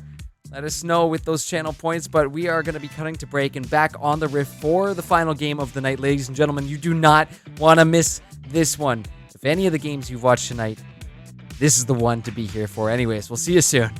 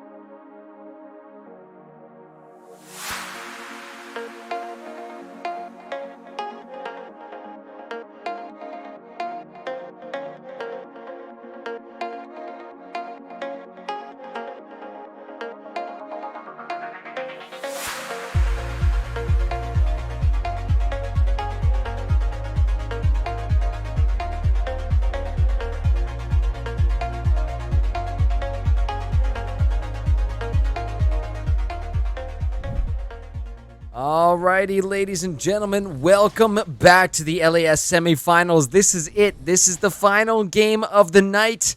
It is game number 5, and we just came out of a pause, so this is gonna just let the spectator client think for a sec. We're at least we're both synced up on this, right, Beatbots? But there we go. Into this game we go. I'm currently at 29 seconds. Me too. Perfect. Perfect. We're Perfect. good.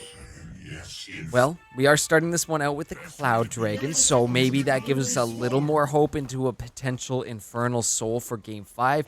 That would be the absolute cherry on top here, but both teams, you could see, nobody wants to be the first one to mess up in Game 5. 5-point defense coming out from both ends here.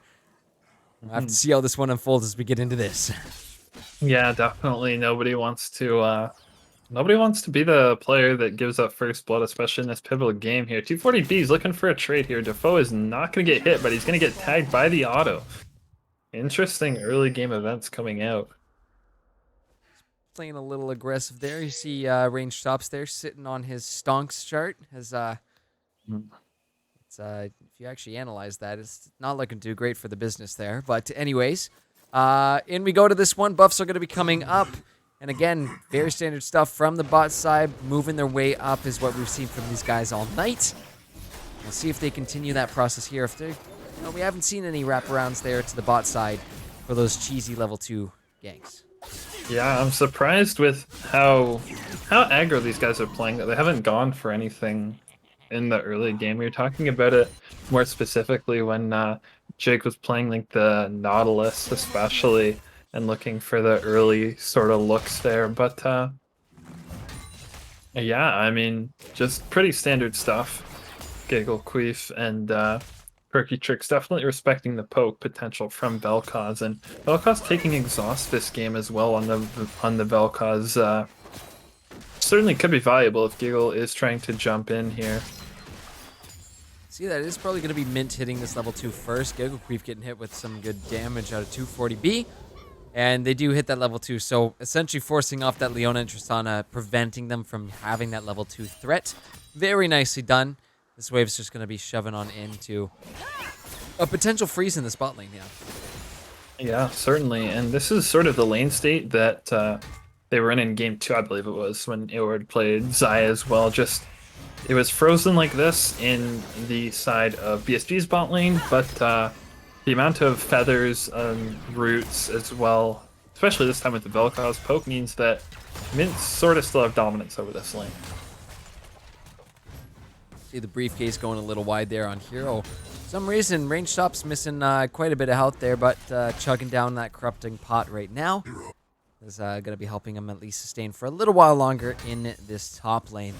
We do see Karthik on this top half too. Same with Ingrota, so could be a potential party in this top lane, but got to keep our eyes peeled on the bot as well too, because now BSG Hero are level 2. Oh my goodness, what just happened top?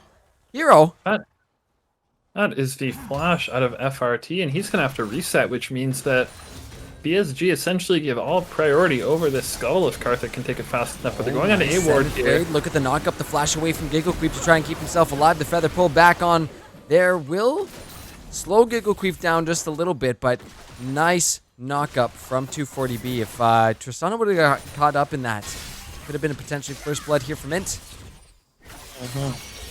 100%. And we sort of see what we were looking at last time in this mid lane. Killua is mainly dictating the pace of this lane. When he wants to trade, they trade. When they want to just sit back and farm, they just farm. And I like the Ziggs pick here as opposed to the Lux. It's got a little bit more mobility in the lane with the Satchel Charge, and that sort of accomplishes the same thing Lux does with the damage in the poke. And so, fine for that. But Blue is actually going to take priority on this lane. They're going to rotate down towards that bot scuttle here. And actually, it looks like from the mini-map, they steal it away from Angrotus there. So that's double scuttles for Karthik there. And he's already up 8 farm in the jungle here. Nice little start for the Mint jungler. And again, that... oh, he's going to interrupt his middle of his lane by. That's not nice range stops. But back to that jungle point you were bringing. Again, this is Karthik on one of his more hidden champions that he's been practicing a lot. So Nice to see that. Fiddlesticks is going to be coming down towards this bot half of the map right now. The knockup actually going to be going down onto Perky Chicks, but the flash forward with the Zenith Blade, they're trying to look for it, but sneaking in from behind, Karthik has already shown up. It's going to be first blood for A-Ward there, traded right back around. TP's going to be answered as double coming in from Mint right now. Don't believe they're going to be able to find anything off of that, but it at least forces BSG back. Yeah, and with numbers down here now, Perky Tricks is in base and Angrotus is hanging around here, but with numbers here, it means that Mint's going to be able to look for this first Cloud Dragon, and we've already been over this, you know. Dragons are so pivotal in the early game, and I believe out of 4 games we've played now, out of 3 of them, the team that gets... Oh! Hold your breath. That was close. Yeah. That was definitely close. Almost with the Mega Inferno Bomb, but no, not quite at that level of damage, only sitting on a Doran's ring. But yeah, 3 out of 4 games, the first team to take Dragon is the team that generally wins the game, and so not engaged specifically in the bot lane there. They actually had a ward on that middle brush, so they saw that Karthik was there, but they still opted for the fight thinking they could win.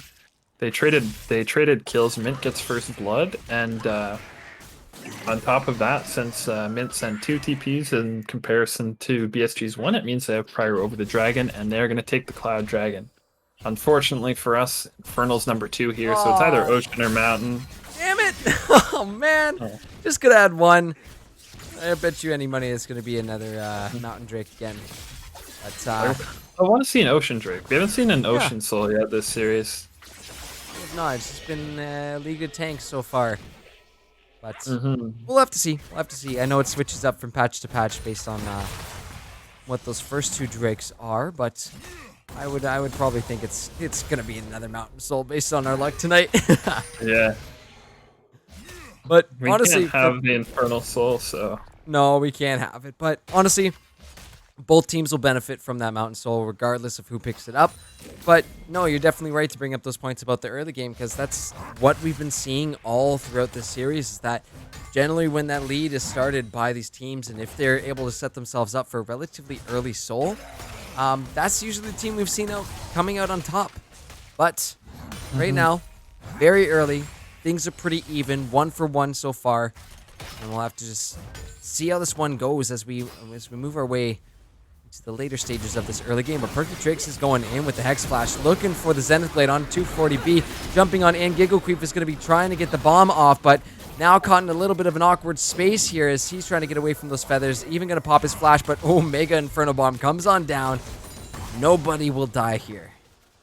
No, nobody dies here, and it's going to be the heal blown from Giggle Queef there. Double stuns blown by A-Ward here. Leona has Hex Flash here, so the playmaking potential is still there, even though she is missing this flash. Angrotus is posturing towards the bot side, but I think this is going to be sussed out if he walks into that Tribe Rush. Karthik is here, though. Yep, Karthik is ready to answer to this, too. Perky's going to be walking up. Going to get spotted out, immediately knocked up by 240B. Nice. Karthik's there to pick up the kill. Now takes the Leona. Zenith's Blades in to Angrotus and is going to force the flash on out, but the Heartbreaker going over the wall to hunt down his enemy jungler. Karthik picks up a second kill in the bot lane, making it worth his time down there. Wow. Yeah, very nice play from Karthik there to secure both kills. And I mean, I'm always talking about this pattern, but Karthik is now ahead of Angrotus here. To be specific, he's about 700 gold ahead. So that's literally first blood plus another kill. So Karthik's definitely in a position where he can impact all of these lanes. And if he does that, I think Mint's on track to win this game. Yeah, taking a look at the overall gold, starting to lean into Mint's favor. Almost up 2k here, but take a look at what's happening across the board here. In terms of CS numbers, Killua a little bit behind, but the jungle and ADC for Mint right now looking very comfortable with those numbers, plus the kills on that Viego. Definitely going to be helping out. Yeah, and I mean, top lane is exactly what you'd expect it to be. 2 tanks with the agreement, you know, just to farm there. It's the wet noodle fight. I mean, that's essentially what's going to be going down unless Hero's ready to pop his ult anytime soon, which, I mean, excuse me, you just answer back with the Mundo ult, which is no longer sadism. It is maximum dosage. Learning something new every night. Yeah, I mean, this is what you'd expect out of the top lane. Hero's spikes are a lot more gradual because he's able to buy the items in lane, and we saw him buy the Bomby Cinder in lane. Whereas FRT has to unfortunately go back to the base to get any items he wants, so his stonk graph is going to go up in large increments. We see, though, he's getting the prio on the wave here. Next dragon up in about 10 seconds, and we see Karthik on the bot side and Grotus down on this bot side as well. No wards really for Mint in the side of BSG's jungle here, which means that if Grotus hits an ultimate onto Mint, it's going to be undetected. We see FRT, he is basing right now. Hero has teleport. FRT's, I don't know if I can check the cooldown on it. I cannot.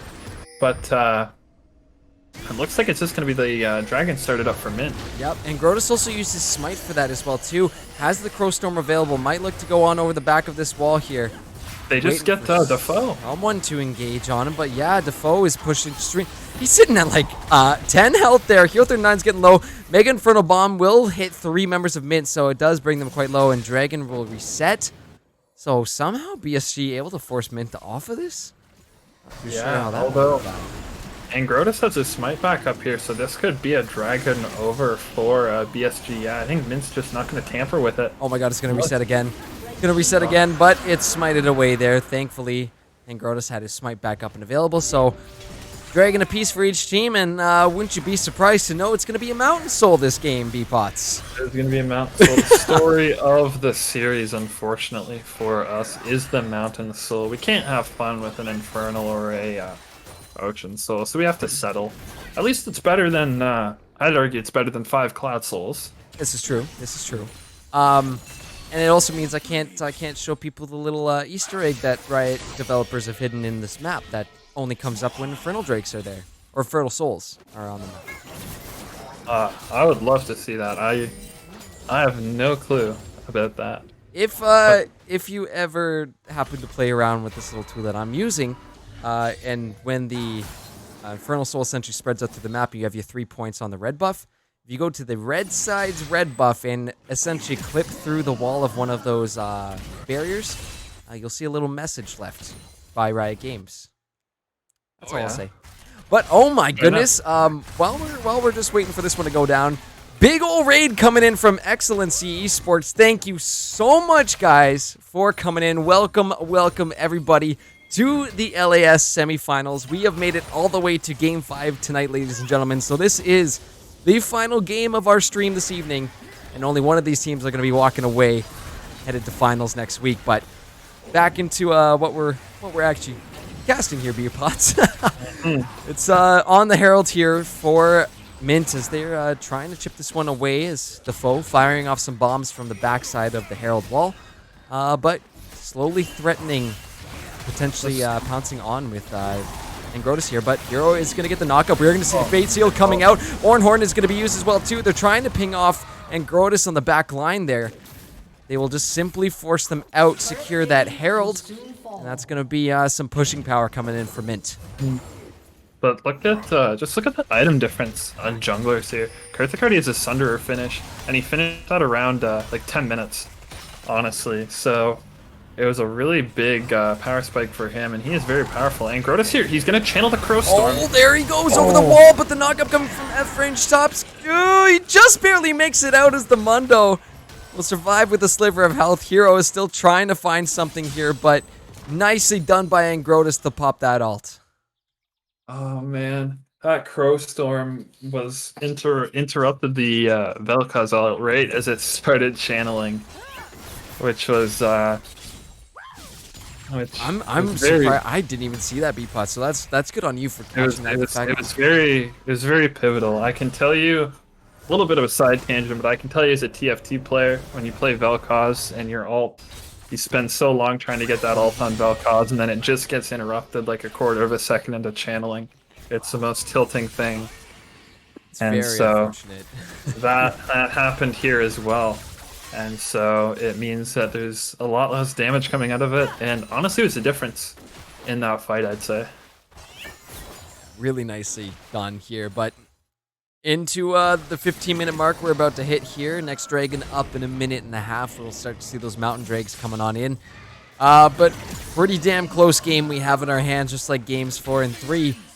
And it's less than 1,000 gold separating these two guys. So keep your eyes peeled. Any lane, honestly, has the potential to kind of pop off or do crazy stuff here. Giggle is going to take a little bit of poke there from 240B, but I think they still need to be careful of that solar flare dropping down on them. 100%, and we see the gold gap's only 1.1k, which is favored towards Mint here, and Hilo has sort of got that farm lead, or not lead, sorry, but he's got the farm difference back to even, and now Mint is pretty much winning farm in all 3 lanes, besides the mid lane, which is even, which is good for them. And the further this game goes, I mean, there's insane scaling on both teams. There's a Mundo, there's a Tristana who only scales in range, plus the Gale Force from the Tristana. I don't think we've seen Gale Force Tristana yet this series coming out from Giggle, so going to be interesting to see how he plays around that added mobility he'll have in his kit. RT looking now onto hero, but it's not going to amount to anything. And Dragon's up in about 15 seconds. Yep, we are starting to see some numbers around this bot half of the map here, so Herald is going to get popped in this bot lane, looking to at least do some good damage to this tier 1 here, so it's going to get its charge off. I'm just going to zoom out very, very far here so we can see everything. TP is going to be coming down from Hero as well, too, so joining his team on the effort to secure this first Mountain Drake of the game is, oh, A-Ward, you do not want to be taking that Ziggs poke, buddy. Let's see it, though. It's the dance around the dragon. We got ranged tops in the front line here as the foe continuing to pepper out these little bombs here along the sides of Mint. That Vel'Koz Q will not land onto the dragon, but is going to get hit by Angrota. So now it's all angry. It's moving out of the pit, looking to potentially start this one up is BSG. They're going to do a little bit of damage to it. It's just Angrota so far on this. Euro 39 looking to go on in. He's not going to get the knockups. He's actually going to get silenced and taken down, but the Fate Seal coming in, and Grota's taken down to a sliver of health. Perky Tricks in the middle of all of this too, but so far just a 1 for 2 trade. BSG managed to find 2 members of Mint. Couple of low health bars though that these guys on BSG got to be aware of. Overall, these fights are so close, and that fight goes way differently, I think, if Angrotus doesn't stopwatch there, because it just buys him that extra second of time he needs. And yeah, that's second dragon going over to BSG. So at least that's not soul point. But 2 dragons certainly good to have in the pocket. Now we're gonna see next dragon not coming up for a while, but Baron is up in 2 minutes, and so that's going to be the next point of contention if both teams choose to fight for it.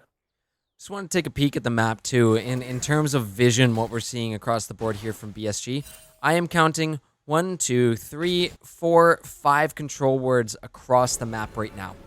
And everyone is playing a part into this vision, especially at this level of play. Having that information about your enemy to make sure you're not doing anything crazy like walking into a death brush or just setting yourself up for something like this. The Crow Storm comes over the wall and Grotus is there. Mega Infernal Bomb not even needed, and Grotus is going to simply clean that one up. A-Ward taken down. Yeah, and the gold lead, that pretty much evens the out the gold lead now. Yep, I was also asked, oh my goodness, hold on. 240B trying to stay alive here. He's taken out, and Grotus picks up his, what is it? I was gonna find that. Ziggs has 4 and Fiddle has 5. Beautiful. Beautiful, thank you, Beatbots. I just read that at the same time you started talking about it. But Hero 39 could actually, it's actually getting the better of FRT in these trades. But they're still looking in the bot lane here. Karthik? Giggle's going for the jump. Soul Flare's coming down. 4 members, though, surround him. Can he find one with the Heartbreaker? No, he cannot. Defoe lays down the mines and takes him out at the knees. Gonna be another kill here for BSG, really flipping it back into their advantage. You're seeing that gold lead is switching around. Hero trying to trade in with this Mundo right now. He has ult available. Could potentially use that to get the combo off there with the knockup and the Ornhorn. And Defoe is going to burn his TP to get back to mid lane. Yeah, and I mean that was just pick after pick found in the bot lane there, and honestly, props to BSG for just having the patience to stand around there. As you said, look at all the control wards down in that tribe rush, and the control wards are especially vital in this game when you're playing a fiddlesticks, and the fear portion of your ult is based on the opponents not having vision of you, and so control words are certainly important to be able to aid in ensuring that you're fearing when you're hitting your ult as Fiddlesticks. Baron has spawned on the map, but no team is playing for that 20-minute Baron. Killua just walked over 3 wards casually. 2 control words in the same brush there, so maybe a little bit of a question mark on that. But he's just going to pick up, 160 gold off of those and make his way down to clean up that wave bot. But dragging up a minute 40 right now. This is a potential soul point for BSG if they can get this again. Like we saw in the previous game when they hit that soul point, they started to really run away with that game. And even though things are even right now, you blink and anything can happen in these ones. We've seen these leads grow significantly larger after that soul has been taken. This is the most volatile game in terms of gold leads. Usually the gold lead will remain close, but there will always be a team that is sort of, staying on top with like a 1.5 or 2k gold lead. But this game, the gold lead's swinging back and forth, and it's the first time this graph has really been volatile. 240B is going to find some poke onto Perky, but it's not really going to result in much. At least I don't think so. Takes a decent amount of chunking there from the Vel'Koz, but it is Leona, so probably one of the more tanky champions. Gonna look for some more onto this Mundo, but now apparently he is immune to CC. That is something new in his kit now. That's interesting. That's the way I'll put it, at least. But yeah, we're 30 seconds out of this dragon. Definitely a big one for BSG if they're able to secure it here. And just, look at the jungle here of Mint. It's just entirely lit up. BSG are going to know exactly what paths that Mint are taking to get here. Let's see if they can do something. Interesting to note, Hero 39 is extremely weak. He hasn't even completed his mythic yet. There's a lot of, I wouldn't call them bad items, but yeah, it's not a mythic quite yet. So. A lot of stuff. He's got a shop. See, Perky is looking for it. The big solar flare is going to be coming down. Looking for the Zenith Blade on to this Vel'Koz. Immediately takes him out, but the Fate Sealed in the back line. Can this Yone do it? A bit of a tricky situation now as Hero is going to be taken down next. It's a double kill for Gigglequeef. BSG are the ones on the chase right now as Karthik going to be trying to escape out of this, but he's just simply going to get taken down by the Mundo. Now the Crowstorm is going to be saved. He was just given one of those minions the old suck for a little bit of health, but BSG find themselves a couple pickoffs there, 3 for 0, and Killua maybe trying to trade back, but this should just be the soul point picked up here for BSG. Defoe. Not again. The directed camera takes us away for 2 seconds, and this is what happens. Oh my goodness. They pinged on the Baron, but they called that off, and now it's just going to be a soul point picked up for BSG, and we see that we turn that gold lead into 3,000 now for BSG, so they definitely have to be impressed at where they are at this point in the game. We see Defoe and Gigglequeef. Neither of them have died yet. Oh my god, Business Mundo drives the little car to lane when he's sped up. That's amazing. That's amazing! Oh my goodness. Anyways, refocusing on this one. Gold lead up. 3k now for BSG. Sitting on soul point and have the ever so slight tower lead right now. Might start to see that speed up a little bit as that mid tier 1 for them is only got 33 health remaining. The bot tier 1 not looking too fantastic either. But again, we're seeing this lead taken from the early game into this mid game, and BSG are really getting some work done with it, making it so hard for Mint to really push on to any objectives here. Yeah, 100%. And just so much vision control.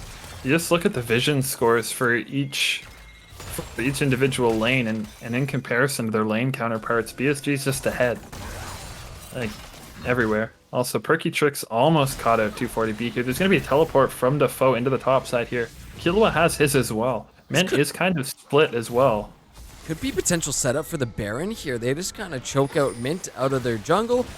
You can see again clearing out the vision. Perky is going to get spotted out on that ward as they're rotating around, and Grotus gets popped by that Vel'Koz Q. And no, just a rotation coming back around is nothing too big is going to be done about that TP in the top lane. You are going to see Killua go ahead and clean out this bot lane tier 1. Put some more gold in the pockets of Mint. Still 2.5k gold up for BSG.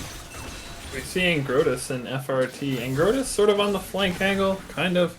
You can get a position for a fight, but at least that bush is warded for Mint, so it means that they know what's going on. My word. A ward. It has to go back. He has to go back. There's no other choice.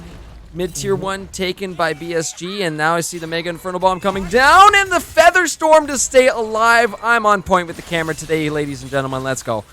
Holy moly. That's actually a big ultimate, the Feather Storm there, and it's on a relatively high cooldown in comparison to the Mega Inferno Bomb, so BSG can posture around this Baird if they want to. And 90 seconds on the Feather Storm, 62 on the Mega Inferno Bomb. It's, well, both will be back up in time for this dragon, so it should be okay. We are going to see Defoe maybe hint towards going on Killua there. I think that's a little risky as a Ziggs, even with all the poke damage he's doing. You don't want to get close to that guy. Yeah. As well, you know, the Ornn items are going to start to come in. Ornn's level 13. So this is one instance of hope you have. 240 almost caught out there by Perky Tricks. Nobody in the area really to follow, but close call there. And we do see, you know, it's kind of alarming that the Vel'Koz is 0-3 right now, because Vel'Koz is currently Mint's only real source of AP damage. And so playing into like Leona, playing into the Mundo, you know, if your AP damage, if you're not dealing too much of it, there's a pause. We got to pause. And it gives us a little bit of time to talk about that point you just brought up too. About it being the only source of AP damage here for Mint. A lot of the times in these fights, we see this Vel'Koz being focused so hard. And rightfully so. Once you eliminate that AP threat off the board and the fact that he can also do true damage, it makes things a lot more manageable for BSG. The Mundo Leona are kind of those hyper tanks that we talk about, and you look at the itemization as well too. The frozen gauntlet already picked up here for Mundo. The Brambles vest is completed into the Thornmail already, and plated steel caps, ninja tabbies. But we're back in. Luckily, it's not too long of a pause, and we'll have to deal with the spectator client being the spectator client. So we will. It will just take care of itself at the 27:09 mark here, I believe, B-Pots. Mm-hmm. We see the gold lead just sort of stagnating at 3k. It's been chilling there now for about 3 or 4 minutes now, and we see the ocean, or sorry, not the ocean soul. I wish we had an ocean soul, but we wish. The mountain soul here is up in about 1:20, and that is going to be the next point of contention for Mint and BSG here. This is huge if BSG get this Ocean Soul. As we were talking about, the only AP source is currently 0-3-3. Defoe, kind of a little close call there, but he's going to find himself, he's going to be safe. And with Perky Tricks and FRT and Angrotus on resets now, this means that Mint is going to have the opportunity to secure their vision, and they can maybe take a fight on their terms if they want it. Yeah, they do see Defoe resetting here. Dragon's not up for another 42 seconds, so BSG definitely have the time to regroup. Oh, and the Death Bush. Oh no, not the Death Bush. If Angrotus gets caught here, this could be pretty bad for BSG. But it looks like they're going to actually go down the mid lane and wrap around from that section of the river. And honestly, pretty smart. They're grouping up together. They're making sure to stay in a smart position, not take any crazy paths where they don't have warded. Because you can see, again, the vision game just being dominated right now by BSG. Yeah, they spotted them. Uh-oh. They spotted them all. And this is a bit of an awkward spot here for... It's a terrible angle. Oh. And Grotus has such a flank angle here on this Fiddlesticks ultimate. Oh boy, and you can see him wrapping around the tri-bush as well. Mint's all spread out. Oh boy, this is honestly Oh no. it's a hairpin away. It's one single thing can set this all off. 240B is going to hit by that, but here comes the Ornhorn, and now Killua going in with the Fate Seal. We're going to see the Disintegration Ray from the backside, but the Crow Storm slowly coming in. The knockup, though, from 240B is immediately, and Grotus is going to go golden. Giggle is going to go unstoppable, but not before he's taken out by 240B. Mint are turning this fight back around onto BSG. His direct-to-camera taking us on a bit of an adventure today, but Karthik with the Heartbreak reset. Going to be 3 members of BSG taken down in exchange for A Ward. Now they're going to look to get themselves a dragon here. Grotus and FRT are hanging around here. They have a control ward. Mid actually don't know they're there. This may be a smite steal. This would be the cheekiest smite steal if he took it. Oh, no, he does not. God. It's able to be secured by Karthik now, and Grotus has to try and find a way out, but he's got no exit strategy except... he just rocket belt the Vel'Koz. Unbelievable. Yeah, and that is the best fight you could get, given that position from Mint, and given everything that happened towards the beginning of this fight. But with Angrotus down for 30 seconds, Mint can actually ping towards this Baron, and that's what they're gonna do. Yep, here they go, starting it up. And in come these members of BSG too. The Mega Infernal Bomb is ready to go as well too. Baron down to about 3/4 health, but oh my man. God, you guys cannot stick around for that. Killua is getting strong, Killua. but immediately jumped on. He's got nowhere to go. You got to go back to your soul at some point, but Giggle takes him back in the process. That's going to be very unfortunate for Mint, because now BSG taking control over this Baron pit. Just when you were thinking that it was going to be a really nice play for Mint, you know, I think they get a little too aggressive there. They don't have too many cooldowns there, and it was only a 5v4. And that means that Baron is going to be started up here. You have no Killua. Teleport's going to be expended by a hero who's got the Ornhorn available to him if he wants to go on it. A-Ward is here with Featherstorm. No heal on him, but he's got the flash as well. No other choice. They got to go now. Ornhorn's on in. Karthik coming over the wall. Bunched away by the Buster shot there, and it's going to be secured by BSG, but this fight's not done yet. Disintegration Ray is ripping through, but Karthik taken down on the backside by Giggle. Perky is going to try to escape with just a sliver of health there. He's in the Baron pit still, but BSG secure the Baron, and they're going to secure multiple kills off of this one. Now we're seeing that gold lead start to really get out of hand. Up over 4k gold at this point, or right at that 4k mark. Mega Infernal Bomb comes down, does some more damage. Ziggs picks up his, how many Dark Harvest stack? 10th of the game. And Angrotus is on 12, by the way. Just an update for those Dark Harvest users who want to know. But this is massive here from BSG. They might even lose another. Hero 39 is getting low. But look at Killua go all the way to the back line. Picks off the Ziggs there. And Hero somehow survives with under 50 health at that point. Absolutely insane. But BSG have that purple buff for probably another, I would say, 2 minutes here. They got it. Wow. This is crazy. This is crazy, dude. This is crazy. This is crazy because even though it looks like, you know, the gold lead's 4k for BSG, like anything can happen. Especially like with these team comps and these players, you know, anything can happen. And, you know, Mountain Soul for BSG is up in 2 minutes. And if it's Mountain Soul, the game's over. Yep.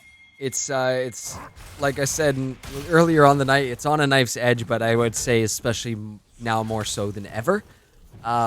This is scary, and you also take a look at Gigoqueef too. 7, 1, and 4 on the Tristana. The Solar Flare's coming down. The full thing is not going to hit. The Zenith Blade flashed away, and Featherstorm there by A-Ward to make sure he does not get caught. Meantime, though, that tier 1 is going to be taken in the top lane by ranged tops.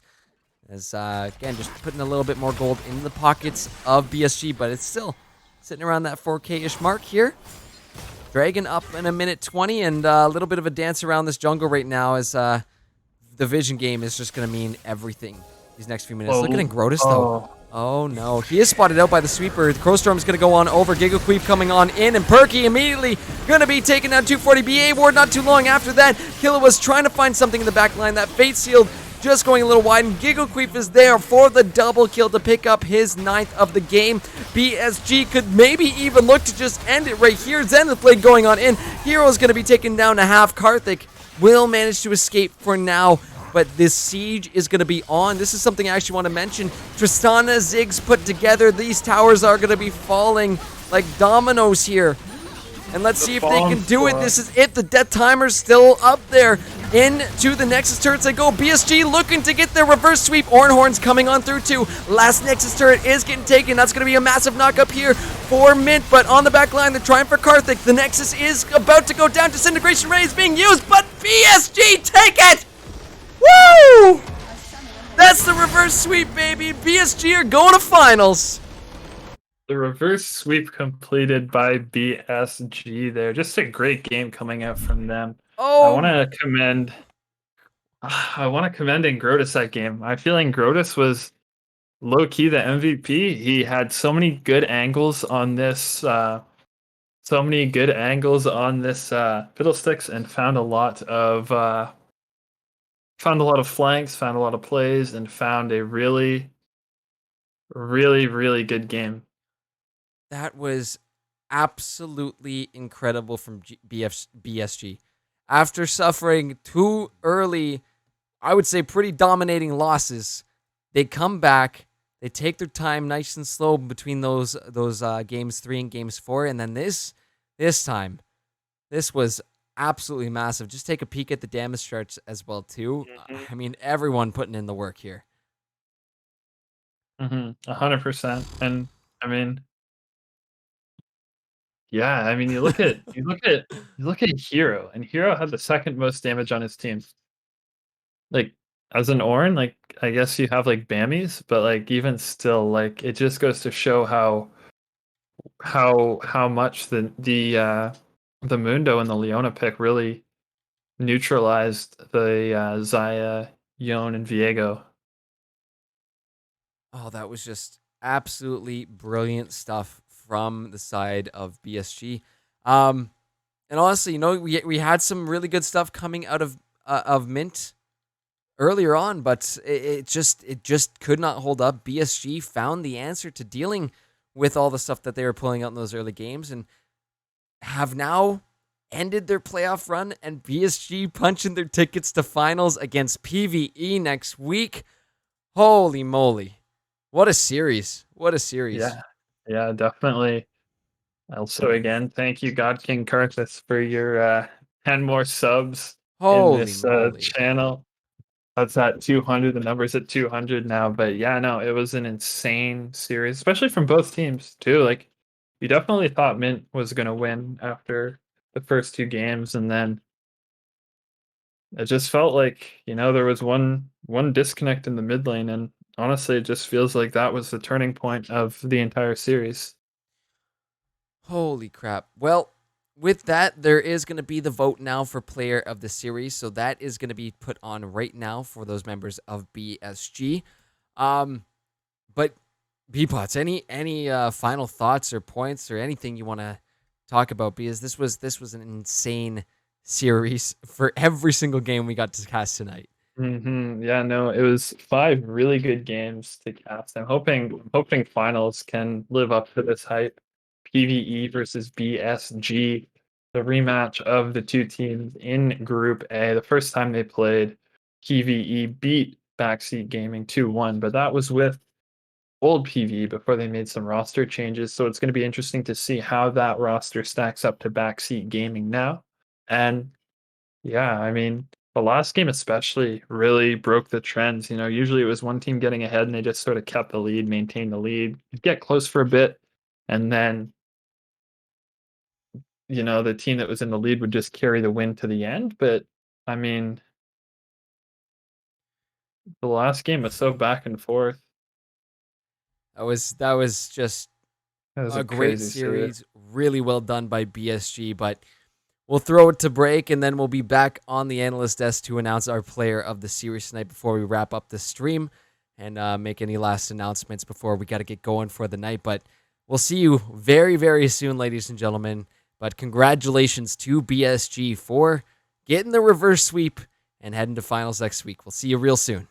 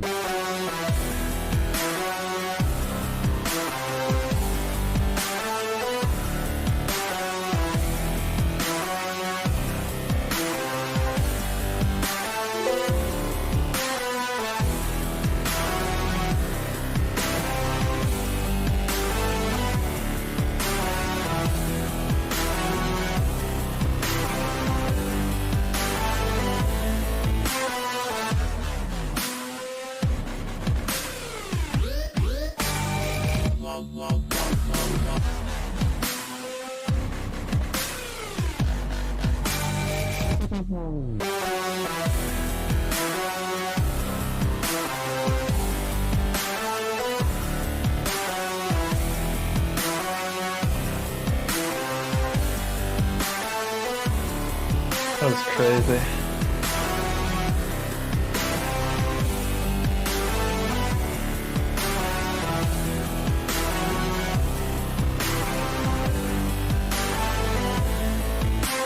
Look like Wukong.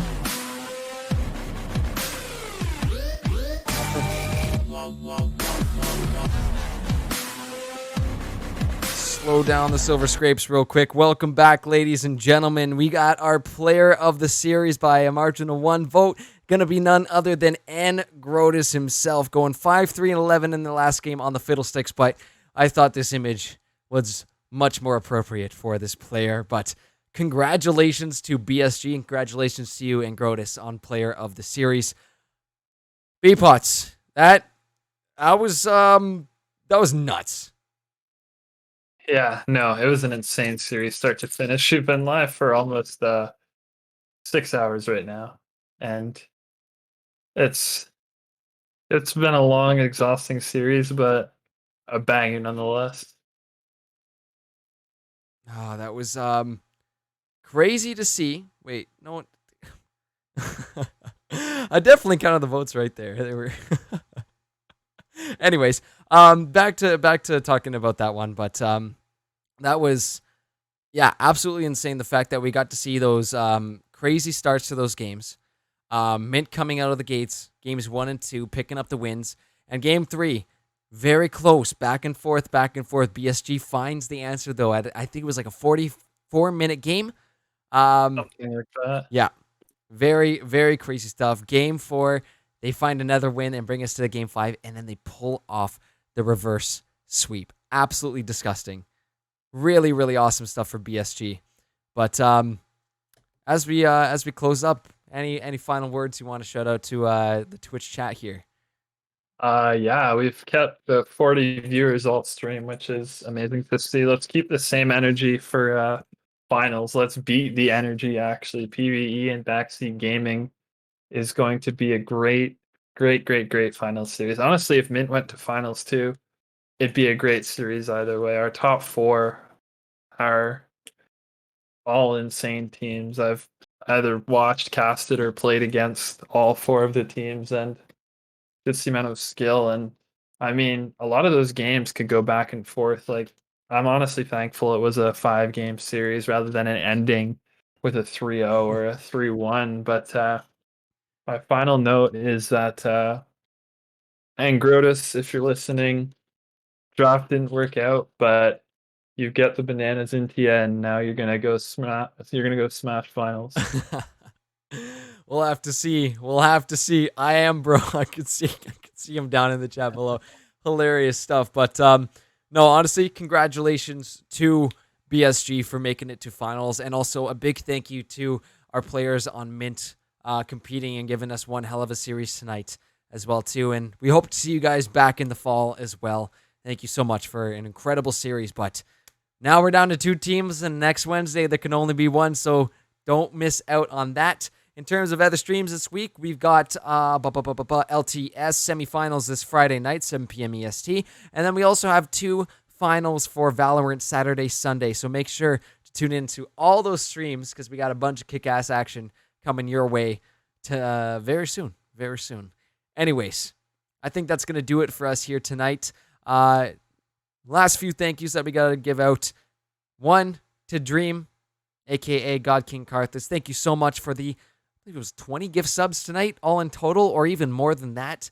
I lost count after a while. You're an absolute homie. Thank you so much. We appreciate you. We love you. Mwah. And also, big shout out to Excellency coming in with a raid. We got up to almost 90 viewers tonight at one point. So we hit 90. Yeah. On the dot. Oh, man. Crazy, crazy night. But thank you, everybody out there in Twitch chat participating in our polls, predictions. That's all I can say. Thank you, guys. You're awesome. Anyways, that's going to end us out for tonight. Have a wonderful evening. Hope you're all staying safe and healthy. That'll do it from us here tonight at Legends. Thank you so much for tuning in. Till next time, guys. We'll see you then.